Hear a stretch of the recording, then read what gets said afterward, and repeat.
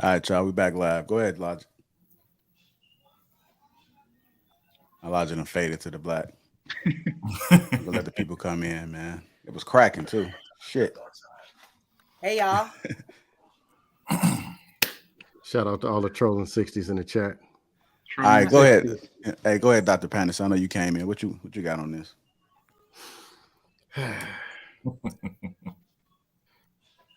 But y'all said y'all didn't want to hear nothing about last night, though, right? Nah, we trying to move on from last night, bro. Yeah. All right, you can go to the next person then, because I was gonna have a comment. But do you have any comments on any of the topics? Oh, I just came on, so I don't know. No, I mean from last night. All I'm gonna say about last night is this: the topics. I missed half the show. I'm gonna let you go to the next person. I only had one thing to say about last night, but I'm gonna let it go. Moving on. Moving on. Let it go to the next person. I'm gonna keep it clean. Well, I just want to say this, man. We had something crazy happen, so our apologies. Let me go ahead and post the link back up there so we can get everything going. Welcome back, everybody. Yeah, a lot that came into play. Our apologies, but I got it back up and running now. I'm just trying to touch up everything else on the back end, so just bear with us. But y'all go ahead and kick it off, man. Go ahead, Logic. There you go. You're on mute, just so you know, brother. Can't hear you, Lodge. We was cooking, but I'm gonna just be honest, y'all, because I said I'm gonna keep it funky. Anton came in the back and ended the live because he got admin rights. So, look, I'm not gonna lie to y'all. Anton did that shit.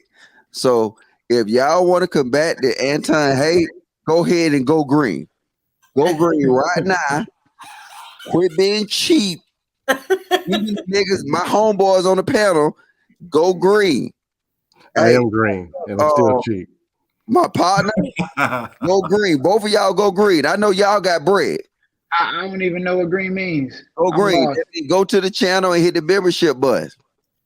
That costs money. Hold on, I'm about to drop it for him. How much it costs? $4.95, I think. Yeah, I got that. It's just a one-time fee. Is it a monthly thing? What's going on? It's a monthly thing. It's a what? It's a monthly thing. All right. Hey, y'all got discounts for disabled veterans? No, we don't. Really? I'm telling you. Hey, so like, look, especially the niggas I know that's in my city. Got Darwin, greatness. Y'all boys better go green, man. What y'all doing? How we gonna set the standard? I got you. You know what I'm saying? It costs too much to live in DC. And let's combat Anton that came in the stream. Look, I'm playing. Anton didn't do cut off the stream or whatever. I was just joking with y'all. I got to keep it light. You muted, JR. We still can't hear you, JR. Oh, no, I'm talking to Jay Prince. My bad. Oh, my bad. Prince? Oh, yeah. Uh-oh. Oh, yeah. So we can get back and we can keep it funky. We got Island Girl Q, cross-eyed as ever. We got Kayla. They got beautiful skin though. You know what I'm saying? All the ladies on this network is they're attractive ladies. I'm just keep that shit funky. Yep. No matter what you say. You know what I'm saying? Even the guests be attractive. So you know what I'm saying? The dudes, I don't know about that shit, but I'm gonna keep that shit funky. I'm only ugly on the weekends. Network. Yeah. But yeah, we go. I forgot what we was talking about before they had cut us off. Oh, somebody in the chat got a question. New topic. Somebody in the chat wants to know for the membership going green, is there a discount for those who wear wigs? Wow. Why y'all get sensitive? Why they get quiet? Why they the only ones not laughing? Hey, Dr. Patterson, you disrespect my ladies again, bro. I'm finna put you in the back, bro. Hey, the chat said it, not me. I don't give a fuck about the chat. Hey, I'm innocent. I don't know what you're talking about. Don't disrespect my ladies like that. You know what I'm saying? I mean, wig or not, you know what I'm saying? Kayla be getting shots, throw that all day. She be firing first What though. shots are those? What shots are those, Mr. Logic? She's not innocent. She be firing off on me all the time. No, but I know. But this greatness just came up here within 8 minutes. You deserve it. Who, me? I'm innocent. I mean, you deserve it. I'm Most innocent. of I know what you're talking about. Them wigs don't stop. You're 'cause innocent? Women get hollered all the time with wigs. Yeah. So do wigs really matter? Like I said, I just hate the residue of the wigs. But you know, Residue. What you mean I residue? cannot lie. So Logic basically said that your shit needs to be on point all the time. And Should you be. know what, Logic? As long as you are taking care of that woman's wig, she doesn't mind it. Especially if you fucking it up because y'all, you know. So you gotta take it to the dry you aren't cleaner. to blame. We can't touch those wigs. You know that. You know that, Kayla. Y'all really know natural hair That's takes not it's true. a lot That's to not deal true. with. The wig get touched. Sometimes it comes all the way off. No, your stuff is 1 inch. Great. Your stuff is 1 inch. hold Having on, natural hair is wait. She's talking about the hair, I think. What she said though, like, I look, don't know. I don't ever touch the chick wigs though. So do y'all have anybody ever had the privilege of touching the chick wig? Yeah, I want to hear this. They'll scratch your finger off. Finger be bleeding. I don't do wigs. I like natural. I want to hear this. I don't care if you're bald headed. Yo, I think a bald headed. Yo, but greatness though. Look, you ain't keeping it funky, nigga. I am. Wait, greatness. The correct question. Have you ever touched a chick wig during sexual intercourse? No, I have not. All right, well, so none of y'all don't know what a wig smell like during sex. Oh, I know what it smells like. Wait, a wig smells different during sex? Yes. What is it? What does it smell like, Billy? It smell like Tell the us. inside of a baseball cap. That's what. No, that's probably because she didn't wash her hair. It do smell like that. Sweaty. No. She didn't wash her hair. I ain't never smelled no shit like that, bro. Tell your girl to wash her wig, That's Billy. somebody that's just dirty, that hasn't cleaned their hair or they haven't Pink cleaned their oil moisturizer. You been working out today, baby? Working out. I'm glad I got a weak Pink sense oil of smell. moisturizer for me, man. All right, hold on, but we gotta go. Wait, hold on. We'll move on. Hey, look, Dr. Patterson, you change your name so much. Have you ever touched a wig during sex? He's not even a doctor. I got a weak sense of smell. He's not a fucking Big doctor. nose for He's not. No, hold on. Let him answer I though. got a PhD in Let's see wigs. I'm certified. if we try to show restraint. Let's keep it focused, man. Look, hey, Patterson, have you ever touched a wig during sex? No, Yes. I ain't trying to get electrocuted. I knew it. Dr. Peterson, when's the last time you had sex? Because I really feel like you don't be talking to women. I'm a virgin. I know what you're talking about. It couldn't have been Let's be honest. recent. No, I'm a virgin. I know what It you're couldn't talking have been recent. That's all I have to say. Sex is against the law. See, he don't I know don't what do we're that talking about. I had it amputated about 6 months Do y'all ago. F women with wigs? I just got sorry. Hold up, wait. Just say, Dr. Patterson. We keeping it funky up here. So you gonna get your ass kicked off if you saying that you don't have sex and shit like that. Hey, capping is legal. No, it ain't. You're gonna get kicked off. He's Not on this he's show. not having sex though. I don't believe he's having sex either. I don't think he gets His wife watching the show. He ain't got no damn wife. I don't know what you're talking about. how I you thought know? capping was legal. I'm innocent until proven guilty. Oh, man. We know Panderson. I'm not calling him doctor. He ain't no damn doctor. Dr. Wiggins? What the Because Panderson come for Dr. wait. Wiggins. The thing about Panderson, because he be in the late streams, he come for women that wear wigs, fat ladies. You talk about all this stuff about women. So why don't you talk? This is what Security Boss was talking about to you. Why don't you talk about the positive and what you want in a woman? Because it seems like you want Like a I fat woman said. with a wig, honestly. The way Okay. you talk about women this much Like regarding the I negative. said before, if you ask a So negative much. question, you get a negative response. If you ask No. me, what's wrong with these women? I'm gonna tell you something negative. If you ask me, tell me about your experiences, I'm gonna tell you good things about the great women that I have dated. And I've told many times good things about great women that I've dated before. Many times. He right. And if you want some I positive, shouldn't talk about I hate women. damn news. And honestly, when I'm talking about the wigs, I'm just clowning anyway. You want to wear a wig? That had wigs and jacked up hair. My hair I ain't had hair since I was 22. Is that why you feel away about wigs? Because you Yeah. lacking hair? Is that why? My hair She's been trying. gone. She trying. You I trying. got you. Yo, Kayla, I tagged you something on Facebook where a Kayla man said, put, did you see that thing? A man put a wig on, not a wig. This is He for did. real. He did. This- And you know what, Q? I seen it and it looked good as shit. Okay. You do I this was stuff with that, man. really fine with that. It Men looked are good. doing it now. I And got a you question look for the good ladies. looking. Okay. I got a I'm question for the looking on the ladies. weekdays. Well, I've been looking on the weekdays. I had a bald head. Hold and went on, out to town. greatness. Hold on, greatness. Hey, Hink, what's up, bro? What's up, big brother? How you doing over here? What's I'm up, good, man. That beard looking good. Man, I'm trying to keep it right. So, man, you don't got beard. Everybody else got struggle beards. And it's real as hell. Right, Ain't nothing fake about like this. Beards lives matter. Ain't nothing fake about this. I know Kato was talking about people with fake beards. Real hair matters.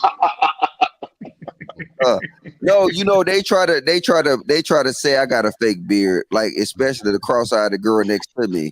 I always try to say I got a fake beard, but every time she say I got a fake beard, I'm gonna do this right here. You say my hair is fake. That's the wrong picture. All right, go. What's popping though, bro? Man, it's all good, man. I'm just here, baby. I want to support your show, dog. You know how it is. We got to keep it funky, baby. Oh, big facts. I'm telling you. I see my man Young Sway in here. He was speaking a little knowledge before. What, Anton cut y'all off? They don't want to, man. They don't want to talk about last night's show. We got hacked. Oh, that's cool. I understand, man. Last night was last night. Yeah, see, look, I'm gonna just do this, like right here. Look, I'm gonna just say this. I got strong feelings about it, right? On both sides.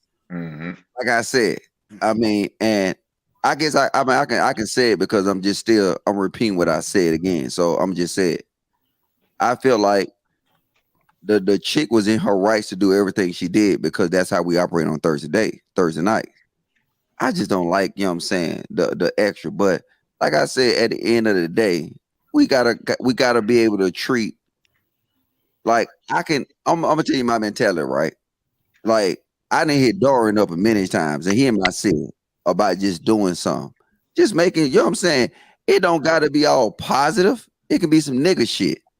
But if we do nigga shit together, I'm keeping the shit funky.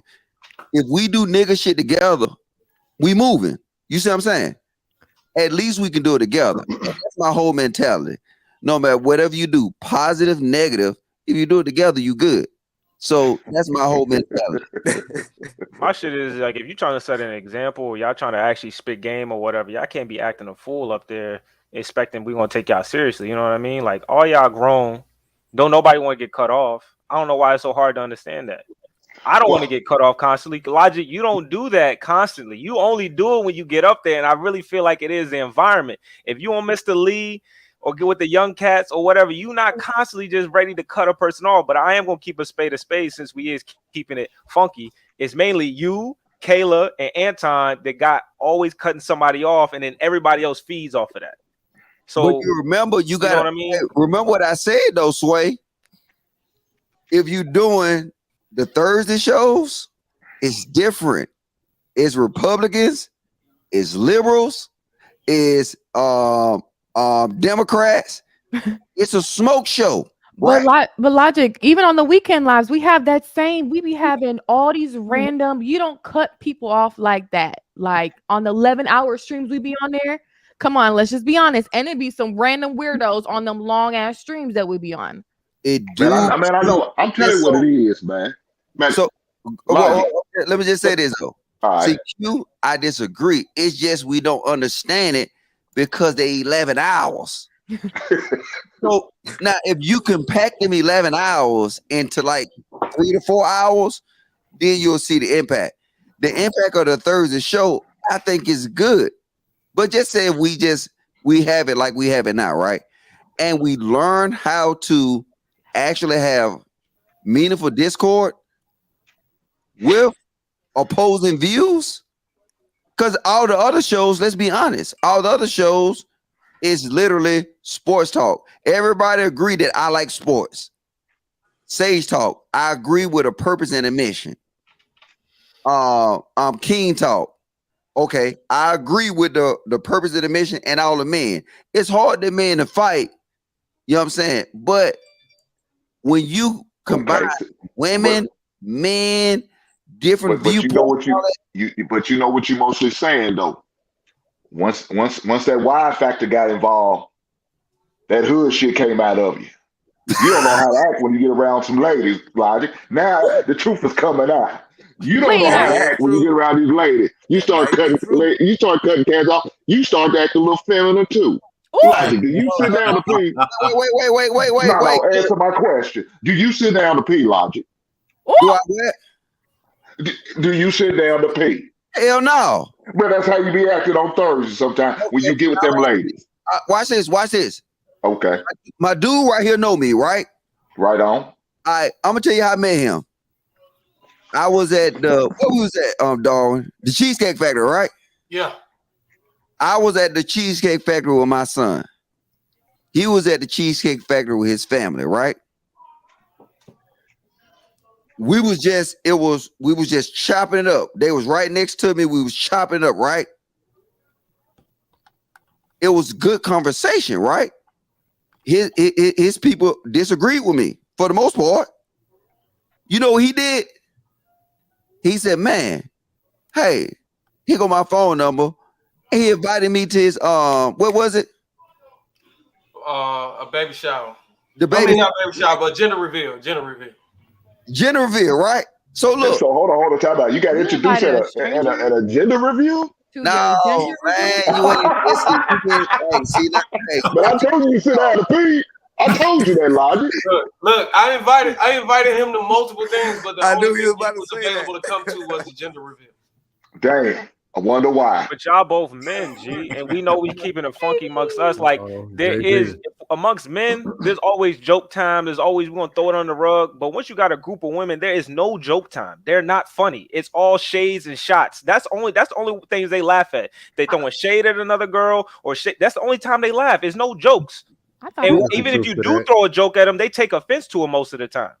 And I'm not trying to, I'm just keeping it funky, quote unquote. Like I said, but we got to have some more civilness in those conversations because honestly, even when JR is like, yo, chill, everybody's still talking. You know how disrespectful that is to come on a man's platform and y'all over talking him on his platform, derailing his platform's conversation. That shit is mad disrespectful. I wish a nigga would. Hold on, Hank. Look. All right. And Q can verify I said that exact same thing that Sway just said after the live stream was over, right? Yep, he did say that. I said, I don't give a fuck if you respect me. I don't give a fuck if I have respect for Kayla, Q, or nobody. You need to respect JR. That's it. So, like, if you look, when JR say something, JR say, hey, Logic, chill, right? Fall back. So my nigga Hink said that sitting on the toilet. No, nigga, they ain't sitting on the toilet. I wish I could snipe your ass right now. Hey, man, but I give the men credit for this. They did stay on that square for the most part. For the most part, they stayed on that square. Logic, you got off a little bit but we know why now. We know why. But that's all right. I'm sure you're gonna be right come next week. Come next Thursday, you're gonna be all the way on point. No. We keeping it funky. Tell me why. Hey, look, the radical on my face. Go ahead. Man, you got Reframing. You went to the other side. You crossed over on me, baby. I crossed over on the Thursday show? Yes. Okay. Like Sway say. Like Sway say. I remember when you came up on the Sunday. You was cool. We all had our points. You made your back and forth. King Talk, you do the same thing. That Y factor got involved. You got loose. No, but I'm gonna give you this, right? And I'm gonna move it away from me. Okay. It's like I said on King Talk, right? I'm talking to, like I said, if you want to compare it to politics, I'm talking to Republicans, right? We might have some disagreements, but generally we're conservatives, right? Get on Thursday night. Them ladies is full-blown liberal, and they don't even know what liberal stand for. So look, I'm just being honest with you, right? It's hard because look, they'll sit here and say, I'm a liberal. And you say, okay, do you know what liberal stand for? It doesn't matter. See, now if you say that on King Talk, we'll slaughter your ass. But they can get away with that on Thursday night show. So now if you look, just be honest. And I love these ladies. That's why I said I will always hold them accountable. I said Kayla, K, Q. I said, no, that whole historical black college argument, the stats was dropped in the back chat, right? I ain't gonna try to blast them. The closest historical black college in finance was 85, right? I could have stopped the show and said, hey, no, these ladies are wrong. But why? If you listening, do your research, you know what I'm saying? We're actually competing, and then now we're competing, we have competing facts. I don't compete against Q. I compete against her facts. So when I cut off this stream, guess what I'm not? I'm not emotional to it. Trust me, it's chicks in the chat right now. What's the little Janae chick? I bombed on her ass. She was talking about some crazy shit the other day on Anton channel. And I don't remember the topic. What was the topic, Sway? You remember? I don't want to misquote it, but I feel like it has something to do. I think, hold on, I'm trying to think about it. I don't know if it was hitting dudes or what. It was like you can hit a dude and they just don't care about it or something. Oh, that was 2 weeks ago. Yeah. Was that one or was it a different one? Most of these chicks don't know that. She said something hot twice. That vandalism is considered domestic violence. So she didn't know this, right? She's like, no, Mr. Lodge, you're wrong. I dropped the shit. I said, where you from? He said, California. I dropped it in the chat. And you know what the little young lady said? She said, okay, Mr. Lodge, you're right. I ain't got no smoke. We got competing facts. We sit here and we nail it out. So Thursday, I'm gonna just be honest with you. It's needed. I want Kayla to be that type to sit here and say, hold up, I'm gonna let Logic talk, or I'm gonna try something different, right? But she'll never get this experience if we don't go through the ropes. If Kayla is doing the same shit 6 months from now, she for the streets. And I'm gonna say it. Oh. So really, Kayla, Logic? is that what he's saying? You for Kayla, you for the streets? What do the streets have to do with this? What street you from, Kayla? Broadway? What? He trolling because the streets can't even afford me. Stop it. You're just a guest, Logic. Oh, my man got his cape on right now. My man got his cape on. He trying to put a beard in, huh? Who's that? You said I can't afford you? Not me. You don't know me. Cape on. You went up on show me though. Hey, I said you don't know me. I said right on. Okay, you right. Facts. Oh, I know I'm right. I'm always right. What y'all talking about? See, look, since we got it right here, right? That's right. Hey, I want to get the male's opinion right now, right?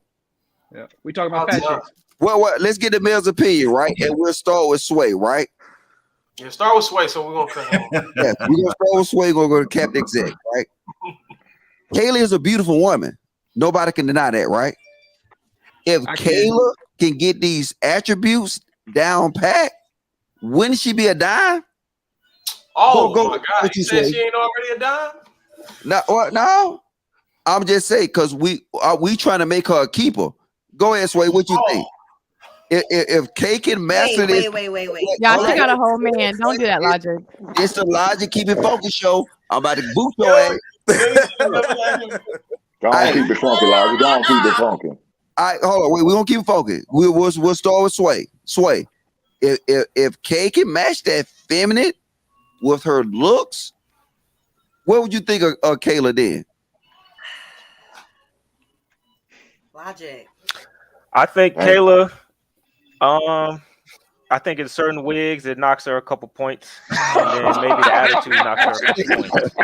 You know, her natural hair, she good, she straight, but you know, she's a solid 9 if her attitude was right, and she can rock her natural hair 24/7. Like I said, some wigs is cool, but when it looks like super unrealistic, like that, just like that's not your natural. You don't even look like you should have that type of hair.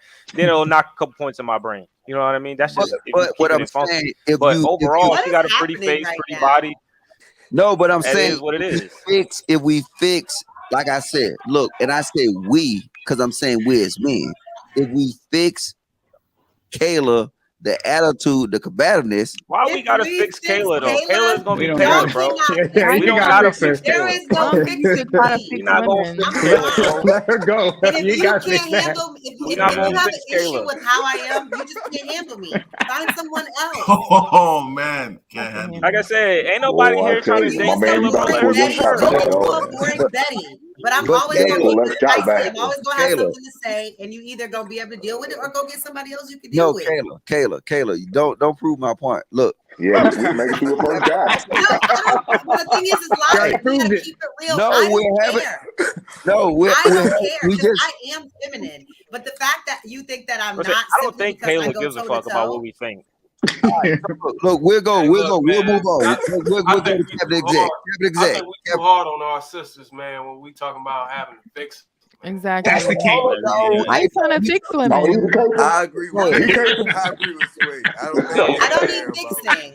All right, hold You got it on tight tonight, baby. Hold up. Captain Y'all are Exec, done. go ahead, brother. I Captain mean, saying, she I'm is not who Captain she is. Who Sable, she man, are. but saying like Listen. y'all All saying right. the hair don't match her, man. But look, man. Hold up, wait, Darwin, hold up. You last in the box, man. Hold up. Captain Exec, go ahead. All right. Oh, Kayla man, is go ahead. Kayla is who she is, right? She has a man. She could find another guy out there who's similar to that guy who likes who she is. You know, I see it like that. I mean, why are we trying to change Kayla? Kayla is who Kayla is. No, you distracted from the point. But go ahead. But if we were hypothetically speaking, trying to fix something that is wrong with Kayla, like we would actually find something wrong with Kayla right now, I would say I'd like to see Kayla with a short haircut, maybe less beef. Let me see, attitude with it. Over talking men a lot, especially on the panels, and she keeps going on. But you know, this is crazy. This whole shit we gonna say next. Crazy. We gotta say next. Wait, we'll move Oh on. my God, I think this is funny that we got her right here, and we're like, she didn't ask for this. She did not ask us. Let me get it, Sway. Hey, Sway, don't ruin this for me. Sway, don't ruin this for me. Sway, please do not. I'm almost next. Sway, do not ruin this for me. All right, time out. Dr. Patterson, go ahead, brother. Because I'm gonna blow it out the box. Go ahead. All right, I'm gonna keep it go ahead, brother. I'm gonna keep it simple. I agree with Cap Zach said because I was gonna say the same exact thing word for word. At the end of the day, Kayla's gonna be Kayla. But if I could say one thing, I have never heard Kayla, not once for 13 seconds, say something in the form of her actually valuing a man. Never heard it. Like valuing a character, a good, never. All right, we got it. All right, greatness. Go ahead. You obviously don't watch the show. Yeah. Go ahead. What I see. Okay, so since we're talking about Kayla, I've been waiting for this moment. I think. Hold on, I gotta collect myself. Let me drink some water. Put him next to her. Underneath her. What are y'all doing? Drink that water. Kayla, you're cool. You just gotta listen. You gotta understand to listen that our critiques about you are not character flaws. We just see something more for you that you don't see in yourself. You gotta listen more. Boy, he sold some wolf tickets right there. He sold some wolf tickets. Hold on, let him finish. Go ahead. Let him finish. All right, come on. Okay, my fault. I'm sorry. Put the time on the screen. Go ahead. I mean, this is Slay's funny, man. This is Slay. Anyway, hey, Kayla, we playing around. We going back and forth, but on a serious note, like, I think you're a good person, but you get very defensive when we say anything about you. We say something about the wig, your whole face go, what? Wigs? So you ain't never been with somebody with a wig? It's like, hey, it's not about what you think. It's about what we think. Because at the end of the day, you're trying to get us. You're trying to keep us. All right, go ahead. Move on. We good. Go ahead, Mr. Hink, my dude, OG. Hey, man, hey, my man was trying to save him. Hey, I look at it like this. Attitude is shitty to me. I can't deal with it. I'm not a big fan of wigs. But, you know, to each his own, man. I mean, that's her thing. But like you said, somebody's going to find her very attractive. Somebody's going to find her nice. But to me, if you can fix the attitude, less wigs, she's a solid 7.5. All right, Weezy. Make her screen big for me. I can't see her. Nigga, Weezy do all that, nigga. All right, you finna get skipped. You finna get skipped. I'm all right. All right, go. Skip me. this is just ridiculous and disrespectful. All right, so look, let's go to my partner Darwin though, and then I'm finna drop some gems on y'all. Look, all I'm gonna say is we gotta be able to accept our sisters just like we accept other fucking races, man. we've been fucking shitting on our sisters, especially for the longest, man. And we gotta They been embrace shitting whatever beauty, whatever way they present themselves, man. We should be able to accept that no matter what, man. Just off the fact of their freaking melanin in their skin, bro. And I'm not trying to simp, but man, my wife wear wigs, man. My wife wear go wigs. ahead. I tell her all the time she don't have to, but I mean, beauty is in the eye of the beholder, like Captain Exec said. She gonna find somebody who likes it. It ain't about trying to please the mass and trying to please everybody, man. It's just all about who's attracted to, who just do it one. appeal to. Right. That's all you All need the is rest one, of them. man. Now, if she was trying to be a hoe, then she'll have to change that shit. She'll have to go natural. She'll have to try to appeal the mass. But she's just trying to look for somebody for her, man. Oh, okay. Darwin, you should have I had stopped. to listen. You really ready? I had to listen because I'm like, what the fuck is he saying? Wait, hold on. I heard you. She's not on that. My part, right? Not on that And then type I'm of gonna vibe, let Kayla do it. Look, so and we'll get off of this, right? But I'm gonna say this. I look at Kayla. I look at it as being a plus. Weird as fuck, though, right? But I look at it as a plus because I look at her being an ally.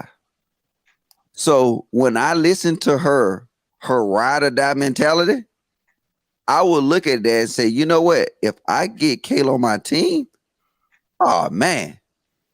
See, if you have these soft chicks with these easy to conform mentalities, let's keep it funky.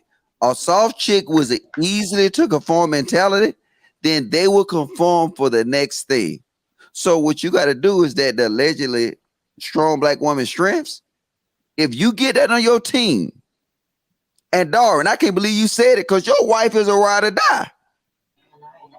Man, look, man. Is a ride or die. And I can even see it in your wife's eyes. Hey, Kayla riding for all the sisters that wear weave and wigs, man. She gotta be strong, man. She got to. Can I just shout out Kayla for even able to this is what we don't do. It's just so crazy because this is crazy. a lot of the white Hispanic girls around me also wear weave. White girls be wearing weaves and y'all They probably all didn't wear notice it. Hold on. Y'all don't even know that. Hold on. Let's be real. Hey, I don't give a damn about no white girls or no Mexicans. No, look, ain't no man really care about a weave. A weave ain't gonna be a determining factor for nothing. So stop the cap. Like I said, let's keep it focused. You know what I'm saying? If she got what you want, I do. But hold if on. she got what you want, well, nigga, I'm gonna kick you off the panel then. Cause you capping. If she got what you want, it doesn't matter weave. So like this, I'm not gonna downplay Kayla. I think Kayla a beautiful woman. But guess what I'm gonna do as a man for Kayla? I'm gonna keep that shit funky with her. And you gonna keep your DMs open. Hey, Island Girls next. I take Kayla over the typical comedian motherfuckers. At least I know what I'm getting with Kayla. I know what to work with. That's all I'm saying. You only know what you see, man. You don't know what she really about, man. Everybody judging. Yeah, you gotta know her mind. But honestly, they bring up about me. They just know. I don't know anything about you in this space. But in this space, this is entertainment. This is me having fun. This is me. Absolutely. I like arguing and going back and forth and trolling.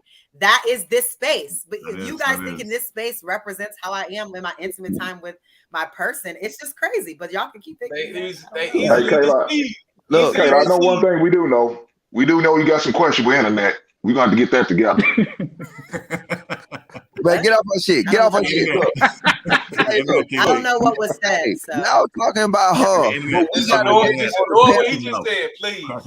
Hold on, time out. We got a nigga on the panel looking like Lil Wayne's son, and another nigga looking like J. Cole, light-skinned knockoff. I'm dead. I'm just keeping that shit funky. Hey, you're not keeping it funky. J. Cole don't look like this. You're alive. Don't play with me. Look at these teeth. I think these are all real. In reality, I think that the main issue that hold on a second. Hold on, wait. Time out. We gotta give praise.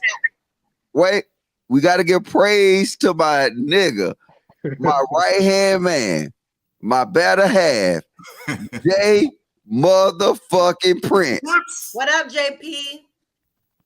Unmute yourself, OG. Oh, he's happy as hell, baby. Look at that smile on his face. You muted, JP. You muted. You talking to me? Still muted, man. Nah, JP. Oh, hold on. Damn, Jonathan is in here. Hold on, while JP figured out. What's up, Jonathan?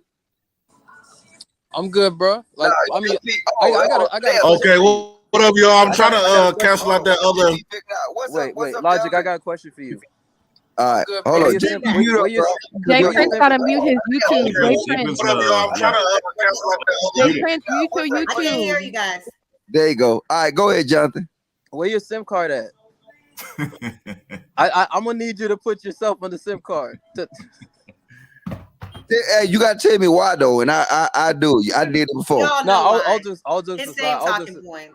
Listen, all jokes aside, I'm not here to beat it. Like y'all just beating on Kayla today. I see this is the Beat on Kayla show. So they want to beat on Kayla. They never will though. I'm not here to hold your head up high, baby. Hold your head up high. Listen. I'm just here to shout you out, Logic. Shout out to you for your own show, putting your thing. Now you are gonna say I'm simping, Logic. Can you guess why? I don't know. Is you with Cam right now? Because he like what? me. Is you with Cam right now? I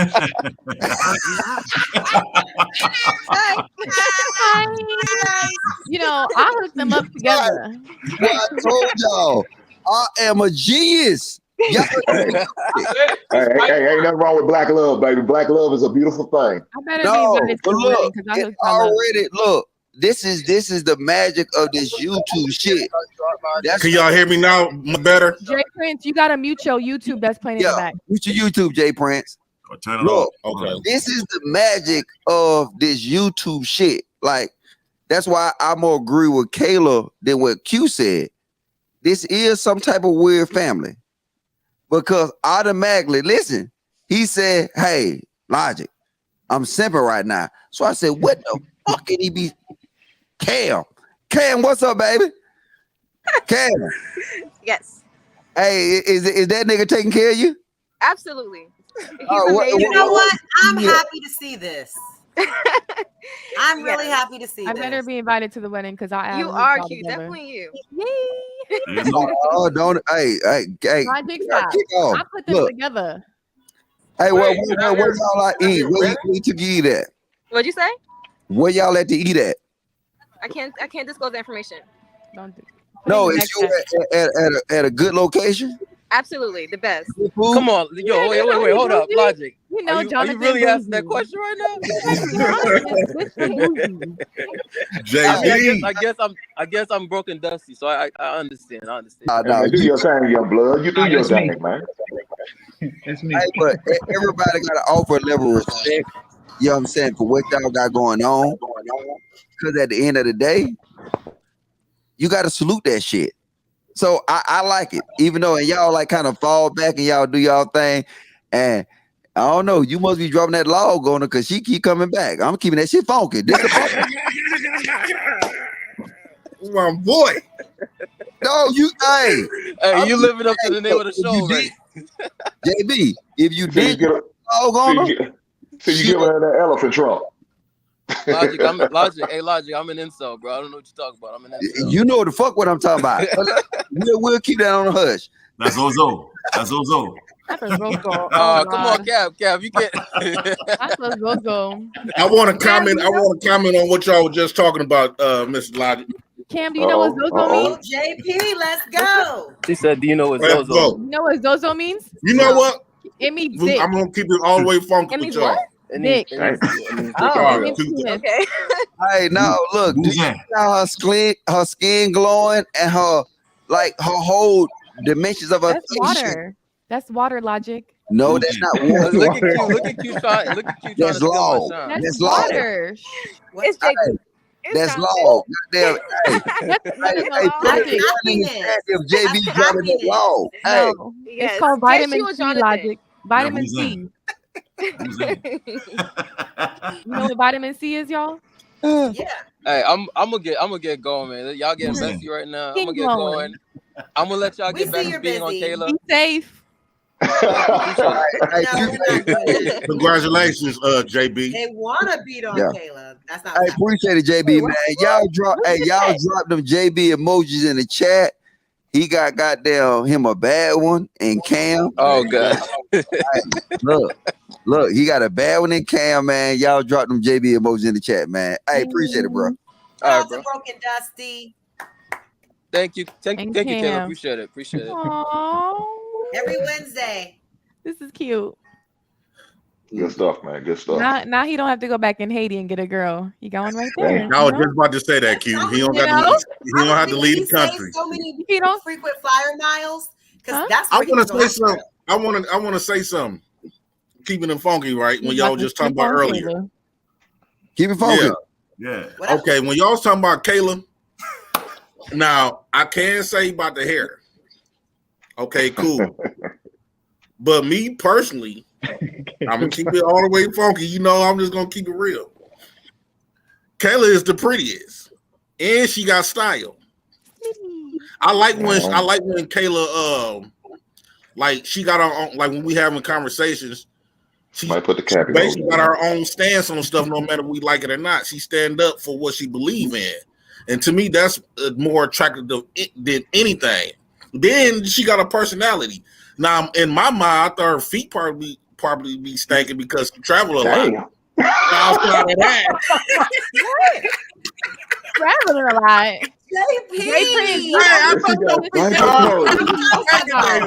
You traveled a whole lot, so I know have your a feet lot of bumping. frequent flyer points. I posted. She got them Fred Flintstone feet. Barefooted. Oh my god. You have to come to Houston so that you can. Kayla. I'm like flying, Kayla. We try to convince him. Kayla, hold up. Let me say you. I gotta get guts to do that. JP, look. Yeah. I'm telling you this, right? She might travel a lot, but she got certain footwear for certain things. I saw her pull out some pink shoes the other day, and she was gonna walk. So that's a plus. Yeah. You got to give her credit for it, though. Like I said, I never seen them shoes. I was like, man, Kayla fine as hell, but her feet got to be stinking all that damn. Send him a picture of your feet. He would love that. Send him a picture of your feet. Oh. I was picturing Kayla feet with corns and everything on. I'm like, that's always so none of y'all men like feet pics. Wait, hold on. Don't negate what I said. None of y'all men like feet pics. What? Now y'all quiet. This is some. No. Who the hell? Hold on, I gotta go though, Mr. Logic. I appreciate you. Pictures of ass. Keeping it Give me pictures of ass. Something I can work with. All right, sweet. Q is a pretty girl too. I think all the ladies on here is they beautiful in their own ways. No, but see, the thing is, the lady's beautiful. Don't say that. But Don't say that. look, watch this. Now, would you simp for them though? Would you break down everything? Oh yeah, Jay will. Jay will. Come on, Jay will. He got. What you mean? Hey, Hank, let me ask you a question. Let's go ahead, big brother. Okay, why do you think I was simp? Hey, the hell with the rest of you. It's me and you, Jay. What's up, baby? Come on, dude. I didn't hear your question. I'm sorry. Why you say I was simp for him? Well, the statement you just made alone said Kayla's the prettiest just because she got a little. Now, why did you say that I was? She knows how to debate back and forth. Just because she knows how to argue with somebody doesn't make her the prettiest now. But I am the prettiest. Okay, so who was I supposed to say? In your mind, I'm sure you are. Who was I supposed to say the prettiest? I seen Kayla. I seen Kayla natural herself and Kayla dark skin and she actually looked prettier than what she is now. Naturally. You seen her in person? No, she got a couple. She got a couple of posts. Oh, I thought he said he saw you in person. I'm like, what? No, she got a couple of posts. She posts herself. Oh, yeah, and when she ain't wearing no makeup or whatever, to me she the prettiest. I can't help that. I was sick that day. I don't think I look cute that That day. don't mean I'm gonna sip for Kayla. When a man strips like that, he's okay with that. They got our own mind. Billy has their own mind. Well, now he's trying to sell the show. Now, okay, Now see what's going on, Jay. You trying to get a permanent spot on the K and Kayla show. So now you sipping it all the way up. Saying K and Kayla Can I ask Logic a question? Wait, hold on.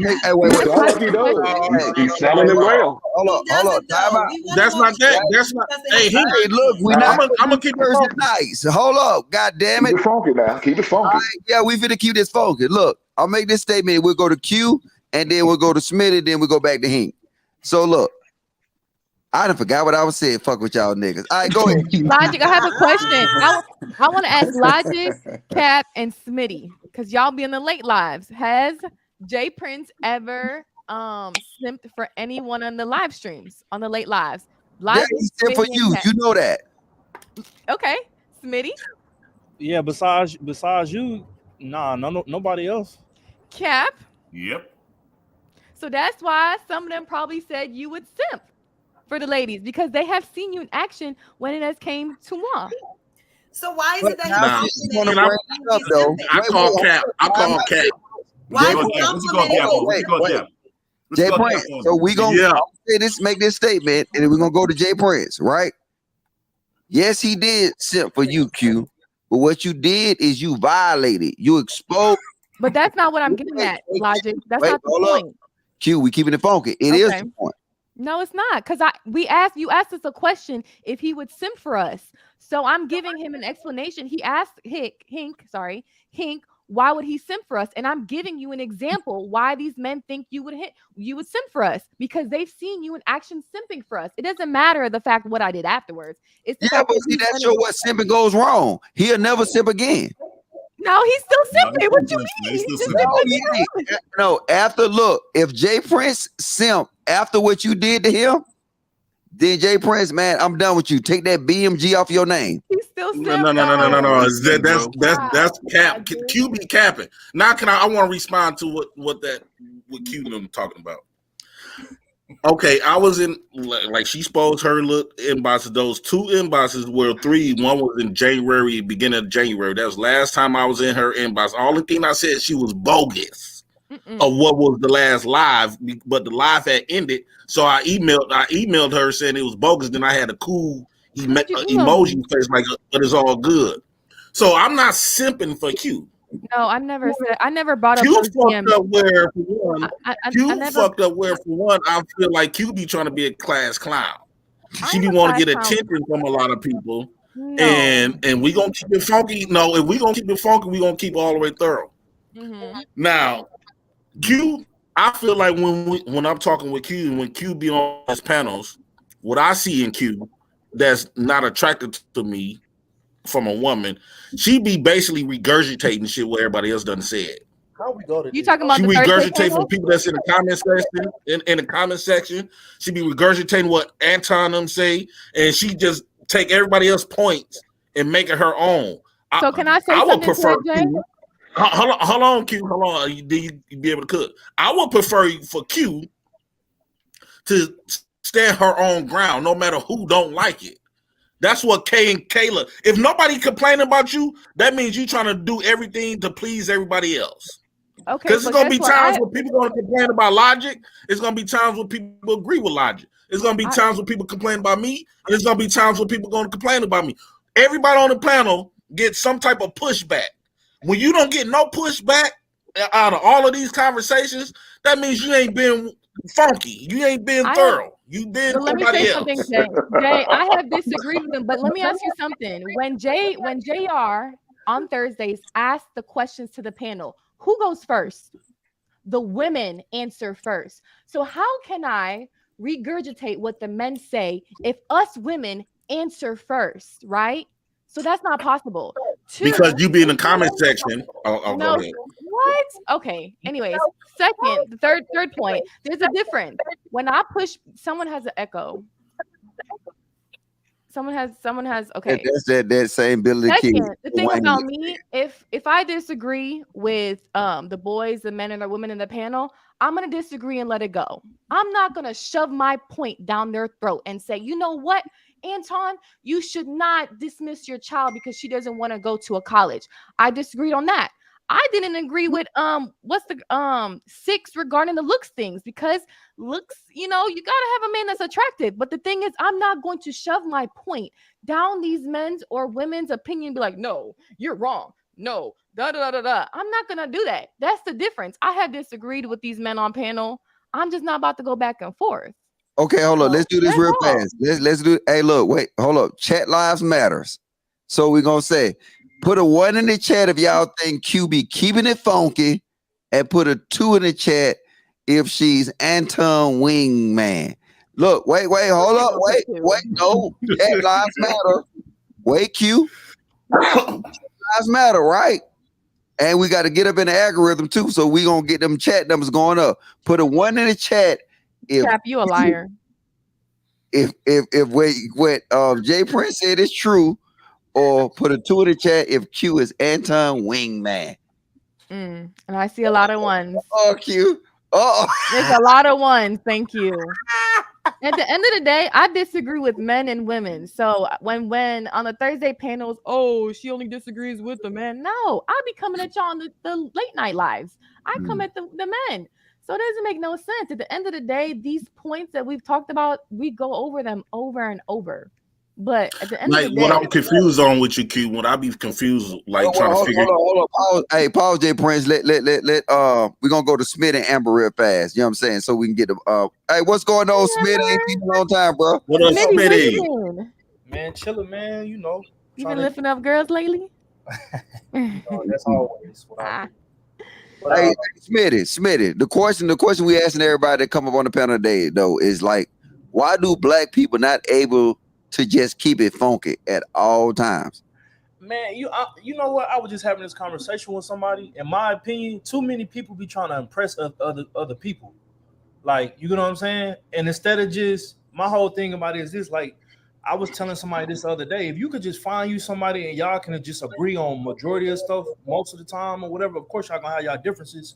And man, y'all sit down and rock out. Like, regardless, it should just be y'all two. Like, I don't care about what your mama's saying, your daddy's saying, brother, sister, cousin. You know what I'm saying? Because at the end of the day, they're not living, sleeping, or you know what I'm saying?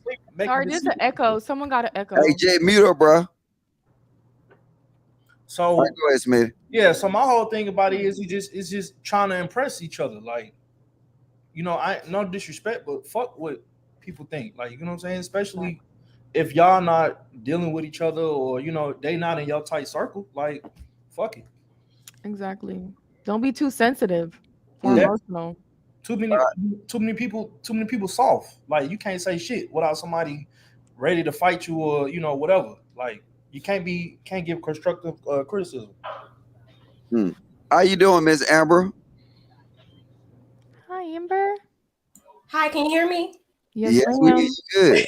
I'm doing well. This is a really dope question. The reason a lot of Black people cannot agree with each other, because if the rabbit hole go deep, because it's due to low EQ, low emotional intelligence. Because people's egos are easily bruised. A lot of people argue from feelings and emotions instead of facts. If you notice, if you present any facts to any argument, any article, any statistics, any metrics, a lot of people can argue that with emotions. So that's I think that's a human trait, but with Black people who the rabbit hole goes deep with conditioning, code switching, we don't argue with high emotional intelligence. I got a question though, because see, if you know, when you deal with Black people, the more differences that you present to the equation, the more the division come. And like I said, if you got like I think Sway brought the point, when you have an all men's panel on Thursday, you know what I'm saying, we have disagreements, but it's less disagreements. Whether you have sage talk, where it's more of a focused type of conversation, you know what I'm saying, and then you go to Thursday and it's fucking World War III. And then, like I said, I don't take it personal, but it's just that you have so many different dynamics that exist in the Black race that we really can't keep it funky about nothing. Let's be honest. Like, if I keep it funky about, let's just say, for instance, somebody on this panel voted for Joe Biden, right? Obviously, he's fucking up, right? So now, at this point, can we as adults say, you know what? I fucked up. You say I'm finna keep it funky. I fucked up by voting that senile motherfucker in office. This is what I've learned. I work with a lot of men. I do a lot of football photography and over the last couple of years. And the ego is astronomical on that football field. But what I've noticed is the reason men, from my experience, the reason men are quick to not argue anymore because it's this close to violence. It's not much talking. One wrong word, one wrong movement is violence. Women, we just gonna start talking, chattering. Your mama, this is why your man cheating on you, and that's why we know how to use our words for power. Where men operate, from my experience, operate differently. That's a fact. I said that earlier, I think on Anton's stream. I feel like when it comes to women going back and forth, we would hold a grudge till the whole show. But a man, if y'all go back and forth, right? Y'all can go back and forth and then y'all cool. Right after. But women, like they tend to lead with the emotion. So that's when it comes to being sensitive, and then the whole thing, they feeling away. And then we communicate different. Men and women communicate even if it comes to a disagreement. So hey, hold on, Q. Men will come to a good agreement in. But when you put that why factor in there, man, you're gonna see some of them dudes act totally different. The what factor? What'd you say? The why factor. You get an X and Y. What's the Y factor? Oh, you ladies. The dingaling. You know, you ladies. Us. Dang. Okay, so that's all it takes, a woman to get y'all. Okay. All right.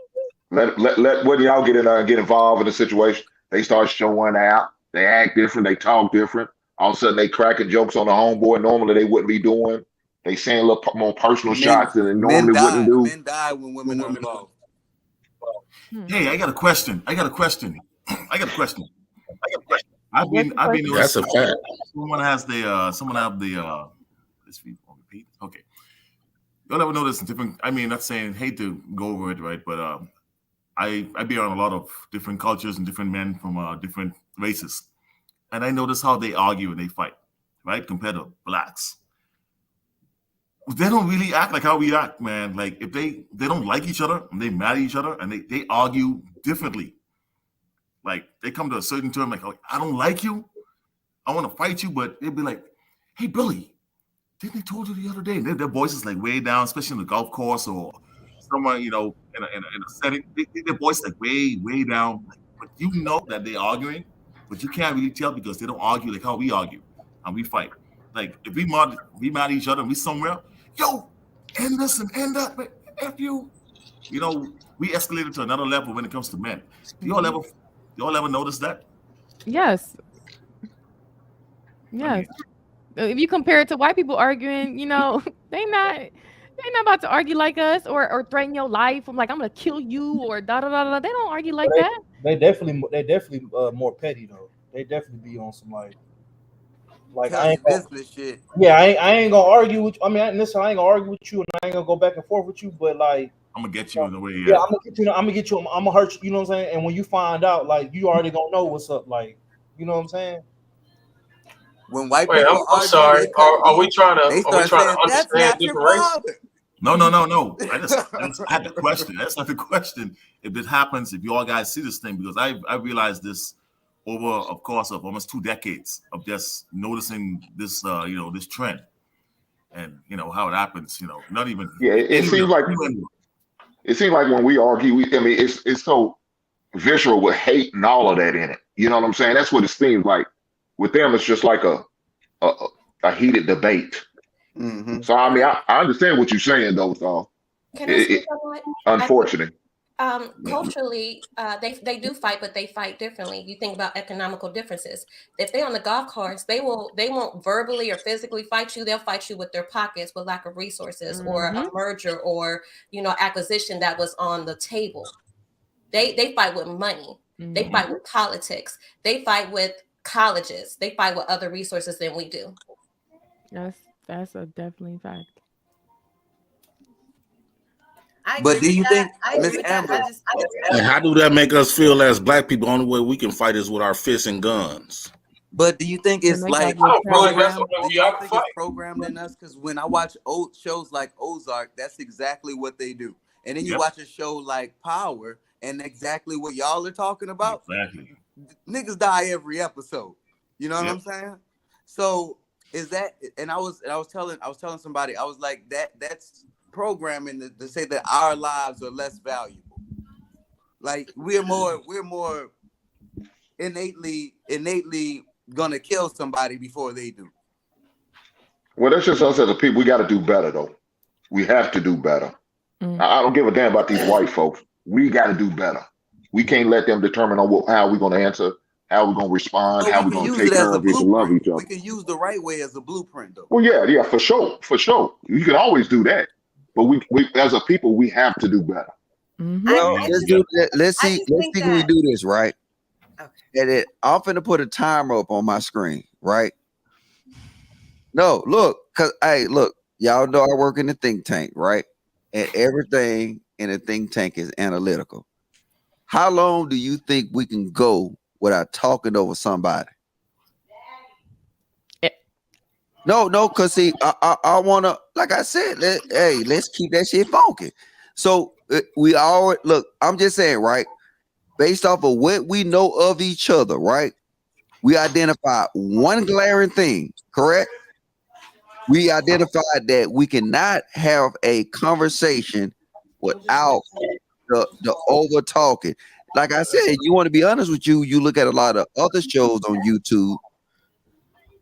You know what I'm saying? We can't even have a discipline that stop the background noise. But look, I want to say, look, we'll put bets in the chat.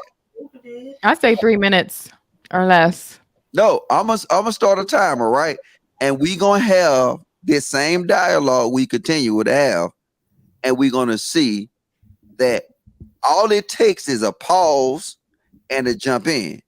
Then now, if you jump in and somebody else jumping in, let's see who's gonna be considerate and fall back. So hold up, wait. Let me do this. Cause you know Mr. Elijah goddamn got all and of what about and whoever loses got to cash up $10 to the network? I ain't got no money. I didn't say you. I said whoever lose, whoever cuts the person off got to cash up. Logic know he's gonna lose. He knows. That's why he's saying. You better sell one of them 18 cars you got. No, look, man, look. Hey, stay out my pockets. Man, hold up. I'm about to say, I know you get a disability check. Mm-hmm. Hey, man, dog. And he probably up to 100% with that disability. Disability. Yeah. He's a vet. Look, we're gonna stop all that though. But let me get my clock to start, and then, like I said, let's see can we conversate. You know what I'm saying? Without cutting each other off, and just have a conversation. And then, if you see somebody else jump in, we'll see can we pause, and then you know what I'm saying. You know what I'm saying, and then like tone it down. So you know what I'm saying. So besides that, that's YouTube internet issues. So you know what I'm saying. What do we think that's one of the major black problems in black communities that we dealing with now? You know what I'm saying. Logic, let me ask a question. Can I put a side bet in on the person I think is gonna fuck it up? Put it in the back chat.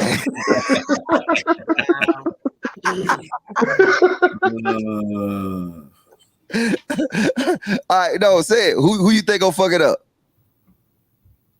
See, look, not niggas scared to talk. I ain't gonna put them out there. All right, I'm gonna give you a hint. Simple P. Jay Prince.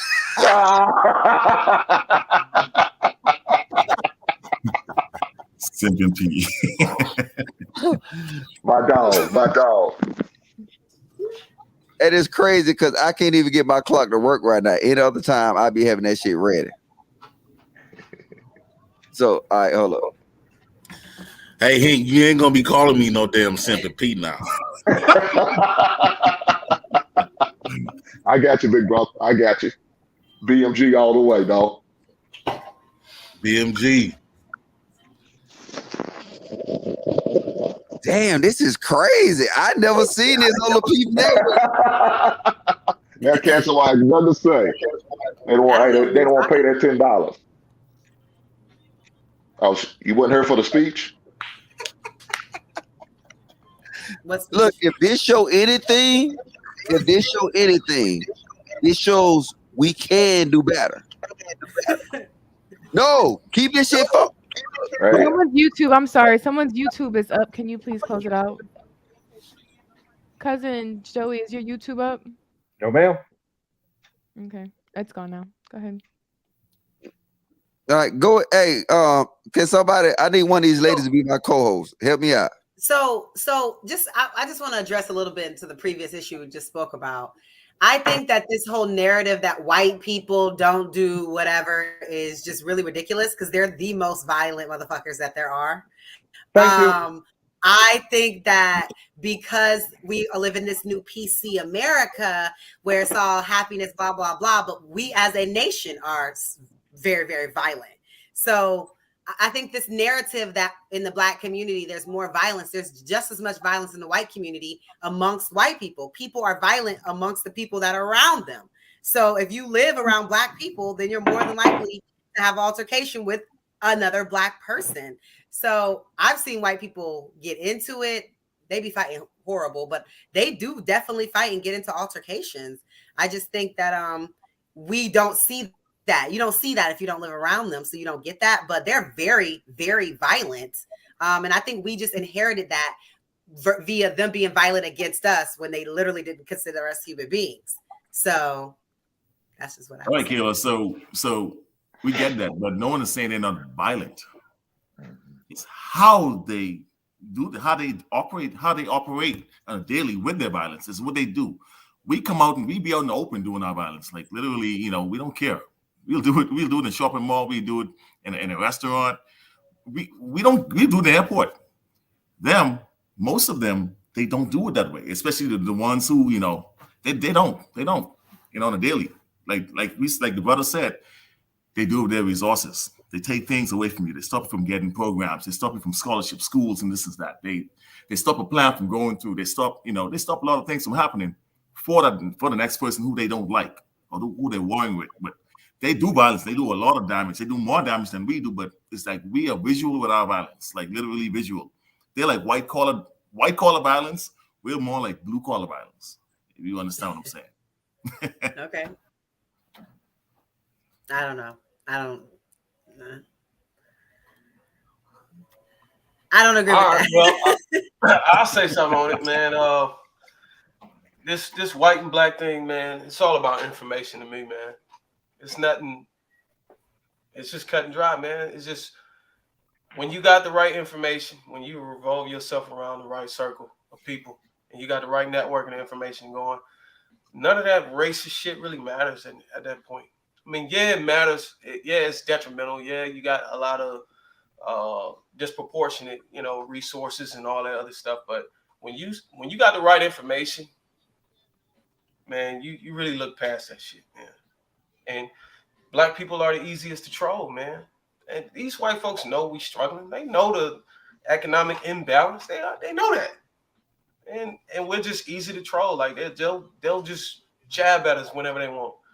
But because we let it affect us, we honestly not a lot of Black people not trying to come together and fix the issue. And it's gonna take mutual energy to fix that issue, and it's not happening. So you got a lot of Black people that recognize that that's not happening. So they try to do for their kids and their families. It's not about this crab in the bucket thing. Nobody's really focusing on that. But you just got to get it how you live, man. You got to surround yourself around the right people that's trying to look out for that's got your interests and value. And that's just how you got to move, man. You can't really try to be like, oh, I'm going to try to save my people type shit. It's just, you can do that and you seeing what's happening to every Black leader or every, person that's trying to carry that shield. It's just not happening, man. And we got to recognize the nation we live in. We don't live in a nation that is for us. Once you start to recognize that, you won't be trying to fight to make it that. You just got to know that this nation is not skewed towards us. And you got to figure out a way to survive for you and your family. So when I see Black people getting shot, yeah, I mourn. I recognize some of the things they probably could have done. Yeah, the justice system is fucked up, but you got to know, like a team. You got to know what players you got on the court. You got to know your audience. You got to know who's on your roster. You got to know the game you in, and you got to know the player you are in that game. and this is not a game for us. So you got to figure out how to get around it. What am I going to do for my kids? I can't sit here and fight these battles. I mean, there's people who can do it. There's billionaires and millionaires that's in those positions that can do it, but they're not doing it. So your little 30 grand a year, 50, 60 grand a year ain't going to do it either. You got to figure out what's right for you and your family in this world. And it's sad, you know what I'm saying? It's sad that everybody can't be a hero, but they want you to have that mentality. Yeah, let's be a hero, but it's just, that's not the world we live in. This is not our nation, man. We built it, yeah, but it's not ours. Dude, you made a point just now. This is not ours, man. Like, we want what is ours. We need to go back where we came from, literally. You know, American, Black American, African American, whatever we call ourselves, Caribbean American, Caribbean. We from the motherland, man, straight up. And that's how I feel. I mean, we in their land, literally in their land, fighting them. I mean, you know, for this and for that and all these stuff. Man, I sit on this a lot. I sit on it a lot and I think about it a lot, and I'd be like, man, this is crazy. Like, we over here arguing, debating about racism and this and that. Maybe we all just pack up and just leave. All of us, like just everybody in the Western Hemisphere who melanin in their color, in their skin, just go back Africa and develop that, because we developed this. So let's go there and develop that. You want everybody to go back to Africa? No, I was just saying, hypothetically thinking, we all just get up, leave, go over there and develop that. That's not going to happen. You want all Black people to go to Africa? I'm not leaving. What happened? I wouldn't leave. All right, so look. So this is a free for all. There was something that we were just trying with JR or whatever though. But I want to refer to the chat, right? So chat, drop a question in there what you want the panel to answer, and then now we drop a question in the chat right now. You know what I'm saying? That a question to the panel. What we're gonna try to do is we'll try to sit here and see, can we have a direct or do someone got an echo. Mutter, bro. All right, we're see, can we have a direct answer within 60 seconds? 60 seconds, and we'll go on, right? And Mr. Elijah, can I ask you a question right quick, Mouse? Who is that? It's Joe. Oh, hold on 1 minute. Hold on a minute, Joe P. So we'll test that with Joe P first, right? So we got our time up here. So now everybody will answer that question within 60 seconds, and you can refer to the timer, and then now we're gonna see how we flow. So go ahead, Joey P. Answer the question. I wanted to ask you a question, but I can do it in whatever format you want. Joe, go ahead and ask the question. My question is, what was your MOS when you were in the Army, man? A 7-4 Delta. 7-4 Delta. I was in the 0311. I don't even know what that is. Marine Corps 0311 is bullet sponge, you know. Infantry grunt. Oh, you was infantry. Okay. Yeah. So my question is, when you went through boot camp, what color was your drill instructor? What color was my drill instructor? All of them was black. Black. Yeah, and basic training AIT, all of them black. The fuck? He made his point. All right. Okay. That's all you had? All right. So look, we'll go here. So JR is in the back, right? So JR posts up the question and we'll go ahead and answer the question. Kayla, don't fall back. So we'll go ahead. I'm here. All right. So here it go. What the fuck that say? Have you ever seen a bear with polka dot? This nigga here. See, I can't believe JR, you trolling right now, bro. Hey, put up a well, you know what? I saw a question in the chat, right? So we'll do this. Biden or Trump? All right. Go ahead. Biden or Trump? Look, I made a mistake. I made a mistake, man. I'm sorry. I'm sorry, world.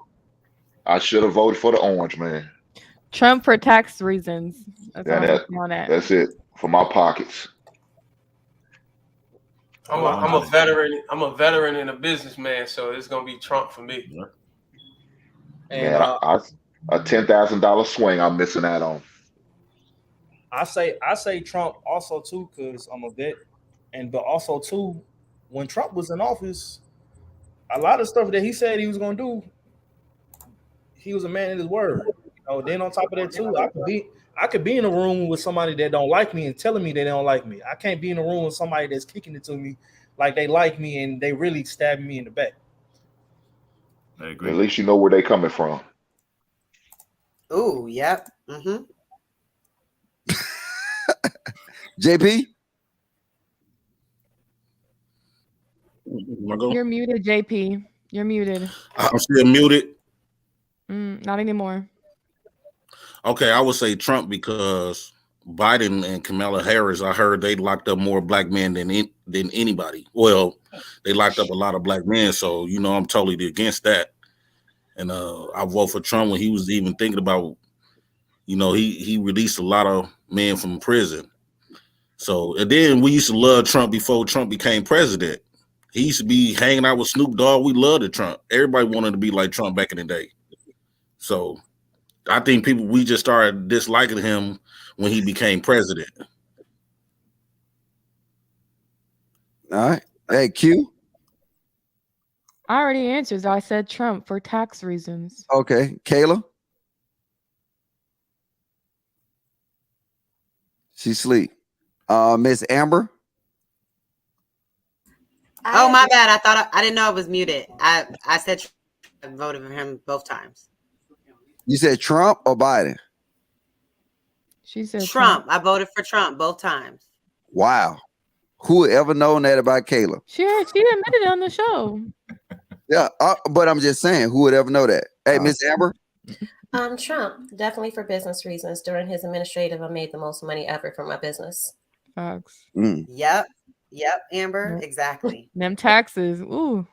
I miss Trump. I miss Trump for blocking up the airports and having us sitting on the ground for 4 or 5 hours waiting for him to take back off, blocking up the airspace. I had to fly about 500 miles around him just to get where I have to go. I miss that, man. It was all entertainment. All right. West Palm Beach on the golf course, huh? What's that? Obama. Yeah, crap. This nigga got a troll. I ought to kick Trump. you back. Trump, though. But we wish we could have Obama back. Hey, JR, can you put up that security boss question again? Security boss got a question for marriage, right? All right. I don't know. I like this, though, because you see how you get direct to the point and you keep it kind of moving. Yeah. So y'all question in the chat, and the panel gonna ask if you want to join the panel. You see the link in the chat, though. Security boss got a question. Is marriage the key to building the black family again? Hey, let me answer Billy real fast. Billy, I don't. Truth be told, I don't. But that's a whole different thing for me. So, all right. Is marriage the key to building the black family again? Salute to security boss.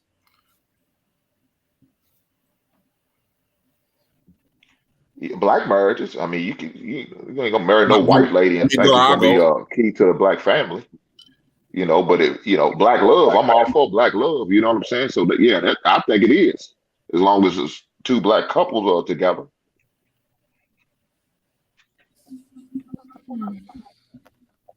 I would say marriage. If we talking about, we don't want to agree with traditional, being traditional. I think marriage is also traditional.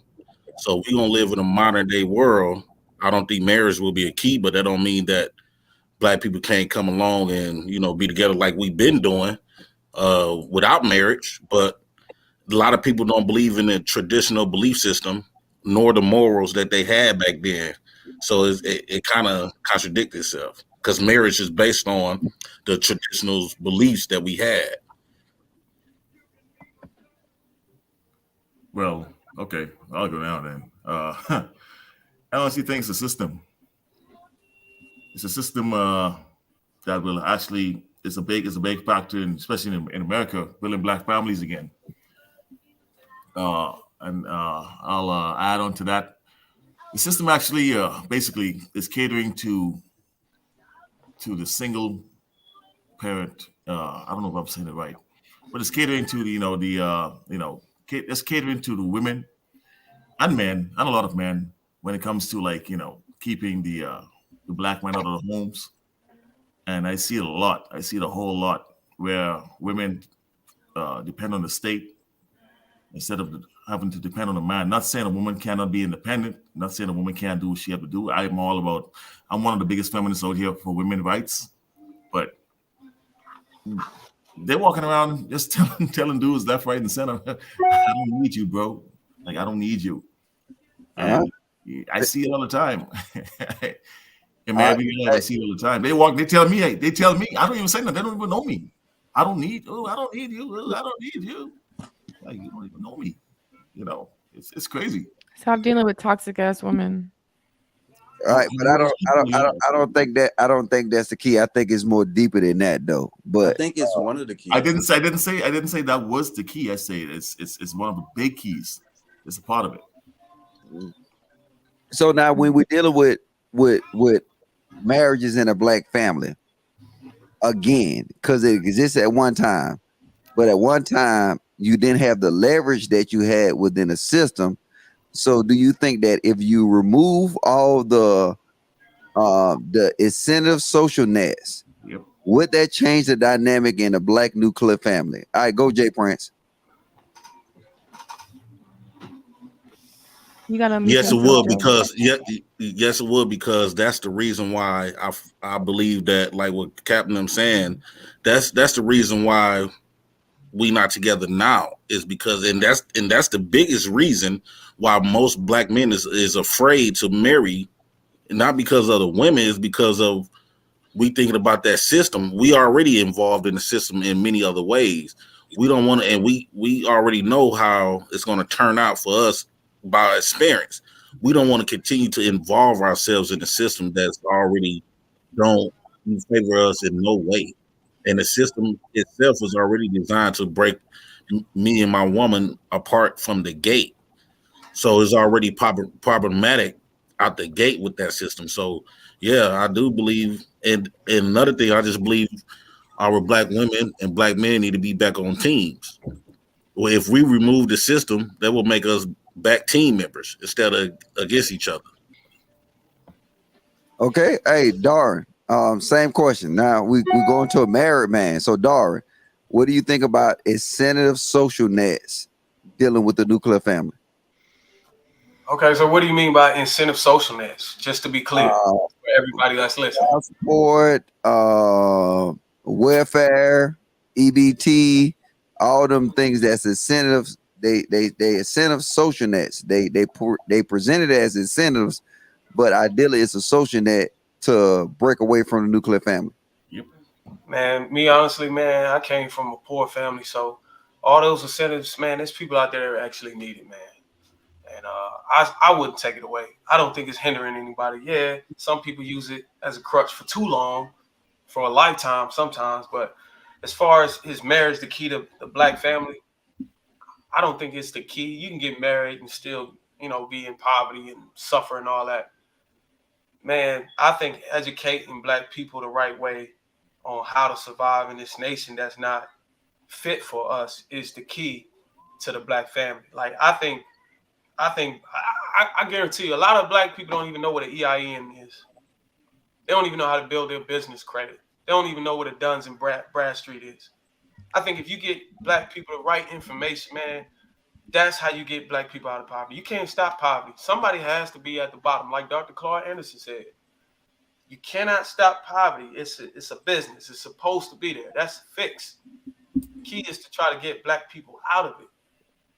And you can marry all you want. Yeah, it takes two to tango or whatever. And, it's better to tackle a lot of bills and, a lot of expenses as a team. So that's okay. But as far as building black family, man, you gotta get the right education to black people. And the black people is getting the education that's not fit for them, for their growth. All right. Some people. Let's go to we'll go to Amber. You can either answer the question or you can push back on something that somebody said. No, Oh, it's so funny. This question is actually right on time. I'm a photographer, and I literally just came from a shoot where 10 girls got offered free photo shoots, got their makeup done. All of them are from foster care or from the service because they got kicked out of high school. One young lady in particular is 17 with 2 toddlers that got taken away by Child Protective Services. The reason I'm saying this is because there's so many Black kids in foster cares who are property of the government because there's no family or village surrounding and covering them, which can start from marriage. Marriage, from my understanding, if we just take economics to the side, is the merging of 2 families, growing the wealth and covering that man and that woman. So God forbid something happens, that child is covered by the aunt or the pastor or whoever. So I honestly believe marriage is the key to building Black families again, to answer your question. All right.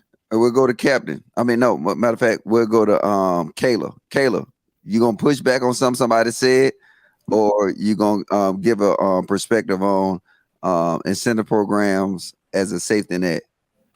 Okay, so the incentive programs as a safety net, I'd rather speak on that. I think that those are necessary to a certain extent. I believe that there are certain features of the system that's taking advantage of, and there needs to be checks and balances in that regard. Yeah. But it definitely needs to exist. I know a lot of people would be where they were today if their mother didn't have that assistance, and so I try to understand where people are coming from. When we talk about this, it's easy to talk about it, from my perspective as a Republican and the taxes and all of that. But I also understand how part of it is necessary and how a good deal of people have gotten off of that and done great things with their life. So we can't negate that just because there are people that take advantage of it. So just more money spent, making sure that the checks and balances of that are taken care of would be the ideal thing. But I do think that the key to building the Black family is marriage as well. I think it's also community. Again, we don't have a whole lot of community.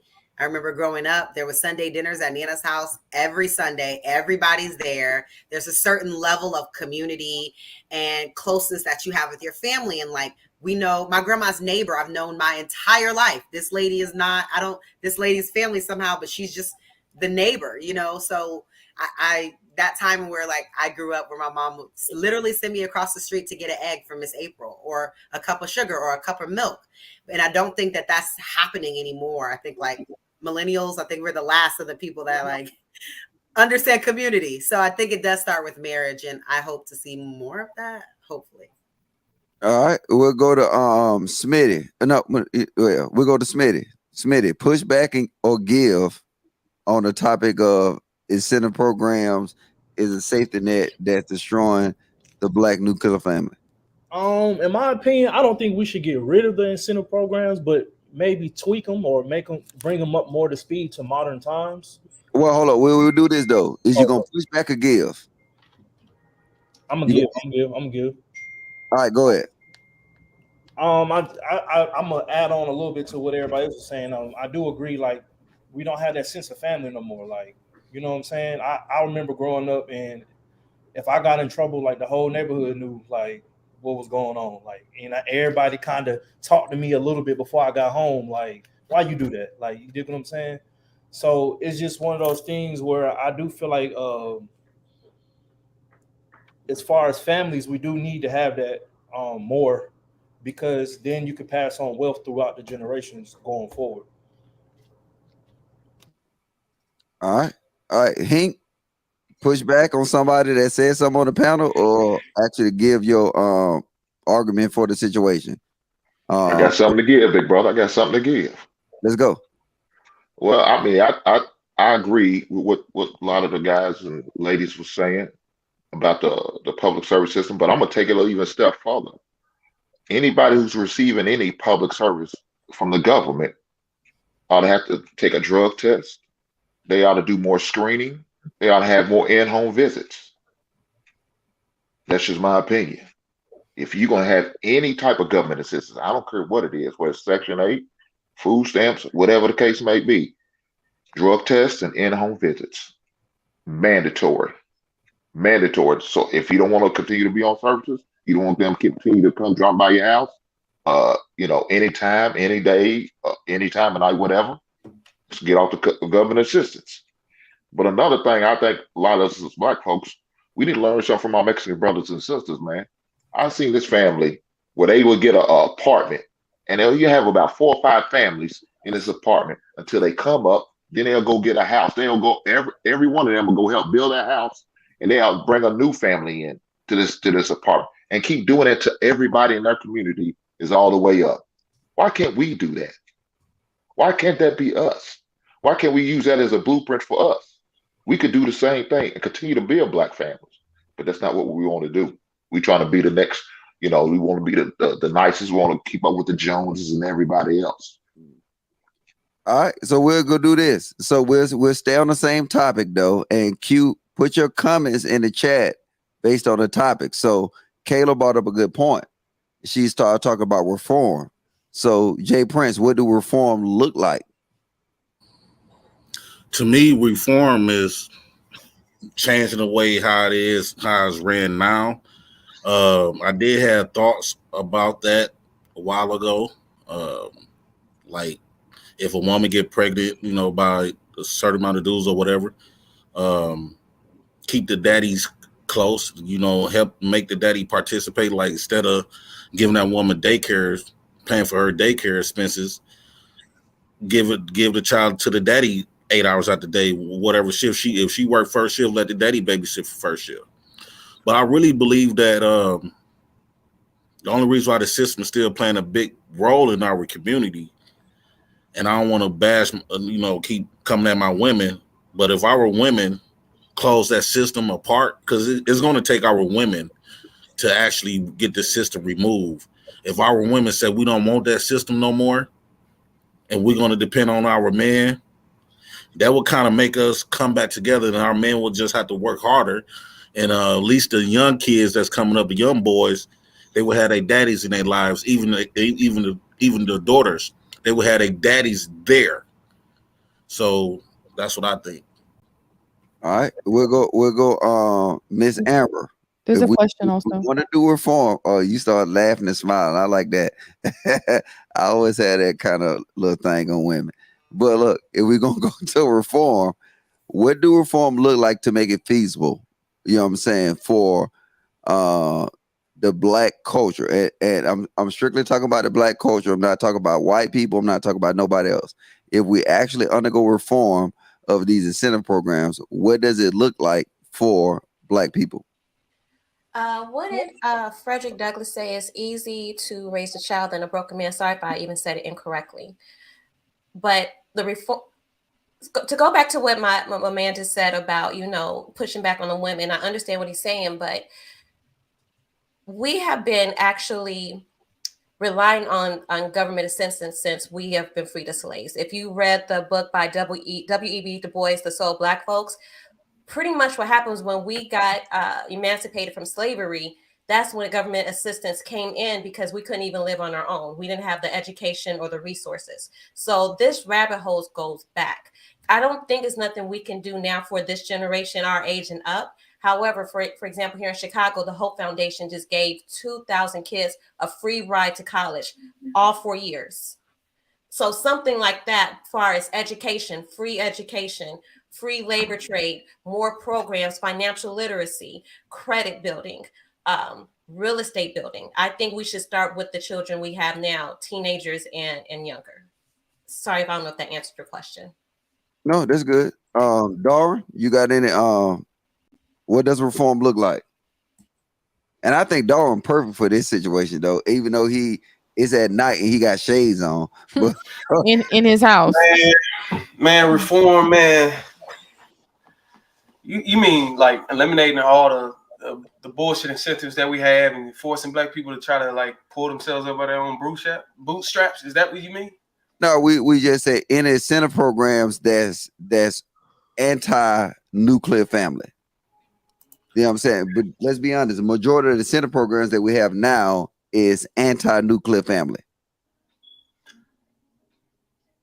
Yeah, that's true, man. I just think that we just got to build our own communities, man. That's the only way to do it, man. Like reform, you got to repair a community in order to do a reform first, man. You can't just go changing shit without repairing, like, evening up the score.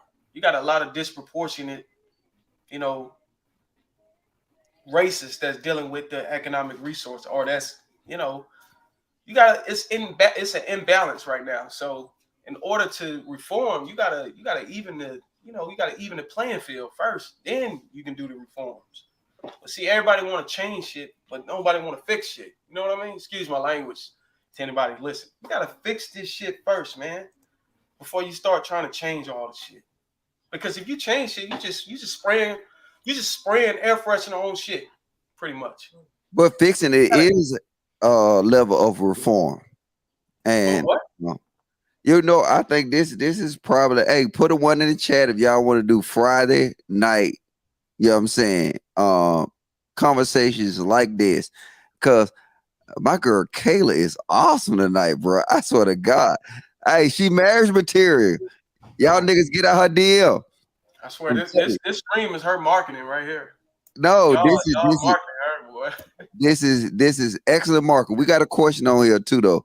Q, can you read that question? It says, I have a question for Kayla. What changes would she make to the Second Amendment? Common sense gun reforms for safer streets. Ooh, this is okay.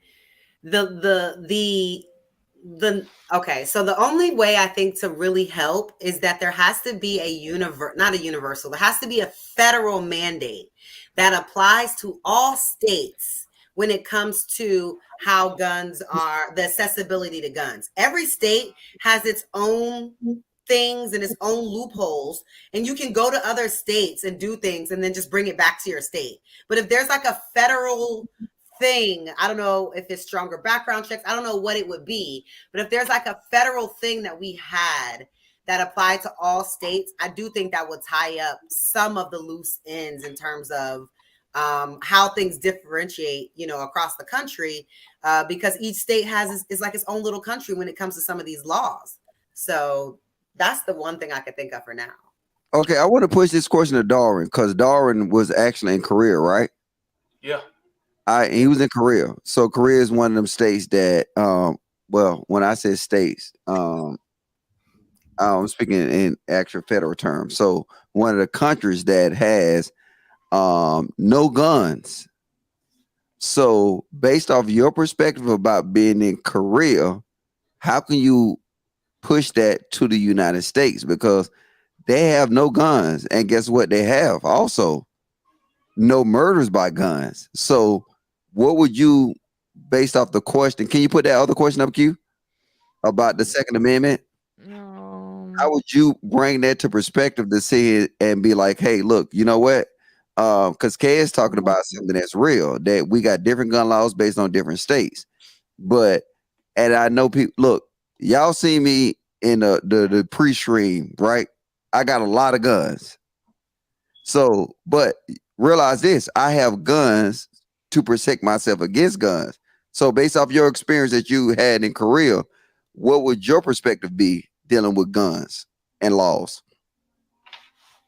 I mean, my perspective is, if anybody was against it, obviously they had their own personal reason. But me personally, I feel like there's certain people who can't fend for themselves. You got different weight classes around different people, different strength. You got women and men, and you got little guys. You got guys that's 5 foot. You got guys that's 6'2", 300 pounds. I mean, what can you do, man? You got to have some type of protection. Yeah, there's a lot of gun issues in America, but I mean, can we really honestly say that in the black community, that is an issue, but is that really like the underlying issue? Is guns in the community or guns in America? Is that really the underlying issue that we have to deal with? Can we honestly, Hey, Hink. honestly say that that's the underlying issue? You're right. Hink. Yes, sir. I'm gonna twist it though for you, brother. So, how would the black community look like if guns did exist? It wouldn't be if the guns didn't exist at all. Yeah, if we live like the well, not just Korean society, the Asian society, where guns is not a thing, where you actually, if you get into it, you'll pick your battles because you'll check your weight class like anything else. So how would the black community look if guns didn't exist? Well, there'll be something else: knives, swords, bats, other things, other weapons that they would probably attempt to use. I mean, that's not going to stop. Yep. Yeah, it's not going to be any difference. It's they adjust. That's all they would do. They adjust. Now, you know, we agree that even with bats, knives, and all the other things you use, you can live to see another day. No, I seen a man get killed from a bat. No, I know, but come see, not like let's not try to. You know what I'm saying? Let's not play. Look, if you beat me with a bat, right? Is you have to do multiple strikes, right? You have to be persistent. It has to be you actually have the intent to kill me, unlike a gun, right? So I'm just saying, isn't it fair to say, with everything else that you describe, it's possible that we can live to see another day compared to a gun where you can shoot me from 50 meters to 100 meters. And like now it's like it's like what we call it in the military, close your eyes and squeeze. I mean, I'm just let's be honest though. You can, but if logic, if somebody's going to strike you with a bat, that's personal. That's personal. So they not looking just to strike you 1 or 2 times. They looking to end you. If they get up close and personal like that, they not just looking to take one good swing at you. I don't think so. So hey, we'll push it to my OG. You know what I'm saying? BMG network player. He's smiling. He know I'm coming to him. Okay, I agree with you, Logic. If we remove those guns, I think a lot of people will watch what they say to people.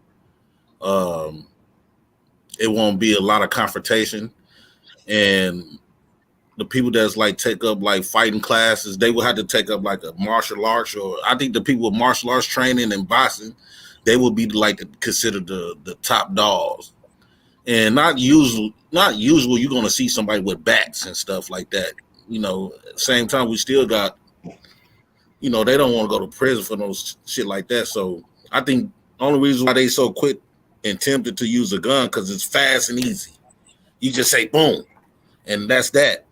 And hopefully you get away with it. But if you beat somebody with a bat, you damn near going to get caught. I'm not going to say you're going to get caught all the time, but you damn near going to get caught. I remember growing up in my neighborhood, we used to have to walk around with a beater. We put some stuff in the socket. It don't matter if it was a couple pipes or something. We put something in the socket and wrap it up just in case we had to fight. And that was just how our neighborhood was. But is it fair to say you live to see another day? You definitely gonna live to see another day. All right. We'll go to we're gonna go to Miss Amber, because she I like her I like that blonde hair. That shit hitting tonight. Go ahead, man. We're dealing with our gun laws in the US. Do you know the question? Okay, go ahead. I agree with Hank. I think people naturally adapt. I mean, if you go back to, you know, during medieval times, you know, from swords to shields, like people adapt and going to find ways to battle. Everything starts with mental. So I don't think there will be a difference. That's just my opinion. Okay, I'm gonna throw a monkey wrench in it, right? And then I know I got Joey Cousin. I got I don't know if Hank was in the military, but I know my partner Darwin was in the military, and Smitty, right? Is we learned something called combatives, and then by utilizing combatives, I can knock out the biggest person in the room, and I can use their energy against them. My dad taught me that. He was in the Air Force. Okay, so you probably know what I'm talking about then. Mhm. So it's a level to it that you can defend yourself, you can protect yourself, but it's not. What do we call that term? What is it? Shoot and forget. What is the military term? Fire and forget. That's it. That's it. Fire and forget. Right. Mhm. If you look at our community, we got a lot of. And look, Mr. Joe is shaking his head, so he know what I'm talking about. Is if you look at our streets, we have a lot of fight and forget type of mentality. If you look at what happened in Atlanta, it's a lot of fight and forget mentality right now. That it's like people are firing and forget, and then they leaving a lot of people, you know what I'm saying, laid out. And we're gonna go ahead and let Joey P get in on this, and then we'll go to Cap, and I'm gonna skip Island Girl Q because she's the secretary, and then we'll go to K. You know what I'm saying, for y'all final thoughts on this conversation. And we'll go ahead, Joey P. He gonna come to the line. I'm the CFO. Okay. First of all, gun laws.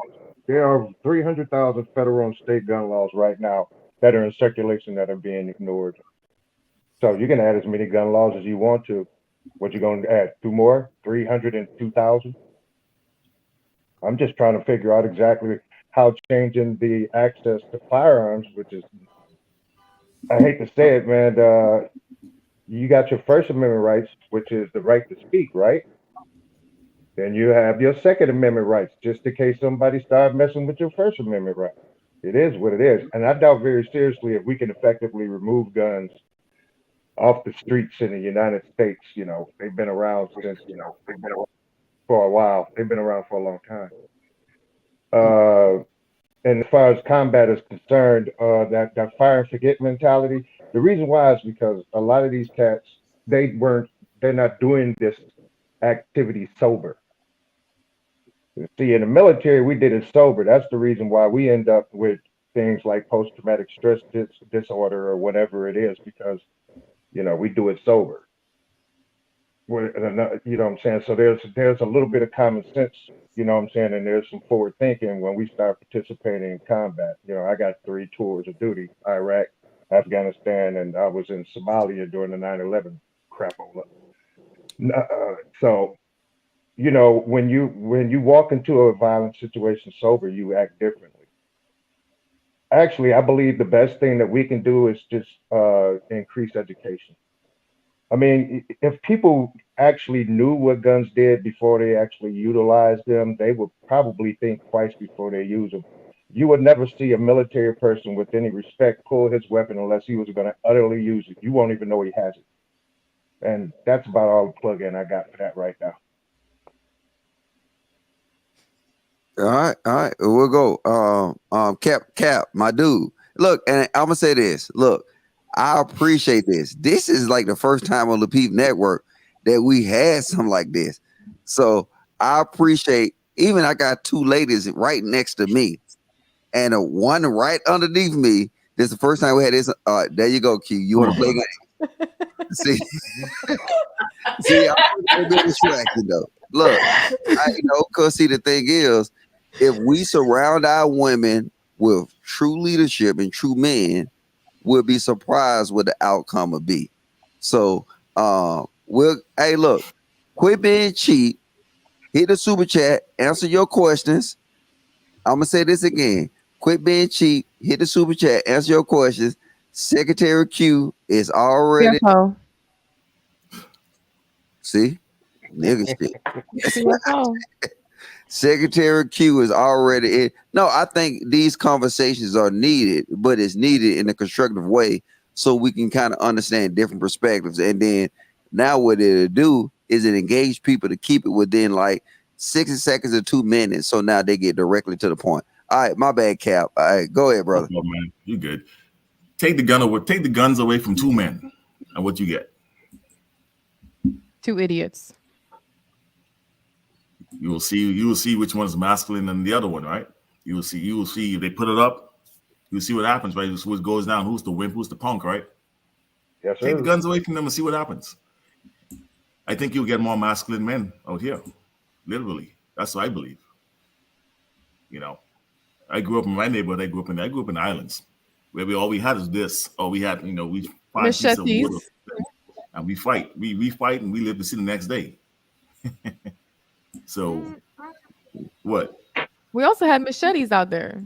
Yeah, You yeah, didn't we have got no machetes, machete? but hey, one chop, the next person running, you know, you got machetes. I Yeah. mean, hey, but think about it though. Think about it. Just take the guns away. The person will live to see the next day. You might have a break leg, or you might have a big chop in your, in your back or your leg or your neck or something, but you will live to see the next day. You know, you I might don't. bleed a bit, but you will see the next day. I mean, I'm saying, you know, you got more masculine men out here, literally, you know, because you don't get a lot of, I call them punks. They hide behind. So take the guns away from them and see what happens. He's I don't. right. Throw I them don't. hands, and Yeah. then I rather throw hands with anybody on this panel, and then I get my ass kicked, which I doubt. But guess what? You can't do that, Logic, because that's cheating. Another day. All right, so Not cheat. There ain't no such thing this as not cheat. conversation though, and so I feel we're gonna end it with Kayla. Go ahead, Kayla, baby. Don't she look beautiful, everybody? I can Put really one in the chat if my goddamn girl look beautiful tonight. Not your girl. That's my girl. I already told her she was my girl. Put her one in the chat if she look beautiful. Logic, hold on, man. Slow your roll. That is Jay Prince's girl. Stop. Yeah, That's there Jay you go. Prince's girl. Sip and pee. Hey, look, I will have to get beat up for Kayla. Damn. God damn. Nah, it's okay. I'll help. Hey, I'm good. restart the timer, Logic. Restart the timer. Oh shit. Oh shit. Logic, you gotta put that military on me, man. Didn't y'all say y'all act a different way around women? There y'all go.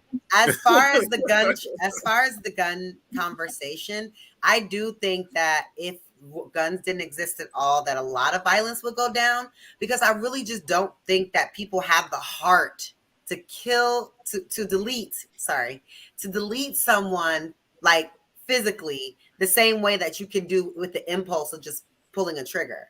So people would have to do it physically, or with, something else. They would have to physically do it versus being from a distance or things like that. And so I do think that violence would go down significantly if they weren't around. But at the same time, I like them. So I don't know. All right, we'll take that. Q, put that question back up. The question is there any situation where you would date a single mom? Question for the men. All right, we'll start with Jay Prince. Jay Prince. I love them baby mamas. They experience. Well, I got experience. I do have experiences with dating single moms. But I know my role, and I don't come in and try to play stepdad. But I do contribute to the family, but I don't feel entitled to being somebody's stepfather, especially when they dads is involved, but they not just there. But I have dated single moms before, and sometimes it works, sometimes it don't. I'd rather have a woman that don't have kids, but at our age, you're gonna end up dating more women with children than not. All right, we're gonna take it to Mr. Hink. Man, hell no. Nothing against you, baby. I'm sure you're a good woman. I'm sure you got some beautiful kids. But I'm good. I'm gonna sit this one out. Because I don't want to deal with the drama. I don't know how many kids you got. Yeah, about 2 or 3 kids. That's 3 personalities I got to deal with. Then I got to deal with you. That's a 4th. And any baby daddies, if you have multiple, that's about what, 6? Hell no. I ain't got time for that. Can I ask a question? Well, hold on. We'll go to. Oh no, fuck it. You look good tonight. Go ahead, Kayla. The only quick question I was going to ask was, does it matter their age? Like if they're grown, does that matter? Is that a question for me? Yeah. Okay, like well now, if they're grown and they have their own lives. then I can adjust. I can adjust if they're grown, but they got to be out of their house. I'm 46, baby, so more than likely they probably ain't gonna be all the way grown anyway if you got multiple. They're gonna be maybe 17, 18, they're on the way out. I'm good. Damn. All right, hey, we'll go on. Hold up, no, you know we're gonna. Hey, damn, he fell. All right, No, he's JB, coming back. He wanted to you come back and ask the question. hey, Mr. Dar, what you? Damn, I'm calling him Mr. Dar. Look, nigga, I'm older than you. I ain't calling you no damn Mister. Dar. You had it right. You had it right. Dar. And I know this is kind of funny for you because you married though. But is there any situation you'll date a single mom if you weren't married? I know that's kind of weird to say. Yeah, it's a situation. The situation would have to be the woman would have to have, you know, her shit in order, pretty much. You know, she had to have her own place. She had to have some type of income, and her father, her son's father or child's father, that relationship had to be, you know, not toxic, to where it would kind of mess with what we would try to build with each other.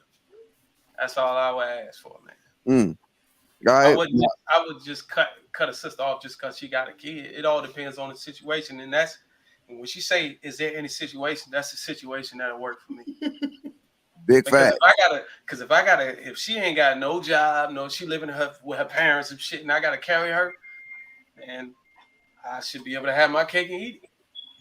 All right, so we're gonna keep it to like try to keep it under 60 seconds because we got like super chat questions coming in. If you want to ask a question or you want to hit the link, you know what I'm saying, hit the link. If you want to be a part of the panel, if you want to ask a question that this beautiful panel to ask, go ahead and do it. So we'll go to my man Marvelous from the sorry ass Navy. Go ahead. I love you, Elijah. I do. Damn, that's disrespectful. Nice, good. I love him though. I would say, if I was in a situation that was similar to hers, I see no problem in it. You know what I'm saying? If I'm in the same situation, we both got kids, why not? You know what I'm saying? Like, but if I'm single, honestly, like I'm single, but if I'm married right now, like, I'm saying all wrong. What I mean to say is, if I'm just by myself, I got no kids, then I'm looking for a similar situation. You know what I'm saying? Like, that's just me. I want something that's comfortable, something I'm familiar with. Getting into a situation where someone has kids, it's something I'm unfamiliar with, and it's just an unfair advantage for myself. That's all. All right, well, we'll go to Smitty, but I'm finna throw a curveball at you, Smitty, because I know you was in the Navy too. So I'm gonna throw a curveball at you though. So Smitty, what is the benefits of dealing with a single mom over just a regular chick with no kids? Hey, I can't even lie to you. I don't know. Cut this nigga off. Kick this nigga in the back. Nah, look, you can't tell me. See, look, I'm gonna be honest with you. Well, right? no, I can think of one. I can think of one. God. I can think of one. When she get that tax return, I know we're gonna be eating. I know we. But let's be honest. Let's be honest, right? Oh, that's right. And man, please put a 1 in the chat and give this panel a round of applause because we almost at 1 fucking hour. Hey, look, Q, fix your face. No, we cut people off earlier though. No, we did not. I thought that they stopped at 47 minutes. Yeah, we cut somebody for 47 seconds, and then when Cap was talking, you kind of interrupted him, but no one noticed it. What? Why you gonna fuck a nigga goddamn? Well, what is this called? Keeping it funky, right? Keeping it funky. She right, Logic. It is the normal show that we have. You gotta give everybody a round of fucking applause. This shit right here, this is historic. Round of a motherfucking applause. Put a 1 in the chat. Cause like I'm saying, I got beautiful women surrounding me, underneath me, to the left and to the right. And I got Q, don't play. You have beautiful men next to you, around you, below you. You got amazing men there to support you. Gorgeous, chocolate, light skin, whatever men. Q, you about to get fired. Can you please put my panel back? Thank you. No, look, the thing is that look, we gotta start somewhere though, and I appreciate the level of the look. I got Jay Prince on a panel, and my nigga be chilling. I got Kayla. Look, we been chilling. So now, curveball, goddamn, Smitty dodged the curveball. So he for the streets, and we gonna let that be. So like, look, hey, can I say something? Can I say I'm gonna go to Captain Exec. Captain Exec. You know what I'm saying? Did you hear the rebuttal I had? The rebuttal you had on what? What exactly? Oh shit, I forgot. Now We got super chats we need to address. I think you said, what's the benefits? Yeah, what's the benefits of dating single women? And I lead though. I be the simp out here, right? The thing with dating single women, right? Well, dating a single mom is that their kid is a resource. After they get older, it become more of a hazard.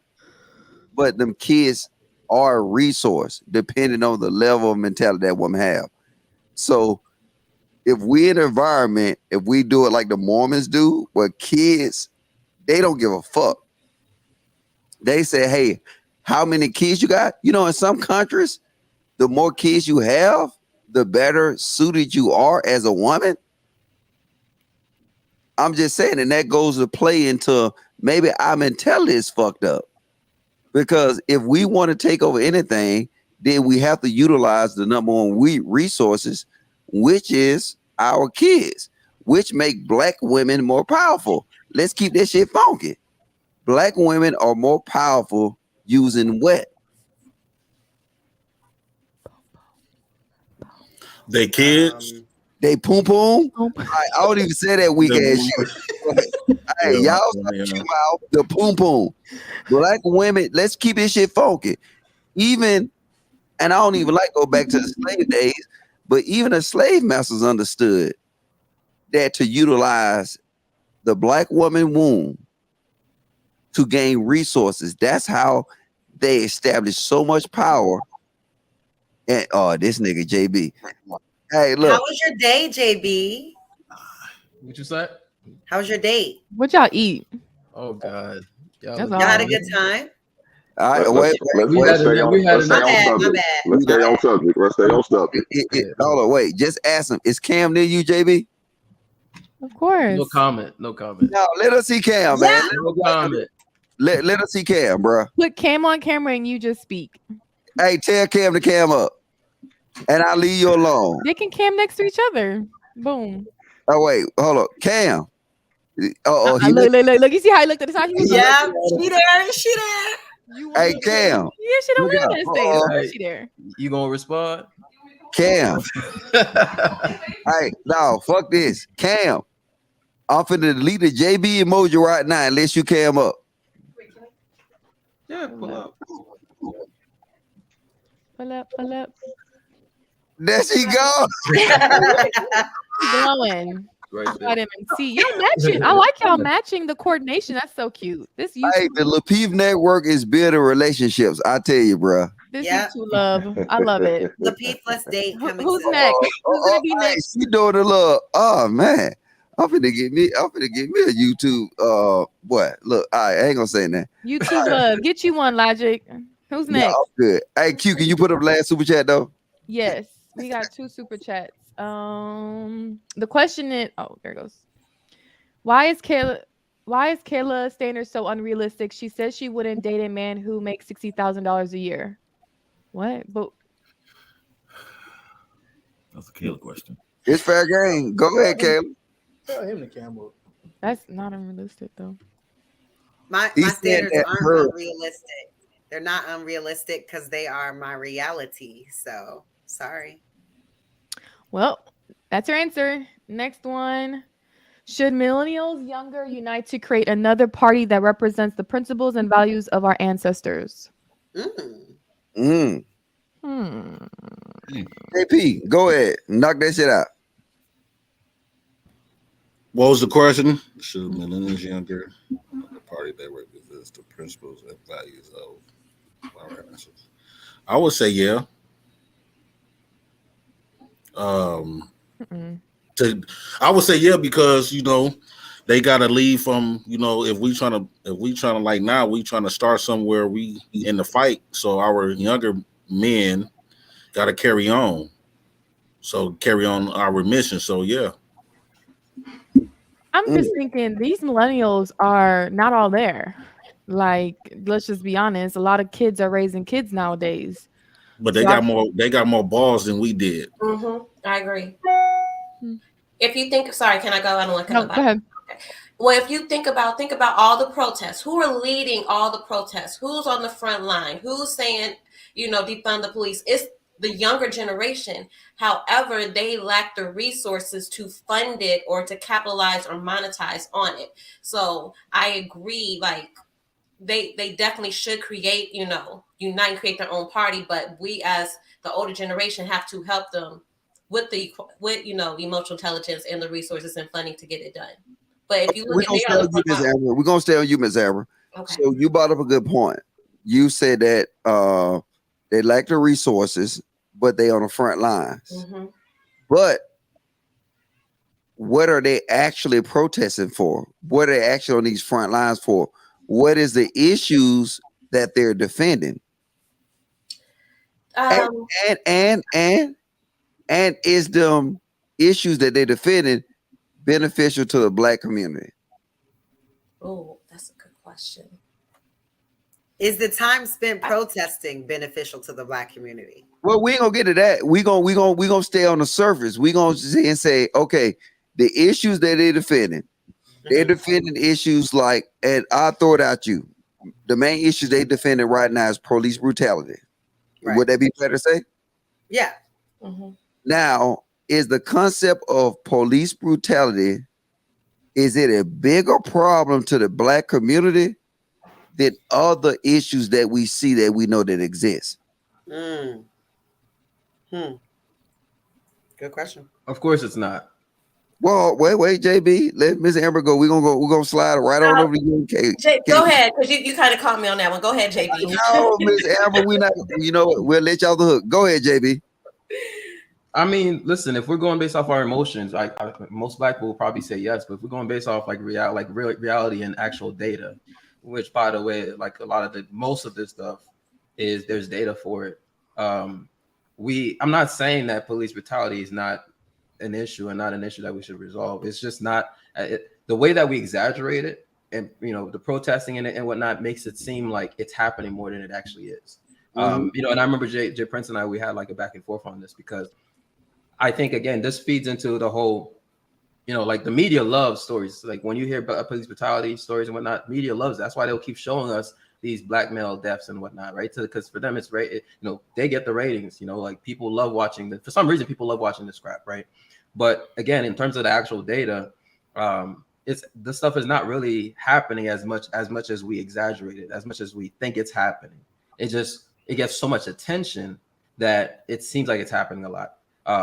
And the other aspect of it too that we have to address, and I've talked to Officer Nathan Daly on this, and you guys should check him out, because he has a really dope perspective on this as a former officer. Like, is a lot of times it seems like the quote unquote good cops, because I think that's I think if you're in a system where you're watching your fellow officers do things that are inappropriate and straight up like taking people's lives when they don't deserve to get their lives taken and whatnot, I think you're not a good cop. Just because you're not committing the act yourself, I think you should be holding each other accountable. So I think there are certain issues. I'm not saying the issues don't exist. I'm just saying that it's exaggerated so much, and also the other thing too is it's become a hustle. That's the other thing we have to remember. It's like the police brutality thing has become a hustle, right? Al Sharpton does not have a platform unless more Black men die. These lawyers, whatever, Ben whatever, like these Ben Crump, like doesn't have a platform unless more Black men die. Okay, like you guys have to realize it's become a hustle. It's absolutely become, just like the diversity and inclusion stuff in corporate America have become a hustle. This whole narrative of Black men dying at the hands of the police, right? It sells. This is why the BLM leaders can live in mansions while the protesters are risking their last dollars and their freedom, right, to protest, because they really believe in the movement, while the so-called leaders of the organization are buying mansions across the country and even outside this country, right? That's why this stuff has become a hustle. So, and we have much bigger issues in the Black community. I mean, you guys were just talking about the gun situation. I mean, like when I'm out there, I'm more afraid of somebody who looks like me trying to take my life, and it's happened before. The only time I've ever had a gun pointed to my face, it was by somebody who looked just like me. It wasn't the white man. It was somebody. It wasn't an officer. It was somebody who looked just like me, pointed a gun to my face. Like my life meant that much to him. That hold on, JB, you breaking our rules though. We gave you like, look, I'm with you. So what we gonna take what JB said, we're gonna do a spinoff on it, and I'm gonna take it back to Miss Amber. Then I go to Hink though. So if cops killing blacks is not the issue, Miss Amber, what is the issue? I mean, I personally believe there's not one issue bigger than the other. That's just no, but Miss Amber, look, ma'am, we gotta keep it funky. If we can sit here saying that white cops killing black men is less than 1% of the deaths. So now let's keep it funky. All right. What is the issue? Damn, that's a good question. Oh, I can come back to you though. You got me. No, because they're gonna take a level of keeping it funky. Hank, go ahead, my brother. If we can attest and we can look at stats and see that white cops killing blacks is not a majority of the problem in the black community. Can we at least discuss what is? Black on black crime. No. I mean, in my opinion, that's all it is. I mean, we'll see the BMA, the BLM, they come around anytime it's a white on white crime. I mean, a white on black crime. But when we dealing with black on black issues, they have nowhere to be found. Why aren't they speaking up on this situation? So we had a situation here in Kentucky where one of the members of BLM went and I guess attacked one of the politicians, a Jewish politician, and now they're gonna charge him with a hate crime.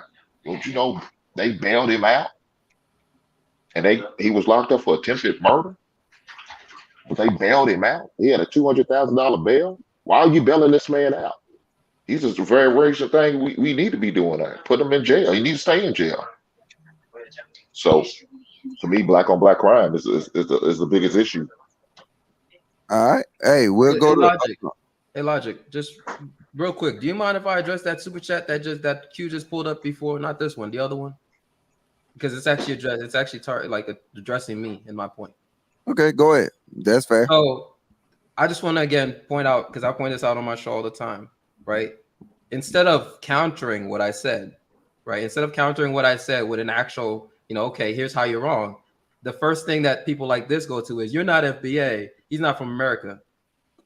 Nigga, I grew up in America, bro. Like, I grew up in America. I don't get your point. I grew up in America. I dealt with the same police as you. My skin is black. When I get stopped by the police, they don't think, you're not FBA. I don't like, where do they get this stuff from? Like, I just don't understand this bullshit. Like, look, you gotta identify some for us though, JB. Hey, what the fuck is FBA? Let me say what? What is FBA? Foundational Black American. It's Tariq Nasheed's thing. Oh, right? I didn't even know And that. it's like just because I'm not FBA, somehow I don't understand. Like when the cop, I've never had a cop stop me and say, "Yo, you Haitian?" Oh, you get a pass. You FBA? You ADOS? Exactly. I'm just a black man, bro. Like what? Anyway, I just wanted to point out that if you have something against what I said, counter it. Provide a rebuttal. Don't tell me about how I'm not FBA. You just disagree with me. You're allowed to disagree with me, but don't tell me that I'm not FBA. Like somehow that makes your point. Provide a rebuttal. Tell me how I'm wrong. So let's do this, right? So I never knew what FBA was. I don't look at these nigga YouTube channels, but I'm just keeping that shit funky. So let's keep it funky, right? If they saying that, and I'ma just say it, black on black crime is a problem, right? Now, if we're trying to address a situation, I like to use an analogy, right? If you got 1,000 people dying to bad food, but you got one dying to lead poisoning, right? Which one would be your focus for your community? Would it be the food poison or would it be the lead poison? JP, go ahead. JP. I'm not gonna lie, I kind of missed the question. I said when you looking at it, I like to use it in an analogy. That if you're dealing with something that you said, I got 1,000 black men dying to food poisoning, and I got 1 dying to lead poisoning. Which one is the bigger issue to my community? The food poisoning or the lead poisoning? Food poisoning, yeah. Okay. So now I don't understand myself how black people not able to see this, because ideally, yes, the lead poisoning is a problem, but which one is the bigger problem? If you're all these what is it, FBA? FBA, ADOS. So FBA is like Foundational Black Americans. ADOS is American Descendant of Slaves. Okay. Yeah. So all that, right? So now, if you really want to be honest, and like I said, as adults, we having a cordial conversation, and I appreciate everybody on the panel, especially my women. You know what I'm saying? Fuck you niggas. I love my women, but I'm sipping. Put the SIM card up, bro. Yeah, I got you. He got his tape on tight. But let's be real. Let's be real though. If we can sit here and say that we're 1,000 to 1 in dealing with this, and we want to make an impact in our community, and we say we can save 1,000 by addressing this issue, yes, the 1 is an issue, but can we address the 1,000? That's all I'm saying. Can I say why I'm struggling answering your question? Because Yes, I feel what you're speaking is two wings on the same bird. Meaning, while you may see, black on black crime, I am seeing that the highest form of EQ in poverty British communities is the 4th grade reading level, which is keeping the unemployment down. And the reason there's unemployment, there's more jobs than there are people available. They're not retaining them because of their lack of educational ability, which goes into the education system, which is, well, here on the south side of Chicago, is horrible. Mm-hmm. So what's your name, man? What's your name? What's your name, man? Amber. Amber, I respectfully, I believe you're incorrect about that when it comes to black men. Like, in terms of, I don't think education is the problem, because most black men are not working jobs that actually require high levels of education in the first place. Well, so I don't believe that's the issue. Well, I used to be a program director in workforce development, and even Google did a research on the most highly performing employee, and it wasn't one who had the most high EQ or hard skills. It was due to the lack of soft skills, critical thinking, teamwork, organization and stuff like that. And I had a hard time. I was working on the south side Woodline, and a lot of them didn't even barely had a GED. So a lot of them would get their foot in the door, but they couldn't even keep their job to the lack of soft skills. No, I agree with you on that. Yeah, I think you're absolutely correct on that. I was making a point, like, in generalities, if we're speaking about black men specifically, I don't think that is the main issue for black men specifically, like, in general. I'm not a black man, so you would know better than me. So I definitely respect what you're saying. Hold on, wait, Ms. Amber, though, we keeping it funky here tonight, though, right? Let's go. So you ready for this? Let's come on. Okay. So if I live in McLean, Virginia, right? Fairfax County. You say you said the kids you deal with is in Chicago, right? If you take the kids out of your schools and put them in my schools, and take these kids out of my school and put them in your schools, would the performance change?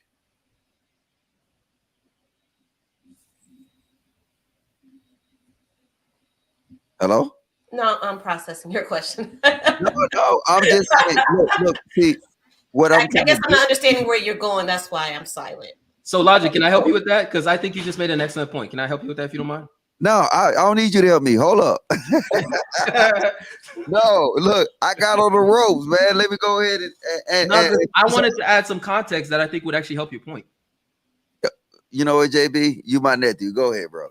Because just earlier, actually, Cam and I were talking about this. So one of the things, like, no, real, like, just hear me out, right? Because, for me, I plan on homeschooling my kids, right? And one of the reasons why is because if you look at the educational system in America, one of the main issues with it is that it treats it treats people, it treats the students like they're fungible, right? So in other words, like it's a cookie cutter experience for the students, right? Like every student is just like the other for the most part. You don't actually get a different experience tailored to you as individual students. And so one of the things that what I was discussing earlier is that one of the things that I remember for me was actually a very eye-opening experience was I was running a startup at the Harvard Innovation Lab, right? And I was encountering a lot of these like Black kids who were at Harvard University. And one of the things I noticed was initially for me, before I was in that environment, I didn't actually I think I had subconsciously had a very monolithic view of Black American, like of just Black folks in America, right? And I always had this idea that the students who would actually who had certain opportunities and whatnot, they had to be white, right? Because they were those who had access to the top level tutors and this and that and whatnot. And then at Harvard, at the iLab, I was meeting these Black Harvard University students who came from like families that's named after their father or whatever. It turns out that those kids actually had the same exact opportunities that the white kids who came off from well families had. Right? Okay, JB, so to make your point. JB, hold up, you're too smart. Look, let the dude from East Side Atlanta. Look, when you do a role reversal, right? Mm-hmm. And you take them kids from the inner city and you put them in the suburb schools, and you take the suburb kids and you put them in inner city schools, you know what it'll change? Absolutely nothing. You know why? Because they have the mentality to exceed. So we don't fix the mentality. We try to blame everything on the system. It's not the system, because I heard Jay Prince say on live streams that he one of the only men that go to the PTA meetings. And then when I go to the PTA meetings for my kids, you know who the only man that's in the PTA meetings? It's me. And you know, if it's a majority Black community, you don't see what. We had a teacher on, I think it was, stop me if I'm wrong, Q, but I think it was Anton panel. It was 2 teachers. And they were saying how these inner city communities do not participate in their kids' education. So you can't blame it on the education system. You got to put the blame where the blame lies. It lies on the parents. Mm-hmm. The parents have no interest in these kids' education. These parents use these, let's be honest, in a city, these parents use this education system as a glorified daycare. They use it as a daycare. They have no interest in it. They don't put no resources towards it. So when you see, well, I'm in McLean, Virginia, in Fairfax County, you see that these guys would dig deep in their wallet, deep in their pocket for the kids. We don't do that. In the Black community, we beg for computers. In these other communities, they provide computers. In the Black community, we beg for opportunities. In these other communities, they provide opportunities. In the Black community, we beg for resources. In the other community, they provide resources. Tony was one of the teachers that said that. No, go ahead. No, I was just saying Tony was one of the teachers that said that. That's why I pinned her comment. Okay, okay, that was her. Yeah, all I was gonna say is logic. You're absolutely right, but at the end of the day, we have to look at the economic structure of it all. The reason that in these other communities, they have the resources is because the taxes provide those resources. Black communities are valued at the lowest of any of the communities. So the amount of money that is available to public schools in certain Black communities is not the same amount of money available in these other communities. And if we look at the bigger picture of Black people, just socioeconomically, a lot of Black people are struggling and working 2-3 jobs to support their family. So they really don't, they're at work during the PTA meeting, or they're this and that. So yeah, there are people, like you're saying, I've seen those people that really just don't give a fuck about their kids and their education. They're doing them. But there are parents who also just don't have the ability to be there because of the economic, deficit that Black people are in as a community. But see, I'm gonna throw this back at you, Kayla. So now that goes above the education system. That says this: in these other communities, these women stay home to be a resource for these kids. In the Black community, our women say they chasing the bag. So it's a disconnect. And if we want to be honest, we got to be accountable for what I said it off the rip. If I get with a chick, guess what she would not do? She would not work.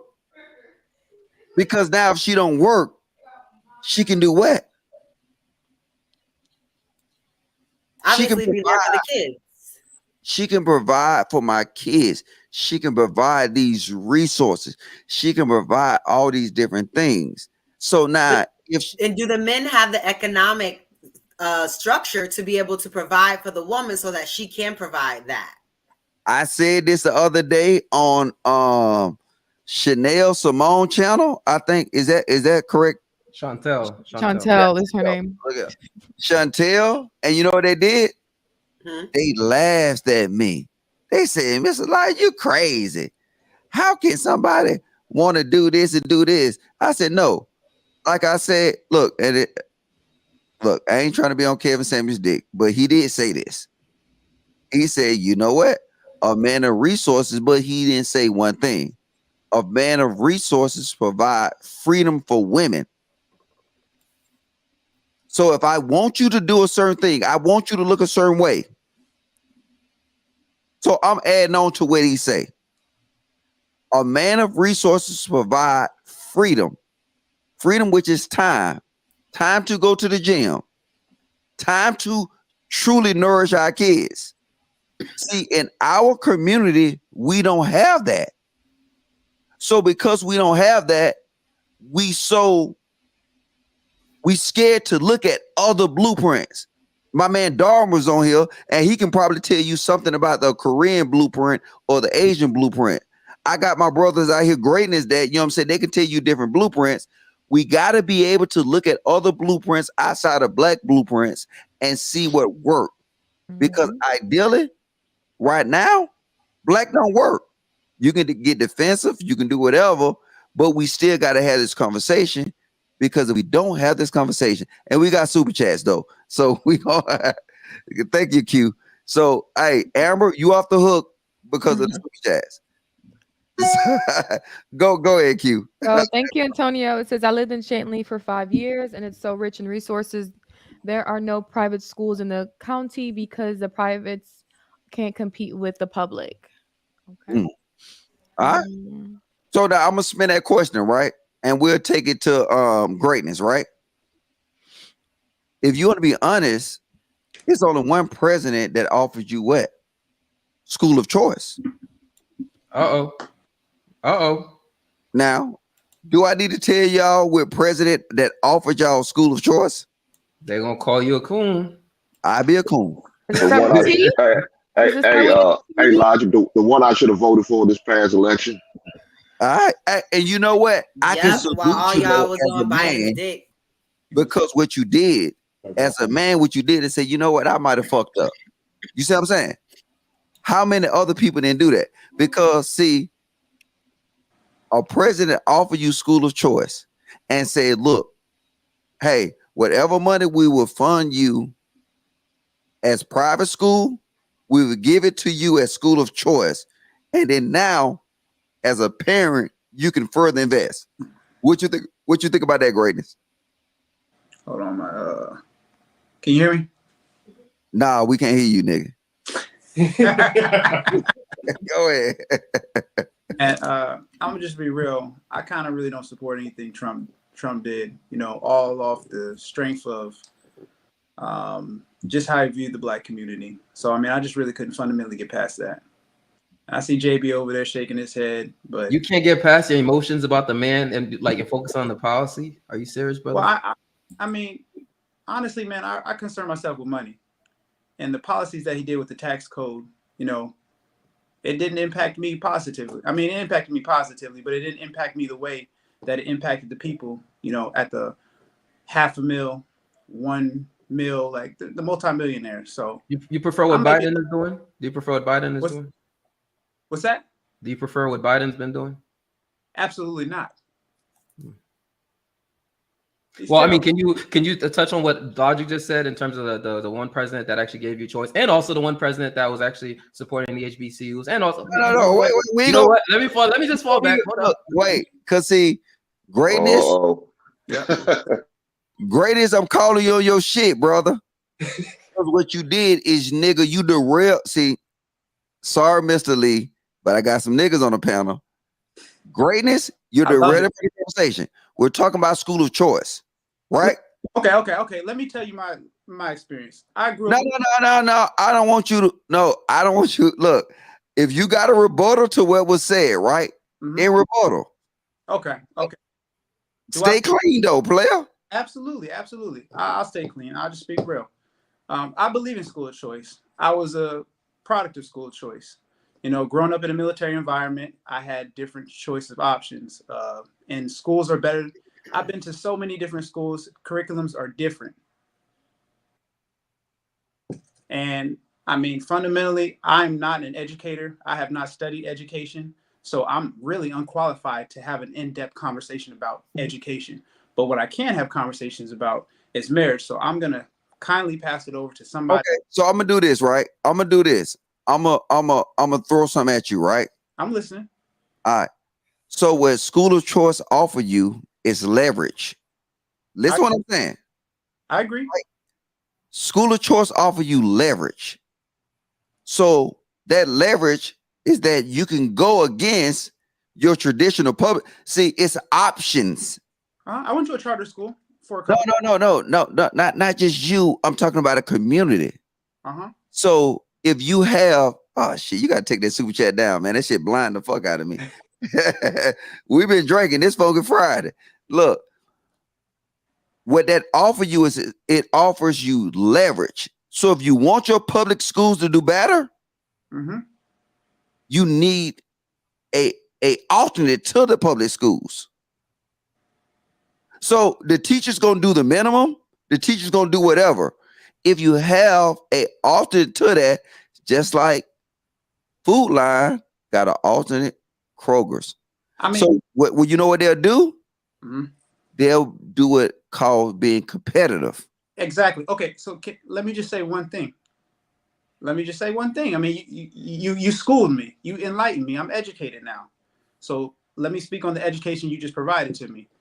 I've always had the experience of having an option. So I don't know about what anybody else has. My personal experience is when I want to go to a school, that's the school I select. I grew up in Delaware. I grew up in Japan. I grew up in Florida. I grew up all over the world. Military brat, that's the luxury I had. And when I switched schools and we went to a different area that didn't have the best school where we were physically located, I went to a different school. I literally transferred my senior year to play basketball at a school that had a better basketball team because that coach wanted me to play there. And that okay, so is it fair to say this?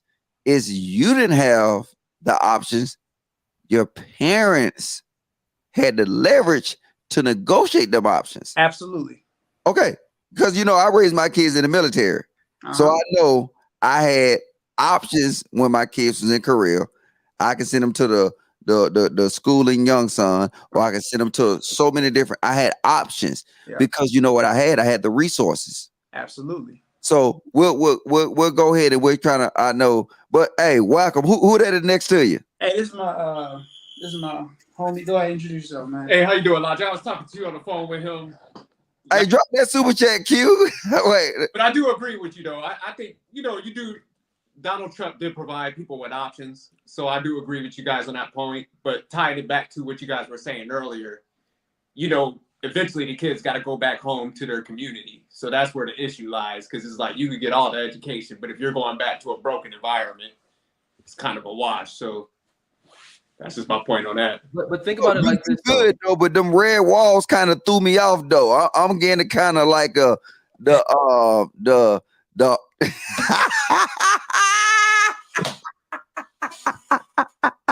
Hey, I was like, where the chicks at?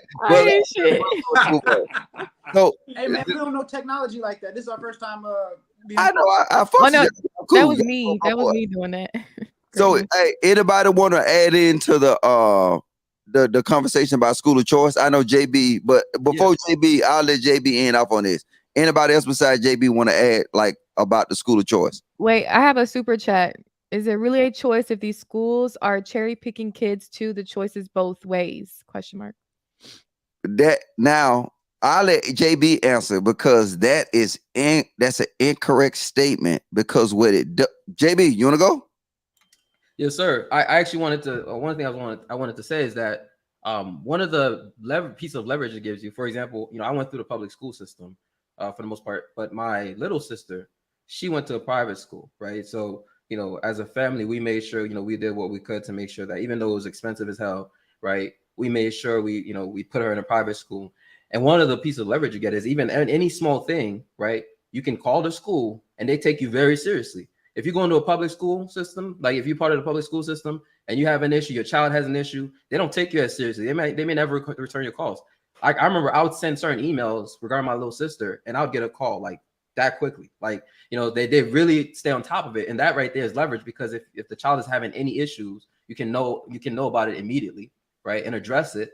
And then they'll even let you know and they'll stay on top of it. And also because of that, they tend to have higher standards, right? Which means that it's actually easier for your child to get kicked out if they're misbehaving. But it also means the kids that are misbehaving don't end up creating a bad environment for the children, right? And taking them in a certain direction. So I think there's a lot of pluses that come with being able to go to a school like that, right? And to answer the question, I mean, again, as long as you were able to, apply on time and make, and basically make the payments.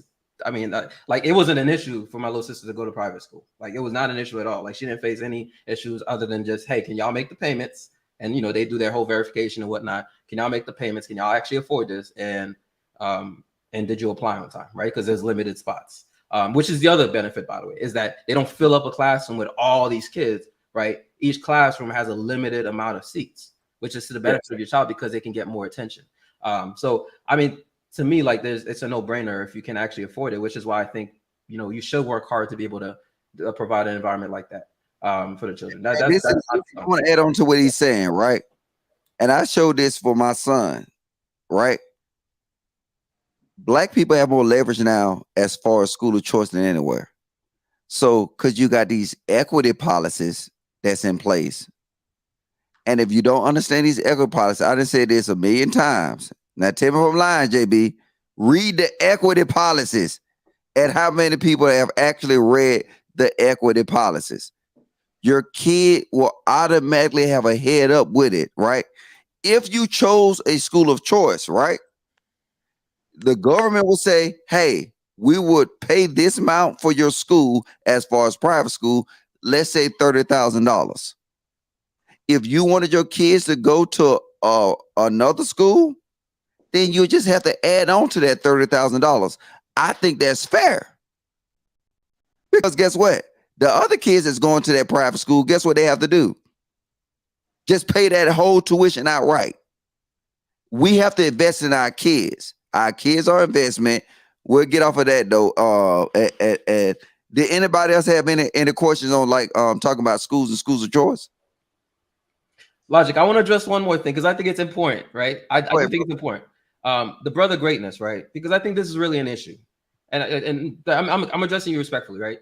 Because when you mentioned earlier that you could get what Trump did here, but you had issues with just, his overall position on black people and stuff like that, right? I wasn't trying to, go ahead, what you said? I was just saying he was just misinformed.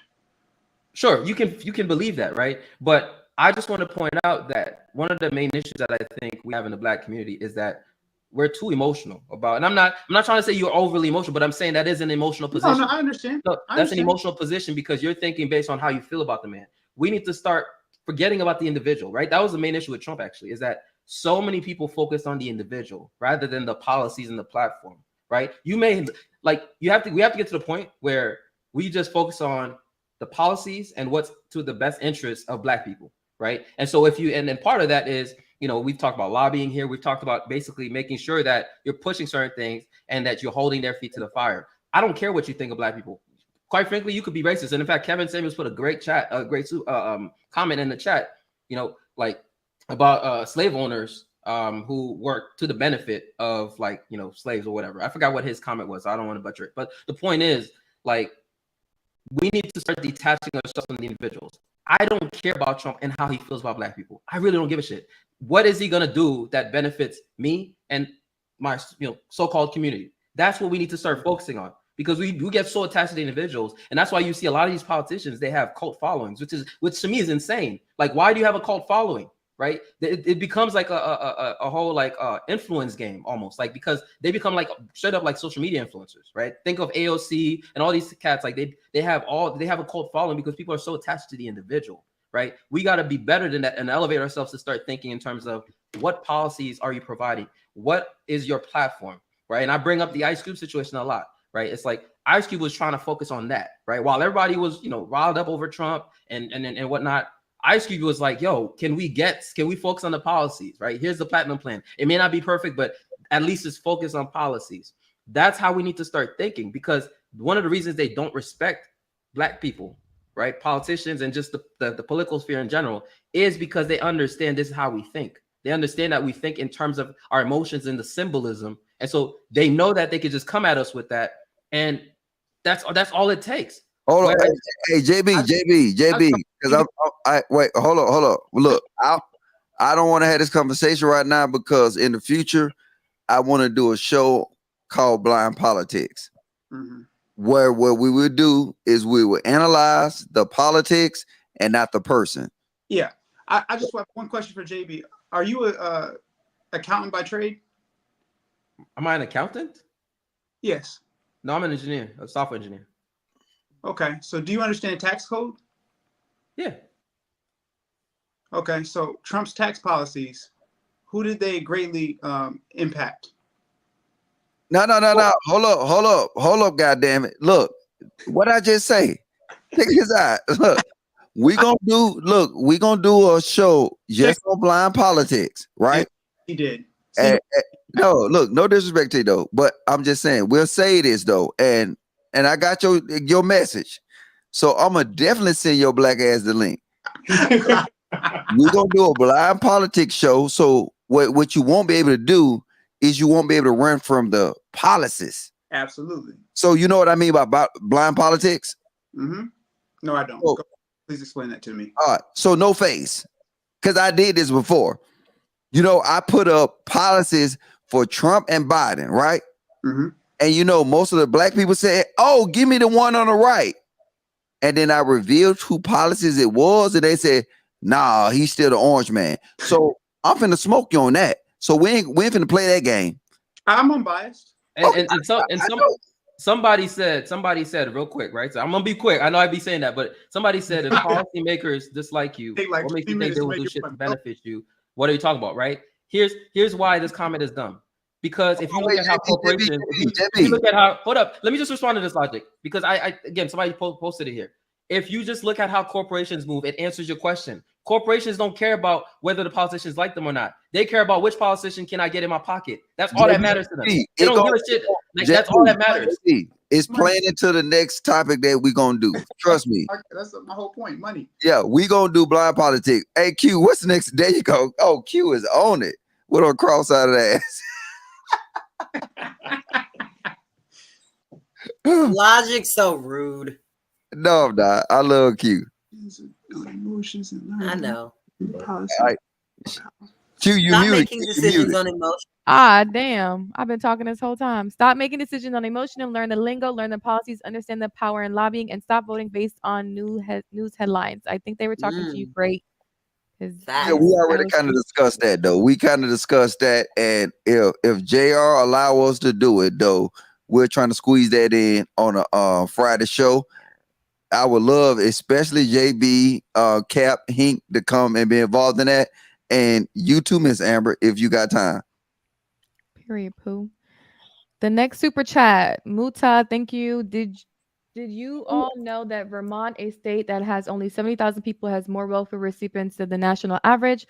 Also, the governor is a Republican and it's 98% white. Wow.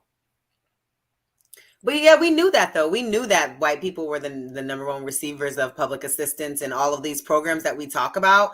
It's a misconception in the community that majority of the Black community is like impoverished when it's really not majority. I think it's something like 40 something percent. It's not as much as we think.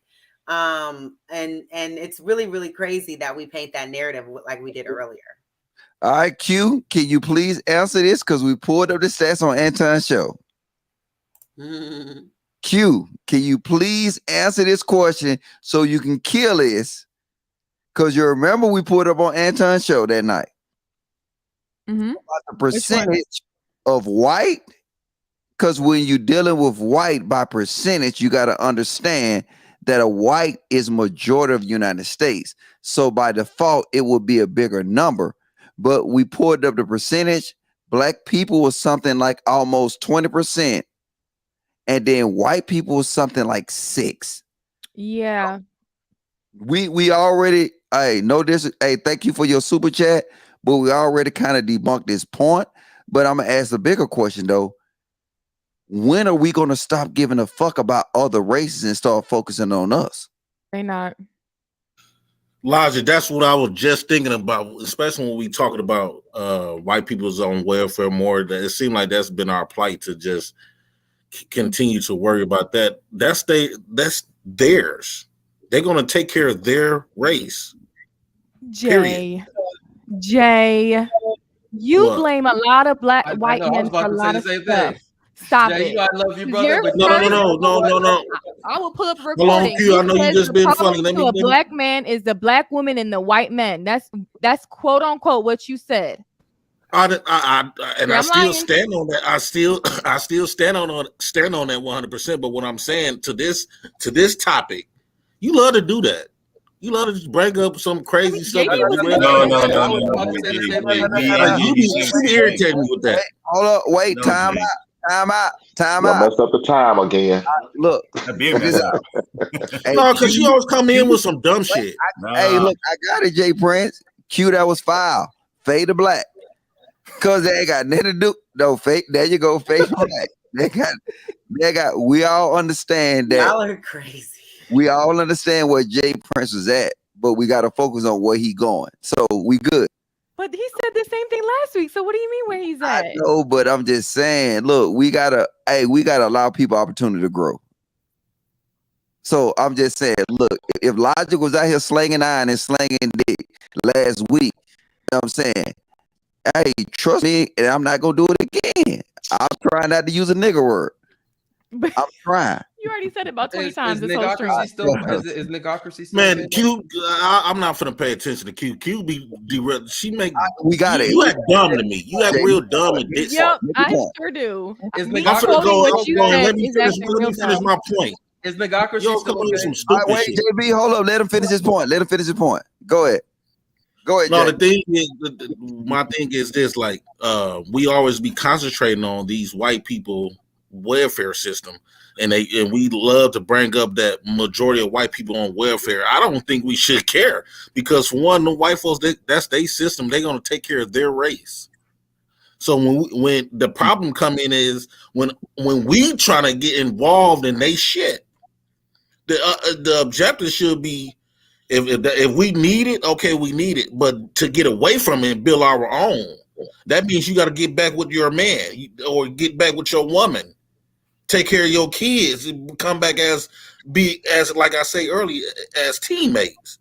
A lot of times when our women become empowered, it's not the problem that our women is in power. The problem come in is when our women do become empowered, she used that power against the man. For whatever reason, we not in black people in America as a whole is not in no good space to be competing with each other about who got the most money.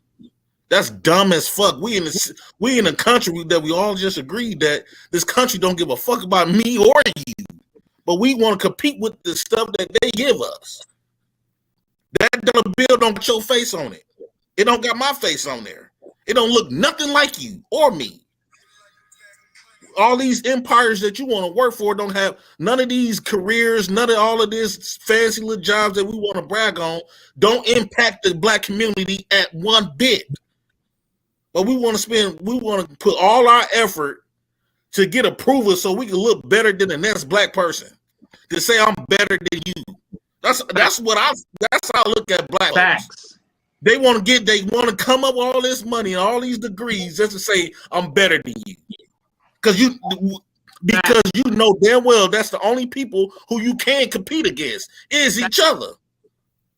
That's why we don't got financial literacy.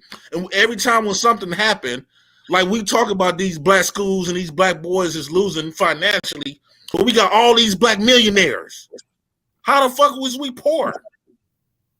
It should be something. Somebody should be like, well, if I had to work hard for it, they got to work hard for it too. That's so weak to me. We're not in a position to be thinking like that. Jay, every race does the same thing, Jay. Every single race has the same issue. But JB, everybody do the same thing, but at the same time, everybody else got more power than we got in America. Everybody else, like Mexicans, they support. You don't if they catch a felony, they got a lot of Mexican jobs where they can go work at. When them temp services agencies, those Mexicans putting the Mexican people out there before anybody, before Blacks. When you go to white neighborhoods, they're gonna take care of their own. Every race take care of their own. We the only ones that white people don't, but white people don't. But you got a point with the Mexicans. I'm telling you, like the white folks at the top, they're the first to detach themselves from the trailer park white folks. I understand they at the top, but they do got systems. Like I live in a predominantly white area, right? Their welfare and resource system is way different from the city where I'm coming from. Like these, even homeless people got money. Jay, have you ever seen got a lot of resources up here. Jay, have you ever seen the way of wealthy? Have you ever been around like wealthy white folks and see the way they think of like the bottom of the barrel white folk? They do not listen.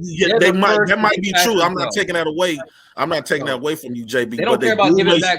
Listen, white folks do not care about giving back to trailer park white folks. I'm gonna tell you what I am saying though, JB, we're not in a position to be trying to compete with them. They got it. They win it. I agree with you. At the end of the day, they are winning. We is still losing. 500 years later, we still at the bottom. We losing. Yeah, you got a few pocket of Black people that's doing a little something. It's a few of us doing a little something, but you don't mean nothing when the collective of you. When you think of a Black person, when you think of Black people, you don't think of success. You always think of poor, violence. That's the reason why we having violence. Because you got to think about what type of violence are we committing? Robberies. I guarantee you, if you was worth, let's say, $500,000, you was not going to be robbing nobody over for no $2,000. Most of these people is getting robbed because of some money, lack of resources. It's not Black on Black crime. It's poverty killing poverty. I mean, poverty killing people. Jay, slow down. Hey man, look. I love my nigga Jay. Look, oh shit. Hey, let's see if you looking. I'm sorry. I love when Jay get passionate about this though. Hey, y'all put a one in the chat for my boy Jay Prince. Hey, look, put a one in the chat for my boy Jay Prince because he coming a long way. On Sunday, you're gonna be suited and booted, right, Jay Prince? Yeah, I'm gonna try to find me a nice little casual outfit. I want to go buy me some suits.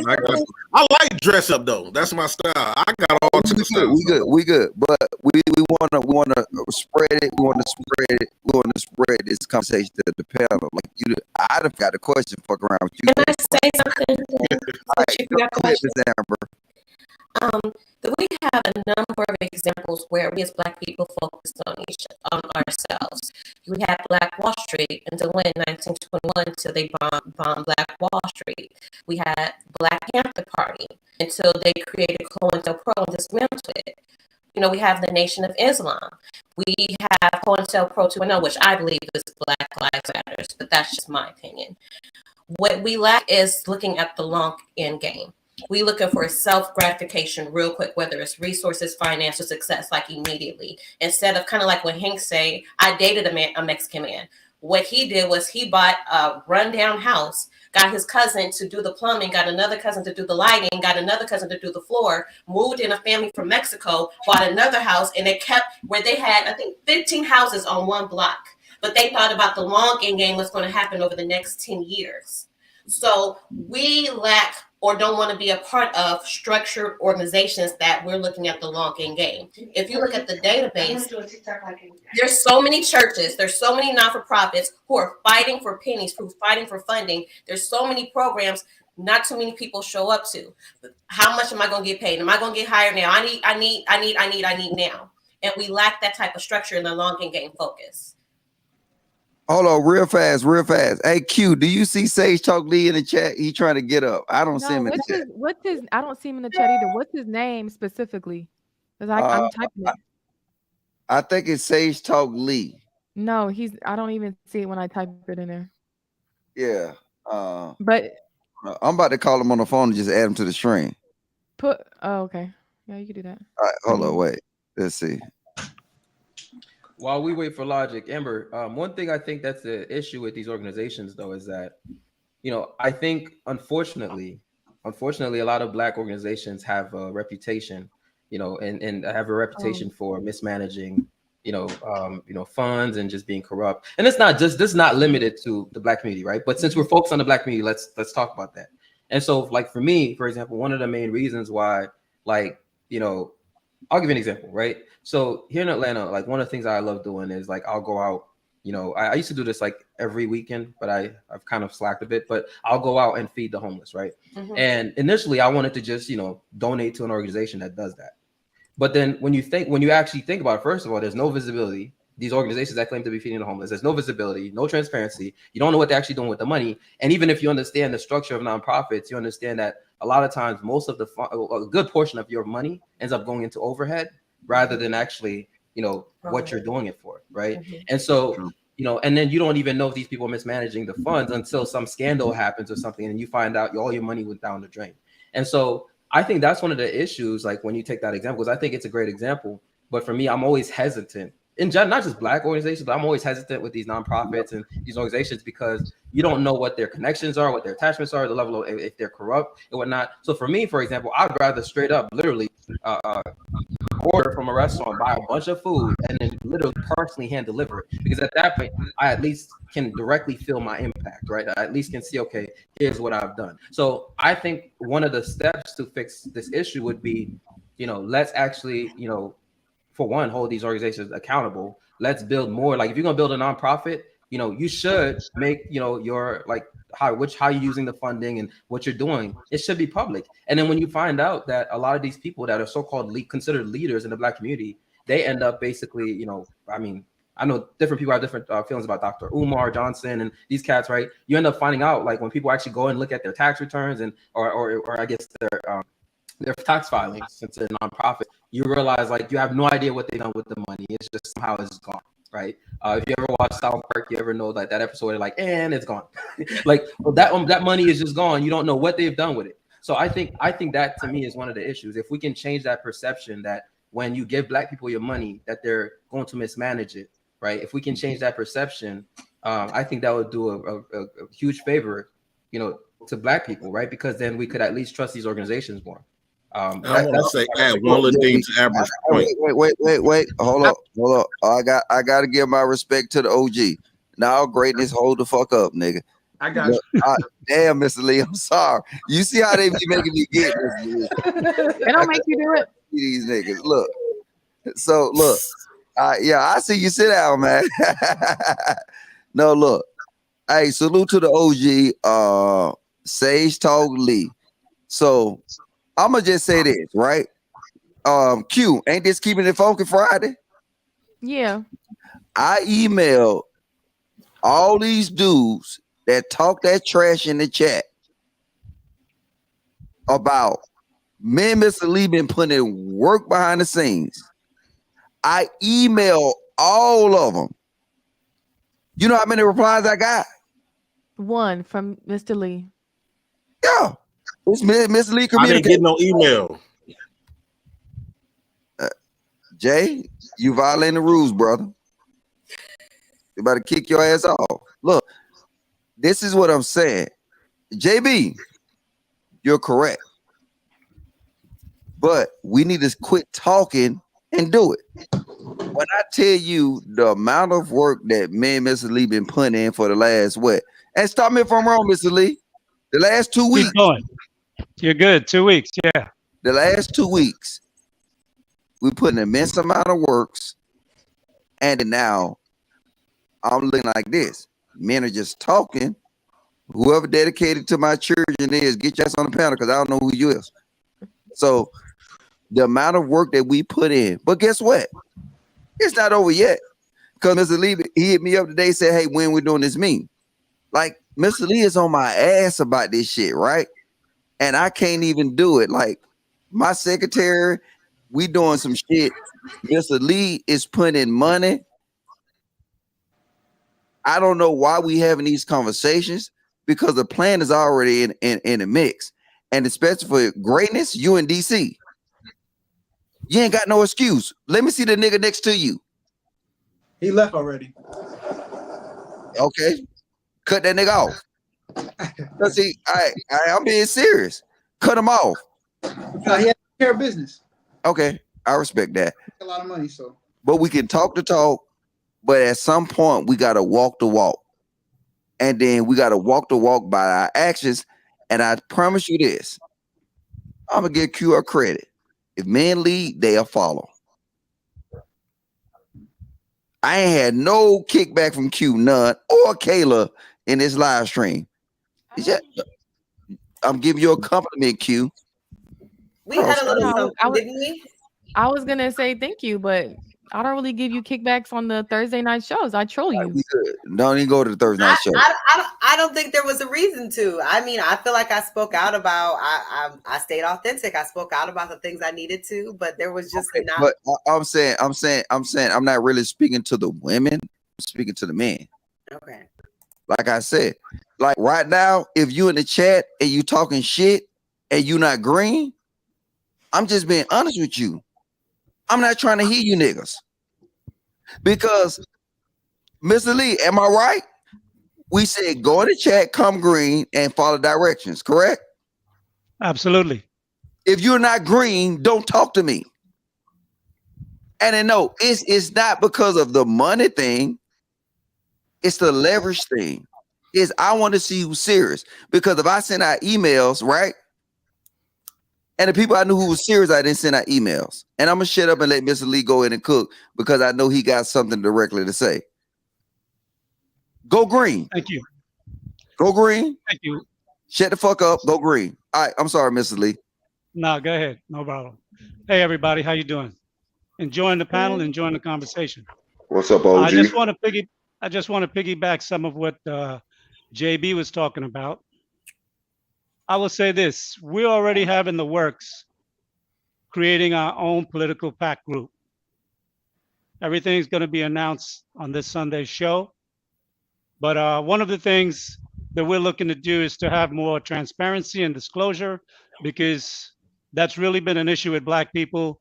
We tend to, there's always like a building fund in the churches, but you never see a building for 25 years.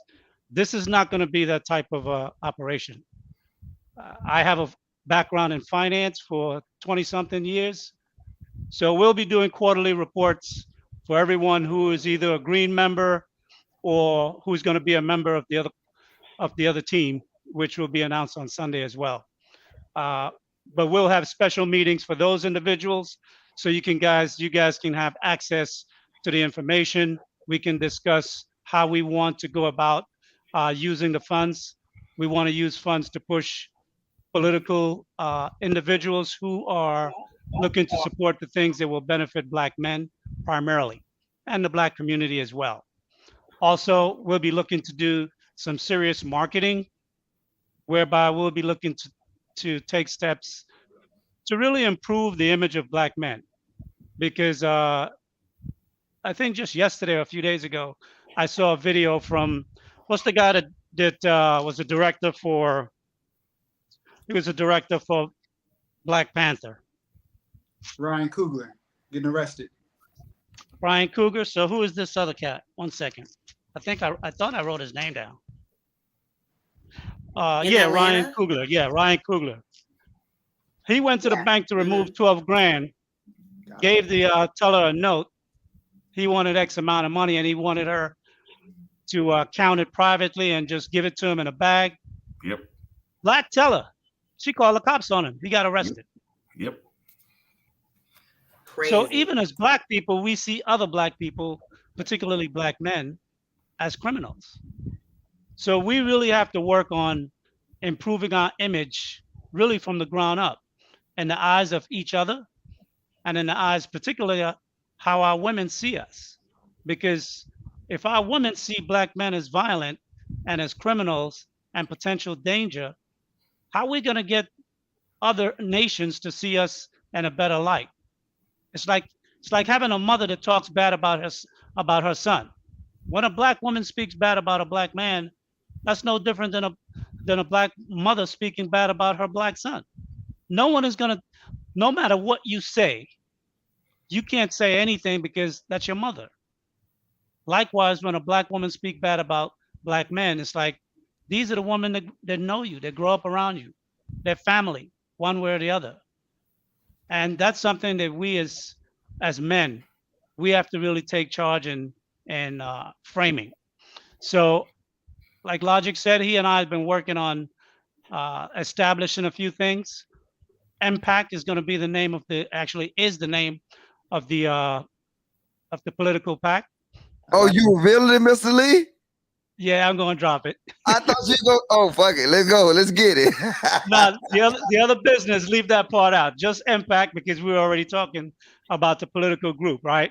But MPAC.org is already established. So we're going to drop the rest of that and what we'll be looking to do in future meetings.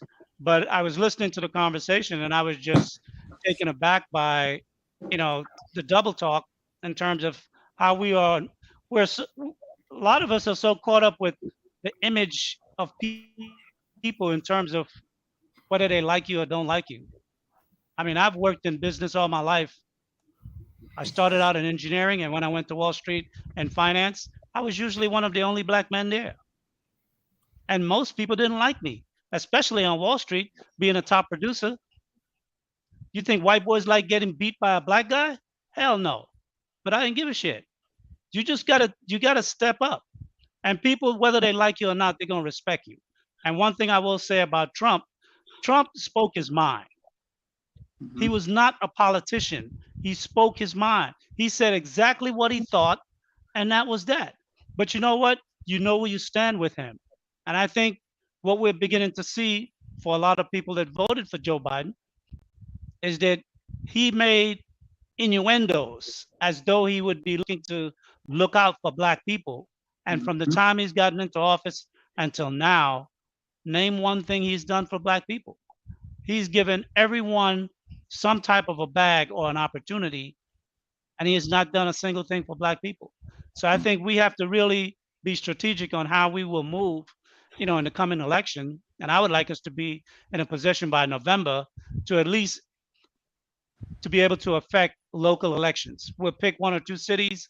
We'll pick whether it's assembly, district attorney. We're going to go after somebody. We're either going to break them or we're going to put somebody new in their place. So, but we have to be strategic on how we move. And we got to work both from the ground up and from the top down. In the next 4 years, if we get our shit right, we can have 500,000 or a couple of million in the bank, ready to go to run ads, robocalls, whatever we have to do. And about black people don't have enough money, that's crap. I just saw the last financial figures 2 weeks ago. Black people spend more than $1.6 trillion. So we spending money, we just ain't directing the money where we want it to go. The money going through our hands. We just not directing it. We don't have control over what we do. It's like it's a hot potato and we just can't wait to get rid of it on every Friday night, spend it all before Monday. So I think we just got to be more decisive in our actions and be more decisive with where we spend our money. It's like I was saying to on my show last week or a few weeks ago, I don't advertise for other companies. Like you'll never see me with a shirt advertising for Gucci or Reebok or you know what? Because we set trends. And we have to realize we set trends. And when we advertise for somebody on YouTube, they better be paying us. And that's how we have to think. That's how we have to move. Because whatever black people do, we set the trend for the world and the United States. And everyone pick up on what we do. And we have to realize the power that we have. And we have to take control over it. Because right now, we should be running both the music industry, definitely a part of the theater industry, and definitely sports. We should own sports. There should be 4 or 5 white owners, and the rest should be black owners. Yeah. Why don't we own it? Mr. Lee, can I jump in here though? Come on. I want to give y'all insight of what's going on, right? Check this out. I could be thinking something, and Mr. Lee email me. I was like, Mr. Lee, I was just thinking of that shit.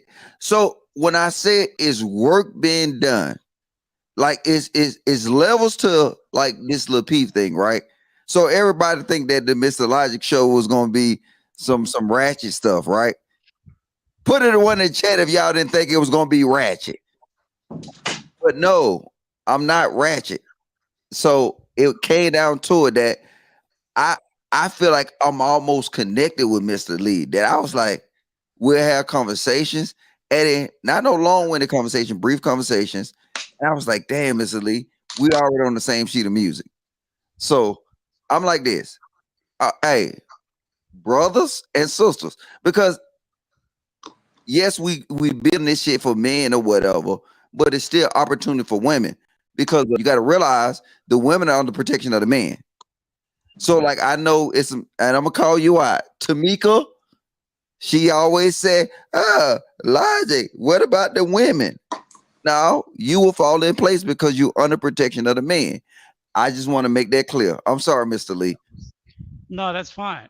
And I think we have to get back to a structure that we know that works, and it works in every other community, and it works in every other ethnic group, and is that the men are the buttress to the community. We hold it up. And what we have done for the past 60 plus years is allowing the women to run it, we have lost a lot of ground politically and economically and educationally as well. And I think for whatever the reasons were why things end up the way it was, I'm not going to rehash. I'm not the type to go back and beat the drum on things that have happened in the past. But what I will say is that as men, we got to just take responsibility and take the bad with the good. And we got to move forward, and we've got to set the foundation for how we want to build. A lot of women, they say they want to, well, what have the black man built here in America? We have to start building things to get the respect of our women. But at the same time, once they see us building and moving, if they're going to be in the way, we're going to have to move them out the way, because power is not something that people will relinquish voluntarily. And whether it's a woman or whether it's a politician or whether it's a business person, no one is going to give up ground. So when it comes to a situation where we will buck heads politically or even in business circumstances or our marketing campaigns with our women, we're going to have to buck heads, because they will have to get in line and realize that the men are now coming to take charge. And we're not asking for their permission. We're going to move forward. But what we're going to do is going to be to build a better black community, a stronger black community, a community where family is a foundation and we can look out for our own and protect our own. And when it comes to school and education, I taught for 8 years. I'm not a teacher by trade, but I taught for 8 years. I taught English from 7th grade to 11th grade. I taught history and I taught economics. And I will tell you this, when you are strict with your students and the students know that they're accountable to you, the students will perform. When you know their parents personally, trust me, students will perform. Because if a student gave me work that was copied, I read everything. And I could tell who did the original work and I could tell who did the copy work. I gave everybody a 0. The first time I gave 6 students a 0, the mothers of the A students, they came in. And I told them, your daughter is allowing these kids to copy their work. And every time I see it, she's going to get a 0. It never happened again. The other students, you know what happened? They had to go into tutoring. But we have to stand up for our children. And we have to give them some direction. A lot of times I think our kids, their misbehavior is just because they're reaching out for some type of assistance. They want to be noticed by their parents. And a lot of times parents are too busy living their own lives, whether it be having fun or whether it be just trying to make it, whatever it is. But I think we have to start building family back again. And we've got to take some hard steps in doing that. And it's not going to be easy. I know it's real fast though, because I know we got some super chats. And Mr. Lee, I would love for you to say and stay up with us and answer your super chats. But I'm gonna say this though, right? Let's keep it funky, right? We got a boss, and our boss name is JR. Let's keep it funky.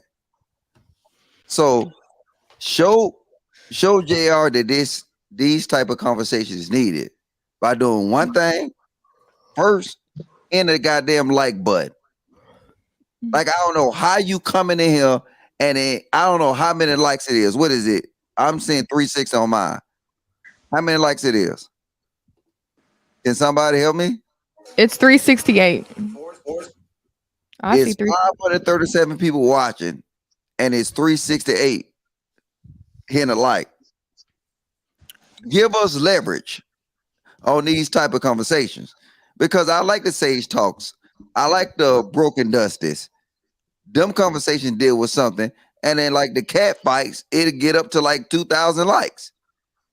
So show him to present that we have a boss. I'm just being funky.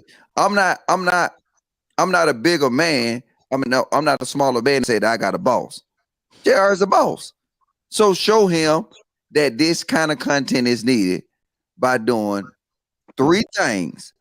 Hit a damn like button, hit that damn super chat, and join the memberships, because he can look at analytics and say more of this stuff is needed. So I appreciate y'all. We had some members. I appreciate you, JB, for that generous donation. Wait, we're not. Oh, you ending it? There's more super chats. No, we're not in it. But we're gonna go ahead to our lovely secretary with a cross. CFO. Well, I'll quit on you. But this is a smoke break. But I want you guys, please get your tickets to the live show that's on April 23rd. I'm also posting the link to the IG. Make sure you go follow the IG, because that's where all the postings and what we're doing. And I also posted the link for the tickets. If you don't get it, there's a capacity, and it's pretty close to selling out. So get your tickets now. We do have some super chats we're going to address here. Oh, okay. So this one is from JB. Shut up and take my money. And if it was in Logic's word, he would like, shut up and take my money. And yeah. Okay. Thank you, JB, for that. Here's another one from Detroit. The content is needed. $50. Thank you for the super chat. Next one from Brolic. We got the resources. The super chats are funny. Okay, so next question from Ken. Can most people take advantage of school of choice if they don't have transportation? Most parents are going to work as their children are going to school. We're gonna pass that. We're gonna pass that to I know JB will do something quick. JB had a rebuttal to add, so I'm gonna let JB add his rebuttal he had earlier, and respected JB for not talking over me, because I would have kicked his ass. But go ahead and through JB. And thank you. Yeah, so my rebuttal was like to the point way earlier about the firearms, right? Because I think we missed a very important point in the firearm conversation. So every time we get to talk about the Second Amendment and we start touching on laws, I think the big disconnect that people don't understand is that we're looking at people who are committing crimes and we're saying, okay, we're going to go and, add more, laws to basically, I guess, help the situation. When really, again, that's more symbolism, because if you think about it, again, criminals don't really care about laws. That's why they break them, right? So adding more gun laws doesn't actually really help the situation. And on top of that, to address what some of y'all were saying, in the UK, people can't have guns like that.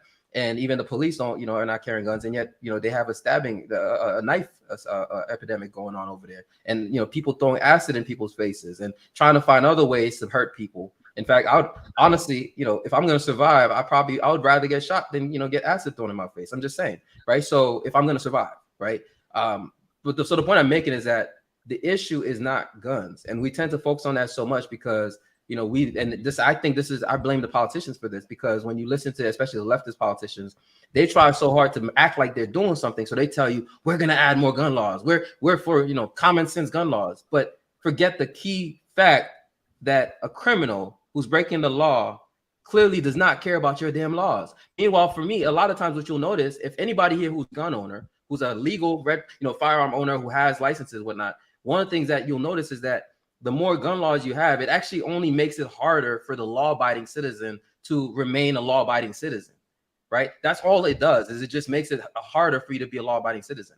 And, whereas the criminal will still, like, as a criminal, breaking and entering is a crime, right? Murdering somebody is a crime, yet you still do it, right? So how is adding more laws going to change that? And if you're talking about, okay, it's going to reduce the circulation of guns, the problem is we already have a bunch of them out there, right? So just reducing it now doesn't mean anything, because the market is already flooded with guns.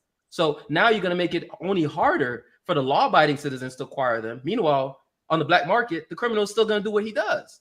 So you're doing yourself a disservice. You're letting these politicians frame this thing for you in a way where you're thinking about the symbolism. You're thinking more gun laws is going to help. It's not going to help. Most of the time, these bad scenarios, these mass shootings, these school shootings, etc., they're happening because either these kids are breaking the law or their parents are, negligent. There's always some situation where the laws would have not prevented it. So it's not about the laws. It's about, the actual person behind it. Now, I will say one thing I do think is needed, because I remember, I started shooting in Massachusetts, and in Massachusetts, you have to go through training. In Georgia, you don't, right? And so that's the only thing that I will say I actually respected more in the liberal state like Massachusetts, because it required me to train. They required you to train, to show proof of training before you can get, your license to carry. In Georgia, all you need is just to not be a felon, right? And just basically be a resident of Georgia. And then you can even get a non-resident, I think. So that's the only thing I would say is I actually think people carrying firearms should be well trained. Like I don't like the idea of random folks just having firearms walking around, liable to just, basically just shoot anybody. You know what I'm saying? Like without any sort of training. But other than that, I think the main point that people always miss is the fact that more laws does not change the fact that criminals will still be criminals, because that's exactly that's what makes them criminals, is that they're breaking the law. It's just logic. All right, we'll do this. We'll do. Hey, look, real quick, 60-second. Either you'll take it or you'll push it. So we'll do 6 seconds. Hink, you got anything to add? No, I think my man JB said enough. I mean, if anything, you want to change these laws, how about make more stiff penalties on the crime? I mean, that's my only solution for it. The hell with keep making these, add more gun laws, stiffer penalty on the crime. Other than that, that's all I got. All right, Miss Amber, you can go ahead and you can push, you can take what JB said. I mean, I agree a lot with JB saying, but it also stems with policies, and who's creating these policies. There's hundreds now of Black aldermen, alderwomen, but I don't know, I'm speaking from Chicago, one of the most corrupt cities in the U.S. So, I could say what we need, but I'm not coming from the right city, so I bow on this one. Amber, how would policies prevent a criminal from being a criminal? Isn't it kind of going hand in hand with Hink saying about stiffer punishment? But you had the 3 strikes law, and people still committed crimes and basically risk going to prison for life regardless, right? You have gang enhancements in California, and people still go and join gangs and advertise that they're in gangs, regardless of the fact that they know they're going to get a gang enhancement and go to jail for 20 plus years, right? It doesn't matter. The criminal is still going to commit a crime. Like, it doesn't matter how stiff you make it. So then what's the draw? We gonna push. Hey JB, we just gonna do push and pull so we can get the. I don't want nobody to think that I'm trying to skip over Thinking Man podcast question, because I got some smoke for his black self. But yeah, all right. Greatness, push and pull on JB. So I get 60 seconds, like you said. I'm gonna go. I agree with JB for the most part, but I agree with Hink more. When you put harsher penalties on the actual crime, it's not going to completely stop the crime, but it's going to be a hell of a deterrent. It's going to be so much of a deterrent that if you tell somebody, if they pull that trigger, oh, they're going to get 5 years. You tell somebody, hey, if you pull that trigger, you're gonna get 25 to life. That is a hell of a deterrent. Motherfuckers will put the gun down. And We that's have, facts. but the thing is, we have the data that's- right now, that's- brother. JB, Well, look at JB, Chicago. Hold up. Look at Chicago. Illinois has some of the strictest gun laws. JB, hold up. We just pushed the Chicago. point. Hold up, we moving. 38 seconds. Hey, Jay Prince. I'm sorry, JB. See, this a whole topic. But he's wrong. Logic, he's wrong. I know, but we just wrong, brother.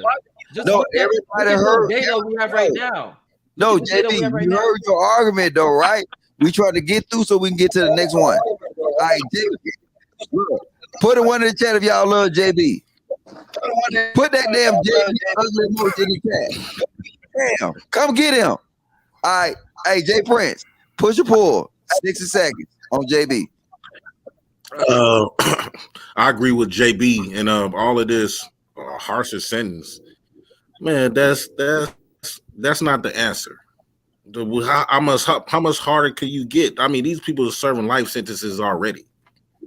These people are serving 30 years already, 20, 10 years. But the problem is the people that's doing it, that's above these people, not getting a damn day in jail. I mean, we charging these petty black men on the corner selling weed and dope or whatever, or shooting a gun, more than the people that's actually making them and dropping them into our neighborhoods. Like Yeah, they don't get no. Like that's not locking them up is not the answer. The answer is, for one, bring their daddies back home and stop trying to push the daddies out. Yeah. Also the income. Poverty is the main reason why, and this is to go back to somebody else's topic when they were saying that, what Amber was saying, that we black folks, especially black men with the robbing, we go desperate needs because we want instant gratification. The reason why we want instant gratification, because a lot of black people never had nothing. We never experienced nothing. So we want to imitate the love and hip hop. So when we get up, like for example, when we get our taxes and stuff, the first thing we go do is buy stuff to look like them, because we never experienced of having it. All right, JP. You can't tell them to. You can't tell these black folks that never had to pay $1 million and they never experienced. JP, do this. It's no longer BMG. Put impact on the end of your. So MPACT. Impact. Yeah. No T. Impact. MPACT. And C, then no T. Oh yeah, C. My bad. And then you'll get further instructions later. All right. My man, Captain Exec, the pilot. Push it. Hey, push a pull on what JB said. Man, listen, I'm with JB on that, man. I was listening to him. I was like, yo, I listen to him. I listen to Aaron. I listen to a lot of like Jerry Mike. They make a lot of sense, man. Listen, I'm with them on this. I don't have no push for it, man. It is what it is. Hey, JB, you want 1 minute? You could have it, bro. Listen, I just want to say, look at that that last super chat. Hold up, we moving. No, look at that last super chat. That super chat is correct, because we have to Hold say on, something JB. that's wrong. If it's wrong, Look. I see. This is the only thing that's good about this, right? Well, we're going to be able to sit here and be able to get our points out quick, fast, and in a hurry, and being precise. Trust me, I'm long-winded as fuck. I understand the game. So, well, hold on. We trying to get precise to the point. All right, hey, Kayla, push or pull. No, Kayla, she sleep. All right, hey, Mr. Lee, you got any push or pull back what JB said?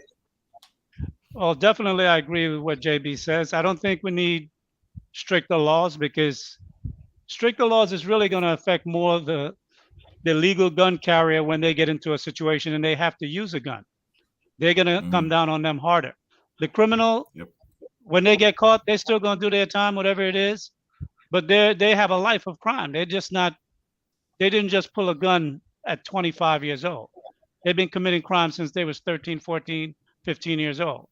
So, and they've probably been to juvie and all kind of other things going on. So they've already built up a psychology and a mindset of criminality. What we need to do really is start to make some changes in the Black community with Black men and Black women, and try to get the men back in the family, or at least having more contact with his kids, because A man having an influence in a child's life, whether it's a boy or a girl, is going to make some change, because sometimes the woman is just overwhelmed. If they have 2 or 3 kids, it's just too much for one person to handle. So just having the men in their life, the fathers in those children's lives, can be helpful. Now, obviously, some men are not good fathers, and some men never wanted to be fathers. So those situations, it is what it is. But I think we have to attack this situation from a community point of view as opposed to laws, because we know when government make laws, it affects the poorest and the weakest, and we have the weakest amount of political power, and by and large, we don't have enough wealth within our communities to be able to push for the laws that benefits us or the programs that benefits us. We get handouts. All right, and I'm telling you this, I don't give a fuck what y'all say. Mr. Lee gonna get more than 60 seconds. If you don't like it, then get the fuck out. So, hey, that shit just is focused as it get. Hey, so I thought you were about numbers, brother. I thought you were about numbers logic, because you're gonna let him get away with saying something that's wrong. Like that's all I was trying to say is how he's wrong. Well, but JB, what gonna happen though is this is what we need to start doing, and this is something I actually learned from Mr. Lee, right? Hey, nigga, put that shit down before I kick you off. Look, this is something I learned from Mr. Lee, right? To not actually argue the point, just put out the facts. And then now, if people really wanted to know, guess what they'll do? They'll do their research. Well, that's what I'm saying. Let me just put out the facts real quick. That's all I'm saying. Because he said, so you know what? You're right. Go ahead. You got the final word, JB. Because he said that more stricter laws will deter crime. And what I'm saying is we literally have the data for that right now. Like if you look at Chicago, you look at some of the states with the strictest gun laws, they have the highest gun crime. The FBI publishes crime statistics, right? And then you can correlate that with the gun laws, and you can look at the numbers yourself. Just go look at the numbers. You'll see the states. So some of the states with the strictest gun laws have the highest gun crime. It's not about the gun laws. They do nothing. That I want to make that clear. That's a factual statement. It's not my opinion. Just go and look up the FBI crime statistics and look at the numbers for yourself. They break it down by demographic. They break it down by race and also region. Go look at it for yourself and then compare the states with the highest gun crimes and then look at the gun laws for them, and you'll see for yourself. The states with the highest gun laws, the strictest gun laws, tend to have the highest gun crime. Hey, you got to hold with that. Chicago, New York. But we'll get that. I had to let JB get his shine so he don't flag me. So hey, we got thinking man question, or you lost it. Yeah, we're gonna do thinking man. We're gonna do the other super chats that are not questions. This is Dat Boy. Will stricter sentencing does little to deter crime, and it is documented. JB is right, and everyone who disagrees is wrong. Pick up a book. Look the new Jim Crow of the Color of Wealth. Thank you, Dat Boy. Will. Next is Detroit. The journal Research in Crime and Delinquency reports that the most reliable indicator of violent crime in the community is the proportion of fatherless families. Thank you for that, Detroit. Y'all give a Q a round of applause in the chat, because she read way better than JR. I'm telling you, JR be struggling. But you know why? I didn't go to HBCU. Ooh. There you go. There y'all go. There y'all go. There y'all go. You know what's about to happen. Let me stop being messy. The queen of the wigs gonna come off mute. Y'all better stop that. But Q can read better than JR as far as reading super chat. So salute to Q though. But what was thinking man question? Because there you go. All right. So what he said, most people take advantage of school of choice if they don't have most people can't take advantage of school of choice if they don't have transportation. Most parents are going to work as their children are going to school. I read better than you too. I just read fast. Mine is fast. You can't catch up with me. All right. So yeah, to thinking man question, right? Yes, I'm with you. But at some point, we got to sit here and say we would invest in our kids' education. Like everybody else. Whether it is deciding to sit here and say, hey, look, I will pull my wife out of work to invest in my kids' education, but something got to give for us to invest in our kids. Right now, we don't invest in our kids. We more or less invest in ourselves. So, it's your question, thinking, man. I go ahead and give you the first knock at it. You can take it down, Q. Okay. Hey, what's up, everybody? How everybody doing this evening? Doing pretty good. Yes. What's up, my man? No, it was just a question. It's not necessarily a rebuttal. It's just something to think about. These kids, the people that we're hoping that this policy impacts, don't have reliable transportation already. So when you start talking about moving kids around and going to better schools, they tend to be further away from the neighborhoods that they live in. Then you have parents who have to go to work who cannot provide that transportation. And that's one of the flaws in the policy. And I'm not saying one way or the other. I'm just looking at this objectively. If we're trying to impact people the most, the people who really need it, we have to provide transportation for them, or they won't go to the schools. All right, we'll go ahead and run around. We'll start with Hank. Hank, is that a flaw in the policy, or that's flawed in the household that the parents not able? See, I got you thinking, man. Yeah. Be simple, man, most time. Is that a flaw in the household, or is that a flaw in the system to provide transportation to push these kids to their schools? Well, look here, I know it in the state of Kentucky, man. It's a little different. So we got that freedom of choice of school you can go to, but you have to provide your own transportation. So, man, that's a slippery slope, man. It really is. But if you want to go to a certain school, I think you should have to provide your own. And whatever means of transportation has to. I'm gonna do this, right? Football camps, basketball camps, right? You have to do what? Provide your transportation. You're right. Yeah. They do it, right? Yeah. Yeah. Well, what I would say logic is we have to stop looking at the obstacles and looking at what are the possible solutions. Yes. To me, what I see is an opportunity for Black people to develop their own busing service and create it in the market where it is. We have to stop waiting and asking the government to do shit for us, because if there's enough Black families in that community that want to go to a particular school, there are Black men in that community that's got enough money, or they can get together and start an LLC, create their own little transportation service, take out a loan or whatever, pick up 2 buses, buy them at the auction, get them ready. And come on, man, we got to do what we got to do. Stop waiting for someone to give us something and just say, okay, we need to get 10 kids or 30 kids or 50 kids to these 3 schools. It's 15 miles away. It's 20-minute ride. Who do we know in the community that can pull this off? Go to the church, talk to the preacher, call a community meeting, put your heads together. It's not such a big, complicated problem.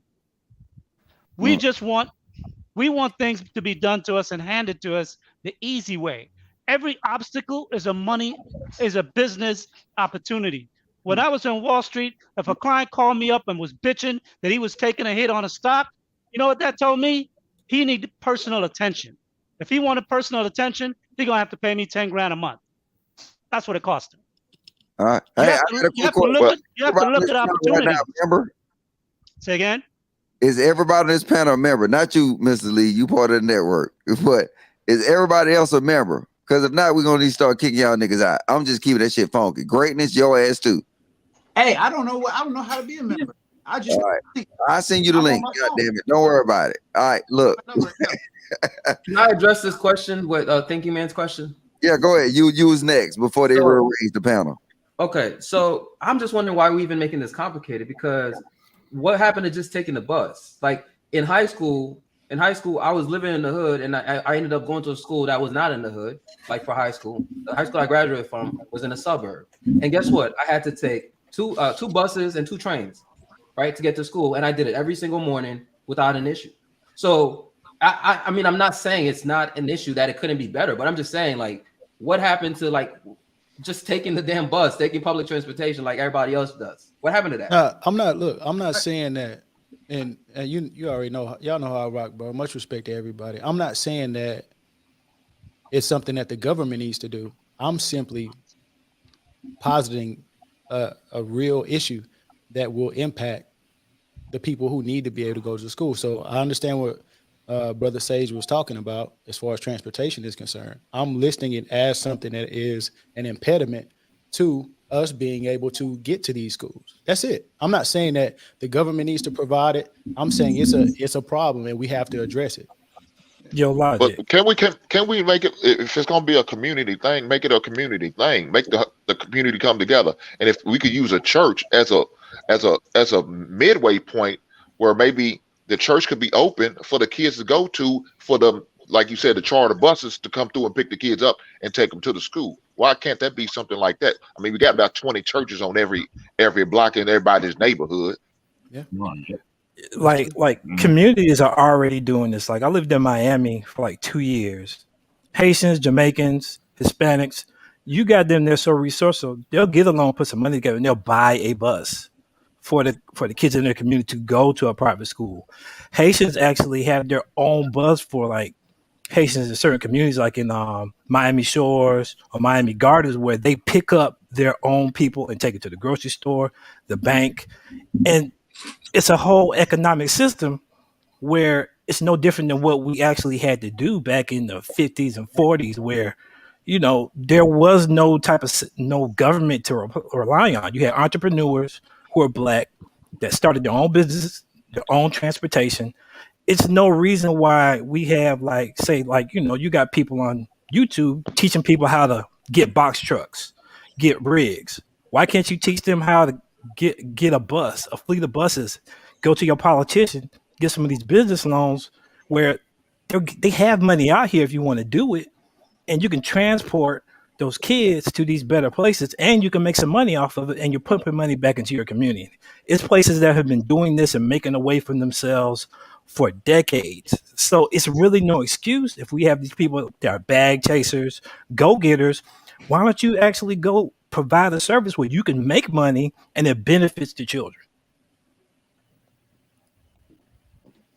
We just have to start looking at solutions. You know, identify the problem, but then look for a solution to the problem as well. Just not, say, okay, there's a problem, can't do it now. I don't disagree with that. I'm all about pooling our money together to do something. So it's very easy to do because it's people out here, other nationalities, they come here poor and they make it happen. I mean, I've seen it with my own eyes. Yep. Well, we say it's easy to do. It's easy for them. It's not easy for us because, like you said, jealousy, envy. My brother, I promise you, that's how it is. Wait, hold up. Just June, he just coming up. He used to the Thursday night free fall. You're right, big brother. Just June, we ain't doing that, player. My bad. Okay, go ahead. You good? Go ahead. Continue, Hank. I'm just saying, man, it's easy for them to do it because they're organized. We have to get organized to do it. Now that's a whole different subject right there, to get the organization to do it. I mean, you're gonna feel like if we're gonna involve the church, you know how some folks feel about the church. They gonna always feel like they gotta have I need to get my piece. Well, why don't you do it just out of the goodness of your heart because you want to see your neighborhood better? Why do you feel like you gotta get a hand in a kitty on the whole bus thing? Why don't you donate some of your drivers? I'm sure somebody in that church got a couple CDL drivers, donate their time. Or if you're gonna have to give them a stipend, let that be it.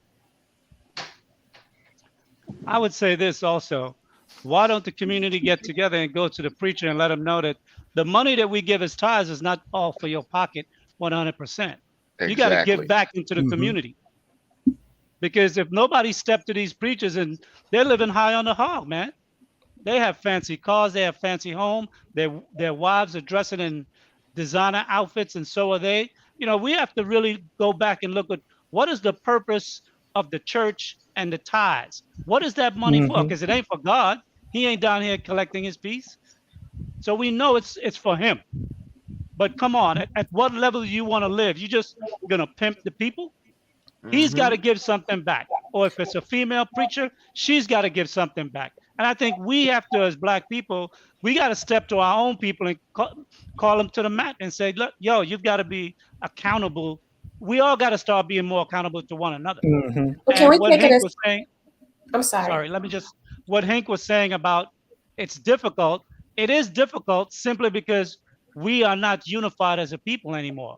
We've lost our way. But it's not difficult because, like, I see Latinos do it every day, day in, day out, man. Serious. They make nothing out of nothing. And the next minute, you know, 6 months later, they're renting a storefront. They got a business now from just a cart on the street. Go ahead, Amber. I'm sorry. Well, first and foremost, I want to salute you, Mr. Lee, for being absolute with, being solution oriented to a problem. Secondly, but I do believe we need to take it a step further by even calling to action like the Black elite or high professionals to create this village of, who's the community accountant, who's the community attorney, who's going to help, who's going to hire or galvanize or create jobs for who's going to be the drivers. We can't just rely on a church or a pastor. A lot of us. Okay, so sorry, go ahead, finish it. No, go ahead and continue. Go ahead. No, I was going to say, I'm not talking about relying on the pastor. What I'm saying is utilizing the space as a central meeting point. Absolutely. Slowly. That's what I'm saying. Absolutely. But with regard to the politicians, politicians are, they're shufflers. They're fast talkers. They're not action oriented, and they're not focused on Black people. They're focused on people of color. And that's what whatever they do is going to be for people of color. We're really going to have to move this from the bottom up with our people. And then after we start making moves, they're going to be shamed into stepping in. Because they're individuals that are working in the community that are lawyers and doctors. I mean, when I was in Harlem, when I went to the PTA meetings and my building, they thought I was an attorney. They didn't know what I was. They just saw that I left to work in a suit every day, but I was a financer. But the thing is that we have to start at some point, and trying to bring in the most educated of us and the most accomplished of us, who are the lawyers and the politicians. They're really going to tell you why it can't be done. And I want to break in on you, Mr. Lee, too, though. Is Miss Amber, do you tune into the Sunday show, Sage Talk? No, I haven't yet. Look, I'm gonna say this. After this live end, right? Go tune into the last 2 episodes of Sage Talk. Okay. And you'll see that if we wait on other people to do things, then things won't get done. I'm just be honest with you. Black people been waiting on people of so-called influence for years. And guess what they do? They pad their pockets, they continue to move. So go look at just Sage Talk, SAGETALK, and then go check that out. And then you'll see that we have been discussing this for the last 3 weeks. And then we'll be doing some revealing on a lot of things on the Sunday show. And then Mr. Lee, he spearheads that effort, though. I'm his knight. So I protect him from people like Simple Man Podcast, JB, and Captain Exec. That's my main job. So he spearhead this, and when I say he's on it, like, he's on it, ma'am. So you will be intrigued with the products that we're producing, and I'm gonna say we because it is a collective effort. And I absolutely will check it out. And I was just meaning that there is funding, there is contracts, but it's a lot about who you know too. And we talk about how a lot of us who became successful, we need to give back to the community. This is the time. This is a perfect example how we can donate services. Like I said, accountants, attorneys, lawyers, business people, financial, recruiting them to galvanize, to create jobs, to get these kids to these schools. But powerful people also have to make powerful asking of others, request of others as well. It's not just waiting, but it's still requesting and challenging. Your Logic, you're muted. I didn't hear it. Logic, you're muted. You're muted. You're muted, son. Oh, we're talking about lobbying and putting things in place first. So now, once you get the groundwork and the foundation done, then now people will be attracted to it. So you never see that. So you gotta, like I said, you gotta get a stop sign in the neighborhood before you advocate for a safer community. But unfortunately, sometimes people only want to jump on a moving train. Where people always coming up with, I'm finna, we're finna do this. Well, you haven't met Mr. Lee yet. Okay, So, not back to Mr. Lee. look, I'm just telling you haven't met Mr. Lee yet. So if you tune in, I will. Trust me, we'll have people like Jess June that'll pop up there and they say some crazy off the wall stuff. And then, like I said, we talk about impact and influence. That's it. If you don't got nothing to do with impact and influence, then you're distracting the level of the conversation. So I don't care if you JB, and that's my nephew. I don't care if you Simple Man Podcast.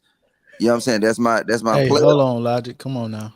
Hey, look, Hey, no, let's get it right. I gotta call y'all out for the cost. Cause see, look, the cost is bigger than, you know what I'm saying, that I think you cool. JB is cool as hell. But I'm telling you, I throw that nigga under the bridge for this cause. Damn, I'm sorry, Mr. Lee. They got me on this. Well, I'm sorry. Let's move Mr. Lee away from Logic, you. I'm only here to expose you for your OnlyFans, Logic. I'm only here to expose you for your OnlyFans. So yes, click his link below. This is where Mr. Logic's OnlyFans is. It's $5.99 a month. If you sign up for the ultimate package, he will send you multiple things, ladies and gentlemen. No, he is from Atlanta. I'm right. Hey, man, hopefully ain't no STDs he's sending out.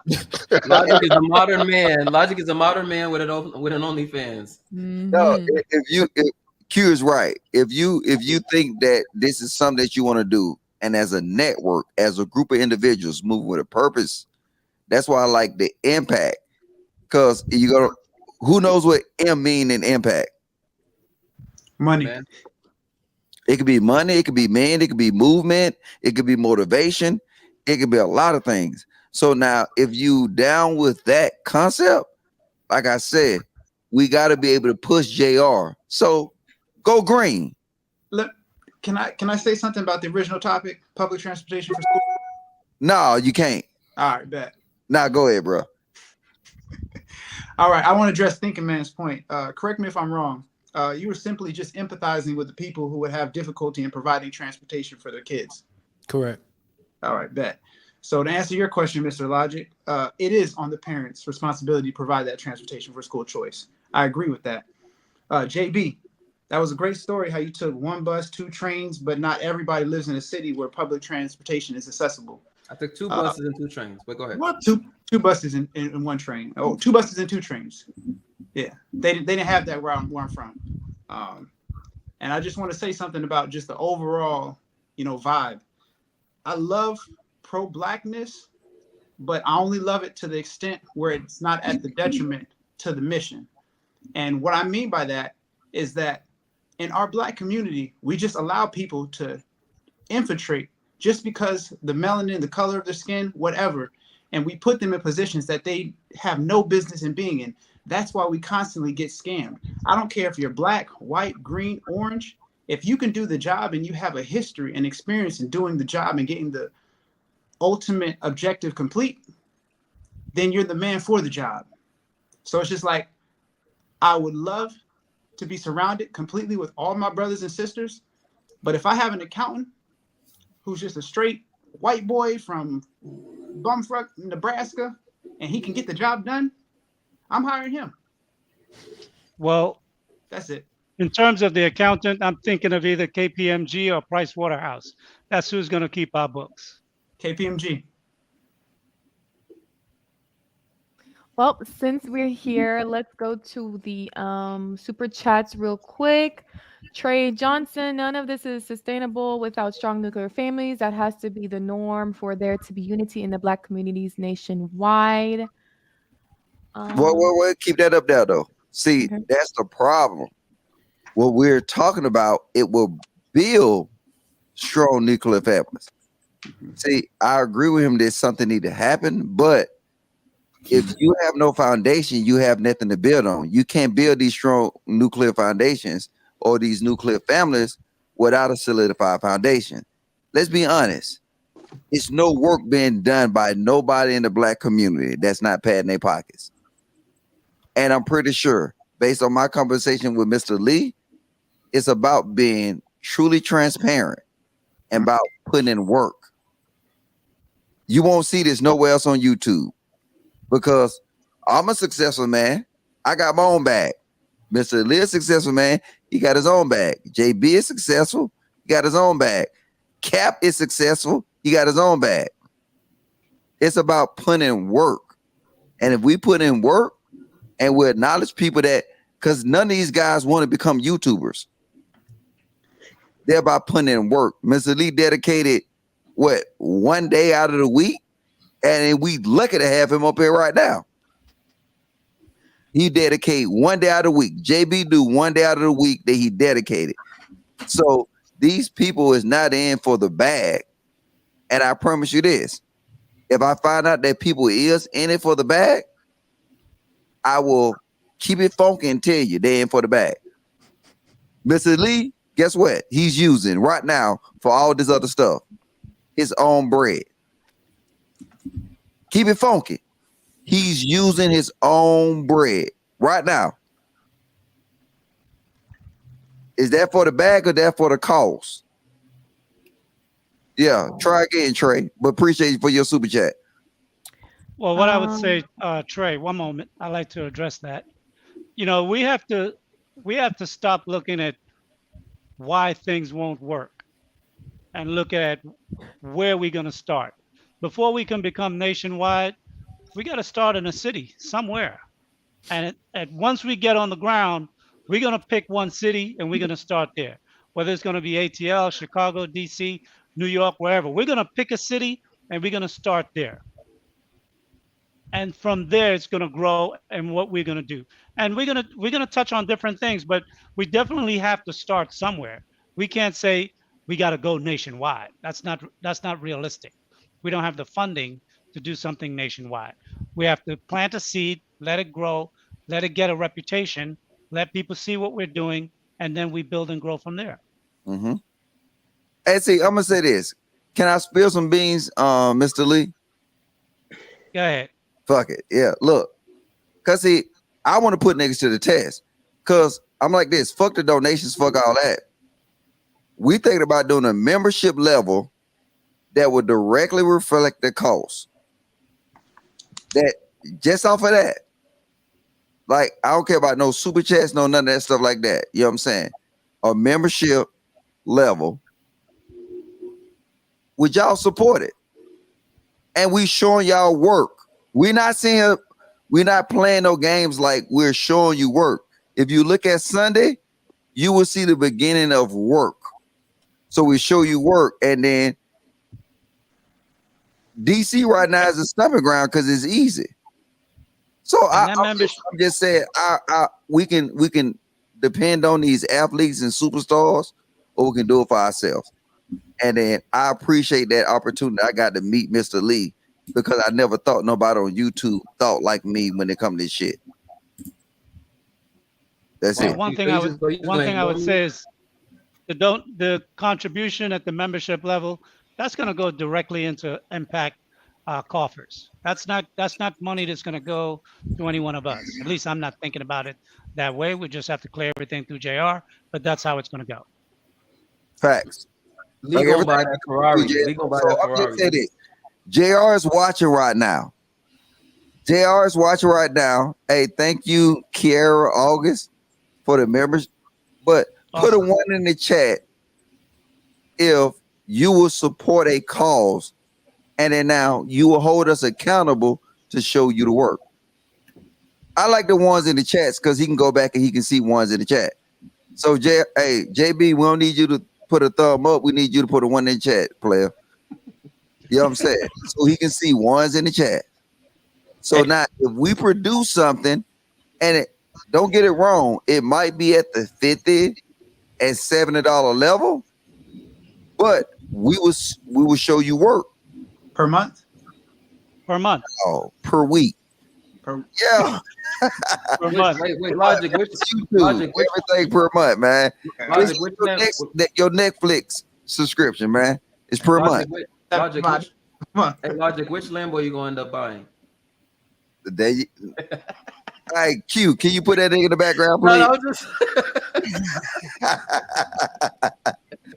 No, just No, look, it's not no Lambo, but you hold Mr. Lee as the leader of this situation to show you work. That's it. Show you work. Nobody else on YouTube show you work. They just say things. So everything we put in place to show you work. There is one person, Logic. There's a young brother. That Go ahead, say it. King Randall. Like, I don't know if you've heard of him. He's in Georgia. He actually does a show where he breaks down the financials and how he spent the money. He shows his work. Like, that brother, and he's a young dude. Like, I think he's like 21, and he's like doing a lot for young black men in Albany. So I just want to shout him out because he's actually a young black man actually putting in the work, not complaining, not asking for handouts, and he shows his work. He's hella transparent. So I just want to shout him out. Hey, you know what though? We still keeping it funky. We keeping it funky, right? Hell yeah. Call out Kevin Samuels.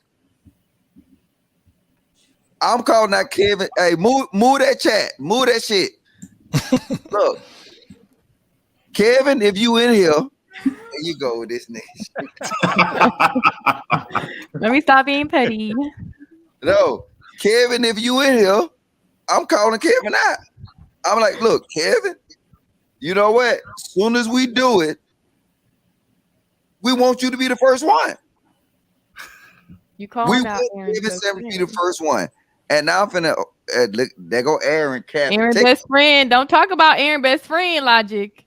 No, I'm calling out Kevin Samuels right now. But as a matter of fact, I'm finna go on mute because I'm finna call JR. Hold up. Okay, well, since he's on mute, let me go over these little chats real quick. Oh, not that one. Oh, yeah, this one. This was when Ken Randall, since we was talking about it, JB. Thank you, Patrice. Look at what King Randall is doing in Albany, Georgia. They've been neglecting young boys in the schools there. So he created his own school and through donations and support has a new building to expand. That's actually pretty cool. That brother is 22. Like, he got, shout out to Umar, who been promising a school. This brother is 22. Exactly. He already got the school. He already got the it. School. He got the money, right? And he actually does a breakdown. I love that he does that at 22. If you go on his channel, he breaks down how the money was spent.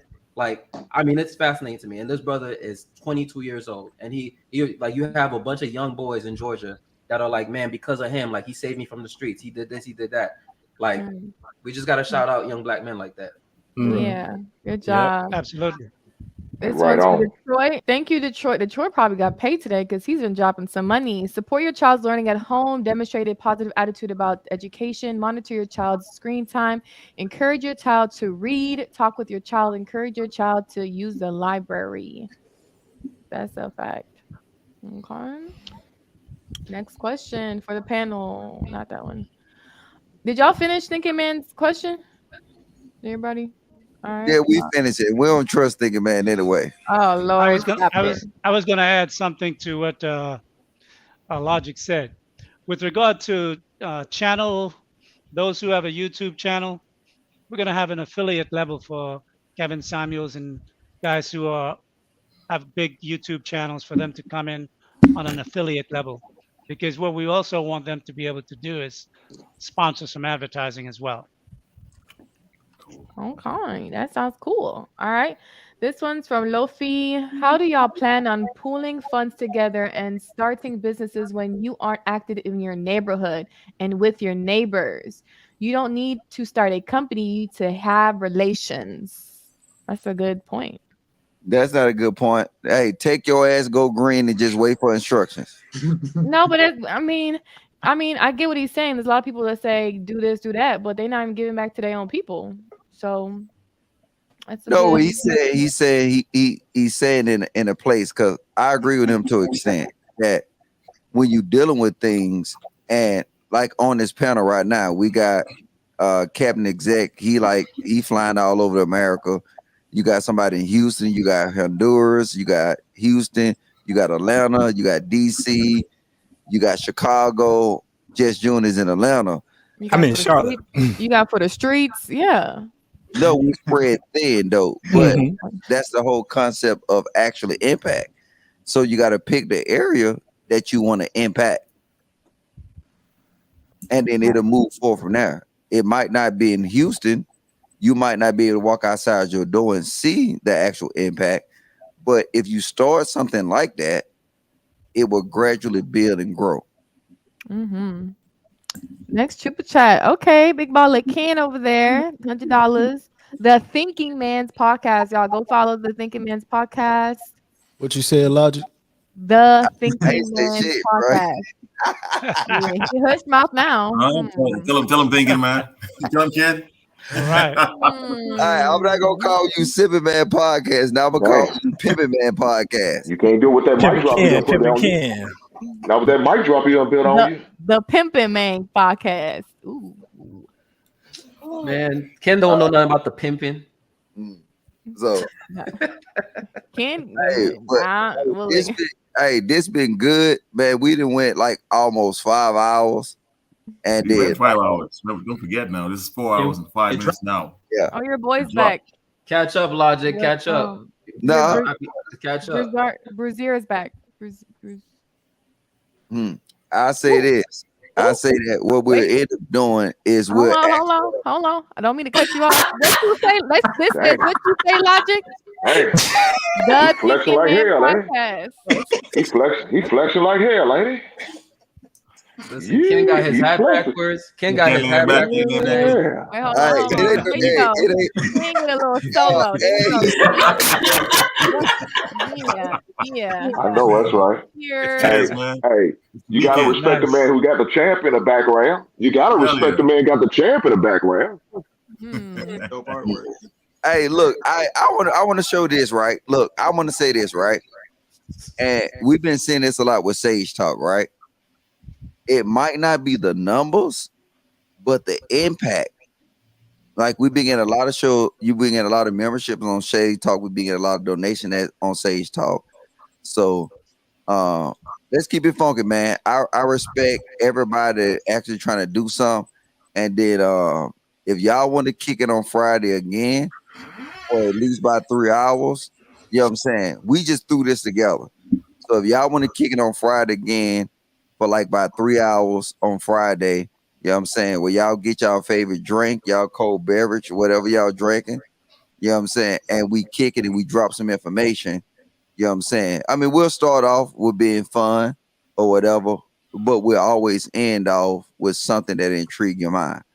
And then I'll owe it to you guys. I'll put something together, and then we'll have defined topics. We won't really deal with the super chat topics like we did, but we'll have something defined that JB won't get mad at me for getting off the gun topics, and then we'll do something. But I'm thinking that the first show that I want to do will be blind politics. So if y'all think that y'all want to do a show on blind politics, and I explained by blind politics is that we will go ahead and discuss the issues at hand. Oh, that's my dude, Dar. All right. We'll discuss the issues at hand, and then all we'll discuss is the policies and the issues, and then it will be blind politics. So if y'all want that for next Friday, y'all put a one in the goddamn chat, and we'll do it. And then I'm gonna keep it funky though, because I got greatness. I got my man Dar right here. We'll do an off scene show. Bruiser. Yeah, we'll do an off scene show. So if y'all want us to go downtown in DC and do an off scene show, and you know Mr. Logic ain't scared of nobody, I'll pull up and ask them everything. Yeah. Hey, you better ask Dar. So we can build so many different dynamics, and then we can kind of put it on. And then I love Q energy on this show. I love Kayla energy on this show, and I think we can take it to the next level. So if y'all down for it, I'm down for it. You know what I'm saying? Hold these guys accountable to make me accountable, and we'll get out here in these DC streets, and then we'll show y'all how it's done. So without further ado, man, we can get final thoughts on the panel because I know Anton going live in what? No. In like probably about what, 4 hours? No, about 2 hours and 40 minutes. Yeah, he going live in 2 hours and 40 minutes. So I need time to recover because I'm jumping on that bitch. Dara, you need to come on that bitch too. Grandpa nap. I need coming out. Hey, I just want Hey, to send me the link, man. I just wanted to say, man, I appreciate the panel, man. This discussion is needed. You know, the vibration is increasing with us, man. So let's do it. We start talking about economy. We'll start talking about providing, you know, opportunities for guys in the transportation industry. Some of y'all know me. So we're going to get to it. We're going to build this thing in a real way. We're going to start at the foundation. We're going to create an economy. We're going to practice group economics. That's going to be real important for us. Just call it impact. Just call it impact thinking, man. Impact. That's it. We good. Yeah, it is. Hey, Pookie Ken, can you pull your pants up, please? Who? I'm talking to Ken. Cute. Can you pull your pants up, please? All right. Hey, No, we'll y'all, go ahead and do Pookie, who? final Hold on. We'll Hold on. Wait. What you saying, JB? He said, Pookie, what? Pull your Pookie, what? Nah, I see he got his hat backwards and everything. You know what I'm saying? He's on his no. energy today. I'm just I don't sag. I don't do that, man. I left that in high school. You know what I'm saying? I'm talking about thinking, man. Yeah. Anton to be in DC next week. Who's coming on the live show? Who's coming to the live show on the panel? Since we here. Well, you know I'm coming and Ken coming. Yeah, I'll be there. Yeah, Ken here. I was trying to come, but I got jury duty. What? Yeah. Oh. Hey, Dara, what you doing next weekend? Hey, I'm with it. I'm with all the smoke. All right, you want to pull up? I don't even know. Anton ain't even invite me to his little live show, whatever it is, or his on the meetup. Patreon. How you gonna invite me if you ain't invited? Nah, I'm finna crash. You gonna crash the party, bro? Hell yeah. Oh, you said next week? Next week Saturday? I think it's like it's next weekend in DC. Check my calendar. If y'all going to, you know. What time? What time? I don't know. It's gonna be like probably like late in the night though. He end up probably doing something in the harbor or somewhere. It's Hey, probably Yeah, like I'm down with that. Yeah, once I find out, you know what I'm saying? Anton, if you in the chat, man, you're a sucker for not inviting me, bro. I'm keeping that shit funky. You're not here. You're not on his Patreon. It's on his Patreon. You got to join it to see where it's at. No, I ain't got to join it. Why he can't invite me? I'm gonna pull up with my Gucci flip flops, but no, we gonna get off that. When is the when y'all coming to Houston, bro? It's gonna be April 23rd. Okay, it's gonna be red carpet, right? It's red carpet. I just posted a link. Make sure you get here. You don't leave till Monday because we're doing Sunday Fun Day. Yeah. Get your tickets before it sells out because there's a cap on how much with tickets we can sell though. And if y'all want to see how short Mr. Logic is, I think the only nigga on this panel taller than me is Darwin. You said what? I'm way taller than you. Yo. Nah, yeah. What you about, 6'5"? Yeah. So I'm 6'1". You ain't way taller than me, boy. You better Logic, quit. you 6'1"? I thought you was 5'6". Man. I thought you was 5'6". Logic think he taller than me. 5'6". Cap, you 5'6". Yeah. Oh yeah. 5'6", right? Yeah, 5'6". Yeah, he ain't no 5'6", but no, Darwin a tall motherfucker, man. He play ball, so yeah, he tall. But hey, we'll move on, man. Bruiser. Say it again. Bruiser. Stop saying his name, his government name. Come on, man. Hey, we'll had like 10 followers. Thoughts, man. We'll start with JB. You know what I'm saying? We'll go ahead and get up out of here, man. But this will be something. Y'all give me time to put something together on Friday. And y'all gonna actually probably see some in the street stuff with myself, Bruiser, and the Greatness. So yeah, because if you don't know, the Bruiser is a videographer. Yes, sir. I'm a filmmaker. Yeah. So we gonna put some together. So whether y'all see it before the live stream or whatever, we gonna put them together. So yeah. All right. Hey, JB, you got anything to add before we get up out of here? Final thoughts. I'm just gonna say, shout out to you again for having your own show and doing your thing. I can already see you acting brand new now. It's all good.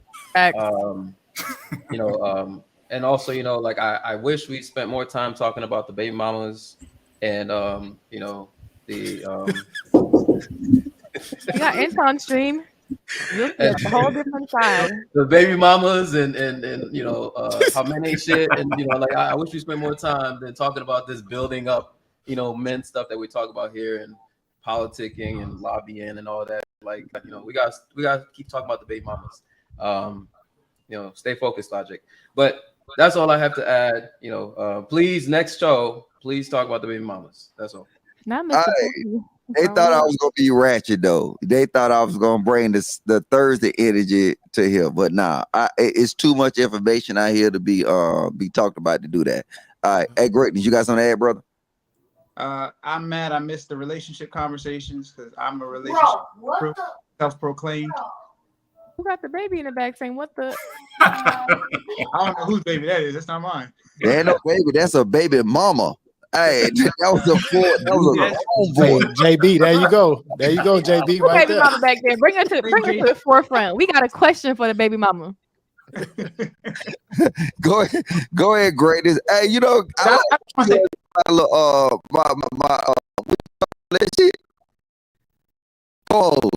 like this. All right, go ahead. We'll talk about that later. Go ahead. I just want to thank everybody for listening.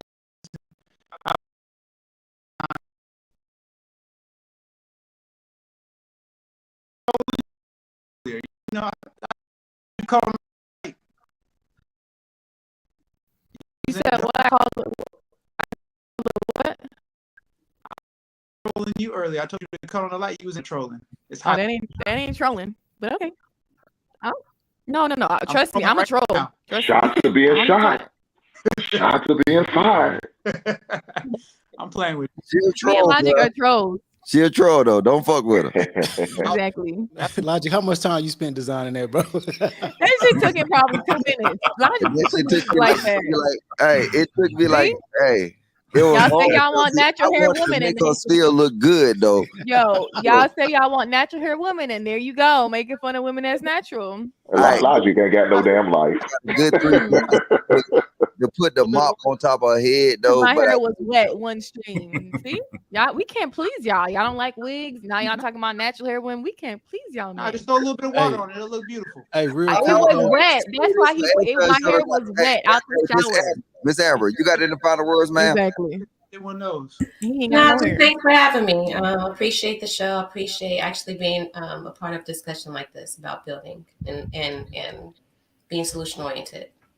Yes. Hey, and thank you for the energy that you brought to this panel too. It was like I really enjoyed your energy though. It was yeah, I'm telling you.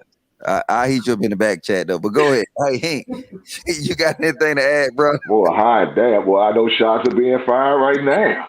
Shots fired, man. I mean, God, damn. Hey, Logic. You know, how y'all feeling?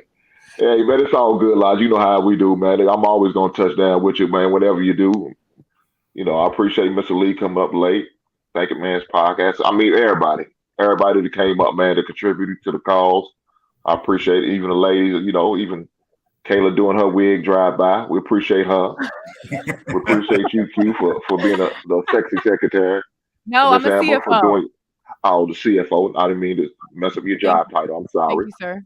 So I appreciate everybody for coming through, man. So it's all good. Thank you, Logic, for even having me, big brother. No, you good player, man. I like your energy, bro.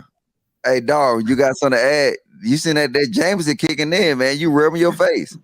Man, that shit going off me, man. I should have kept it going, but I had to stop. I had to walk down the sidewalk and stuff out in the neighborhood with the wife, man. You know, she got a baby.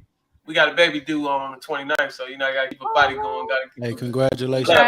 Congrats, boy or girl. Absolutely, congratulations. But all I got to say is, man, I like everybody's, you know, contribution to the channel, man. I appreciate everybody inviting me on, man. It's nice getting to know, you know, new people and the way other people think, man. And honestly, man, that's a good thing. But on another side, it's kind of a bad thing because a lot of us, we don't have the same mindset, and I think that's a hindrance, man. Even though we all recognize that it's an issue, I mean, as you see, anybody watching, man, we couldn't really agree on everything. Like, everybody had different views and different points, and we really could have a solid mutual agreement on how to. So I think that's interesting in itself. But like I said, I'm happy to be here, man. I'm happy to hear everybody's take, and I hope I'll be on the next hey, show. tune in. I'll send you the link for the Sunday show. The Sunday show with Sage Talk is more defined. So yeah, just tune into the Sunday show. This was a freestyle. So nobody knew this show was gonna happen today. They know that Lapeef Network don't normally do a Friday show. So yeah. Hey, and you having a girl, right? No, man, I'm having a boy, man. We going to the league, baby. Ooh, I can't remember. Going to the NBA, baby. Wait, how tall is your wife? She's 5'7". Oh no, she's 5'3". 5'3". I'm sorry. She's 5'3". Just hope he don't become 5'3", 5'4", 5'7". Nah, everybody in my Wait, family. hold up. You 6'5" and your wife is 5'3". Yeah. So you got to pick her up every time. She already. Never mind. I'm not gonna say that. All right. You know what's crazy though? Hey, I was. No, this is crazy. I was at the gender reveal, and all the balloons was popping and shit, and I still thought it was a fucking girl. We was drinking like a motherfucker that night though. So yeah, I don't remember shit. I thought it was a girl. So having a son, man, having a young man, young black man, young black king. Salute to that. Man. Congratulations, my brother. A healthy child. What's the tallness? Hey, real quick. Hey, Sage Talk, Brother Lee, we appreciate you, man. I just wanted to say that from the first time you came on.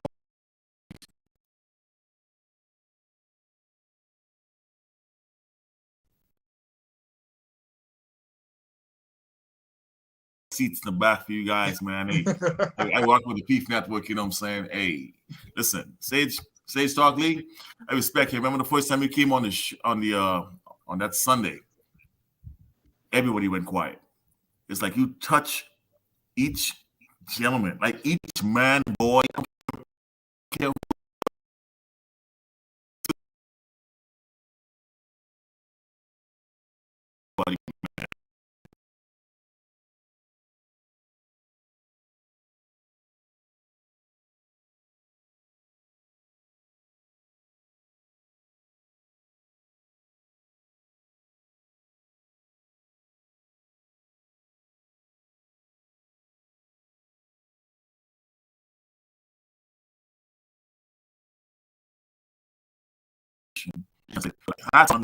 Oh yeah, I gotta rock a buddy. Hey, I got a first class seat for everybody from the Lapeef Network.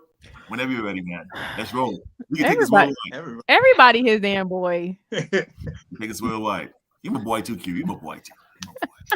Hey, you're a hater, bro. Hey, so Q, the CEO or the CFO. CFO, sir. Mm-hmm. Yeah, do you got any final thoughts, ma'am? No.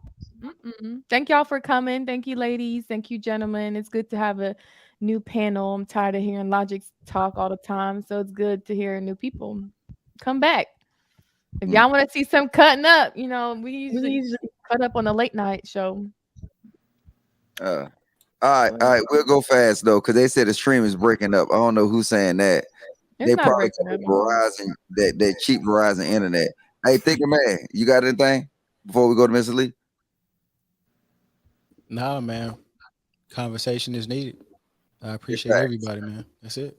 All right. Cam wanted to say bye. Oh, Cam. Go ahead, Cam. Oh, this was a great show. You did amazing. And I just want to say you really handled all, the topics and the conversation very well, especially Q. We got to shout out to Q, even though she's not green. I have to call her out. Q is not green. She's not green. Right now. She's not green. Okay. Have a good night. Blue trumps green. Cam. No, it doesn't. Because if you only green, can you mute people? Can you? You have to do both. I'm both. You have to. I'm both. And Aaron's both. Who else is both? Logic is both. Who else is both? Logic ain't both. We ain't doing that. No, I'm just playing. Let me bring them back. Yo, Logic ass was trolling me last week. That's abuse of power. That's an abuse of power. Well. See, we was all copacetic and we brought another woman on the stream. We can only have 2 women at one time on the stream. No, I'm playing. All right, we'll go ahead and like we'll do it in old school fashion, man. I don't got no final words. Like I said, I enjoyed tonight. Was no structure, but I promise you more structure in the future. And then yeah, we'll do some real things, man. I'm gonna link up with the boys in DC. If y'all in DC, y'all want to link up with us, please reach out to JR and he'll get in contact with me, and we'll actually start building content in DC and doing different things in this area. Cause I got some solid dudes out here. Like I said, Darwin, a real solid dude. I don't know greatness, but besides his fucking hair, he look like a solid dude. That shit funky. But but I just gotta shut up and let the OG close us out. Well, thank you, Logic. This was a great show, man. I enjoyed it. I was listening to it, doing some work in the background earlier. And then when I had some time, I said, sure, let me jump up on this conversation. But one thing I will say with regard to what Bruiser was saying earlier, in terms of us not being able to come together on one thing, actually a part of the topic for Sunday will be addressing that. So, Bruiser, if you get a chance, stop on through, because these are some of the things we have to overcome as Black men, and it's really up to us, to try to put aside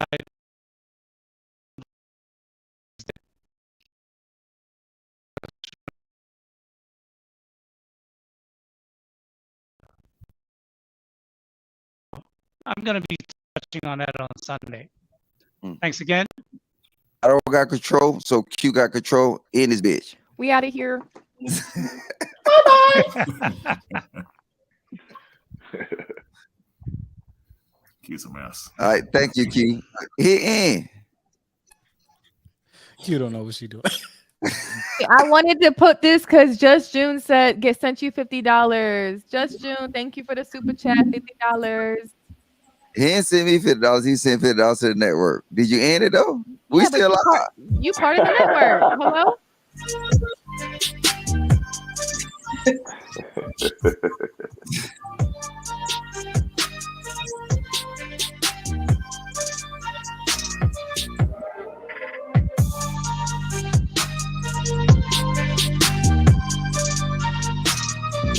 We doing an after show?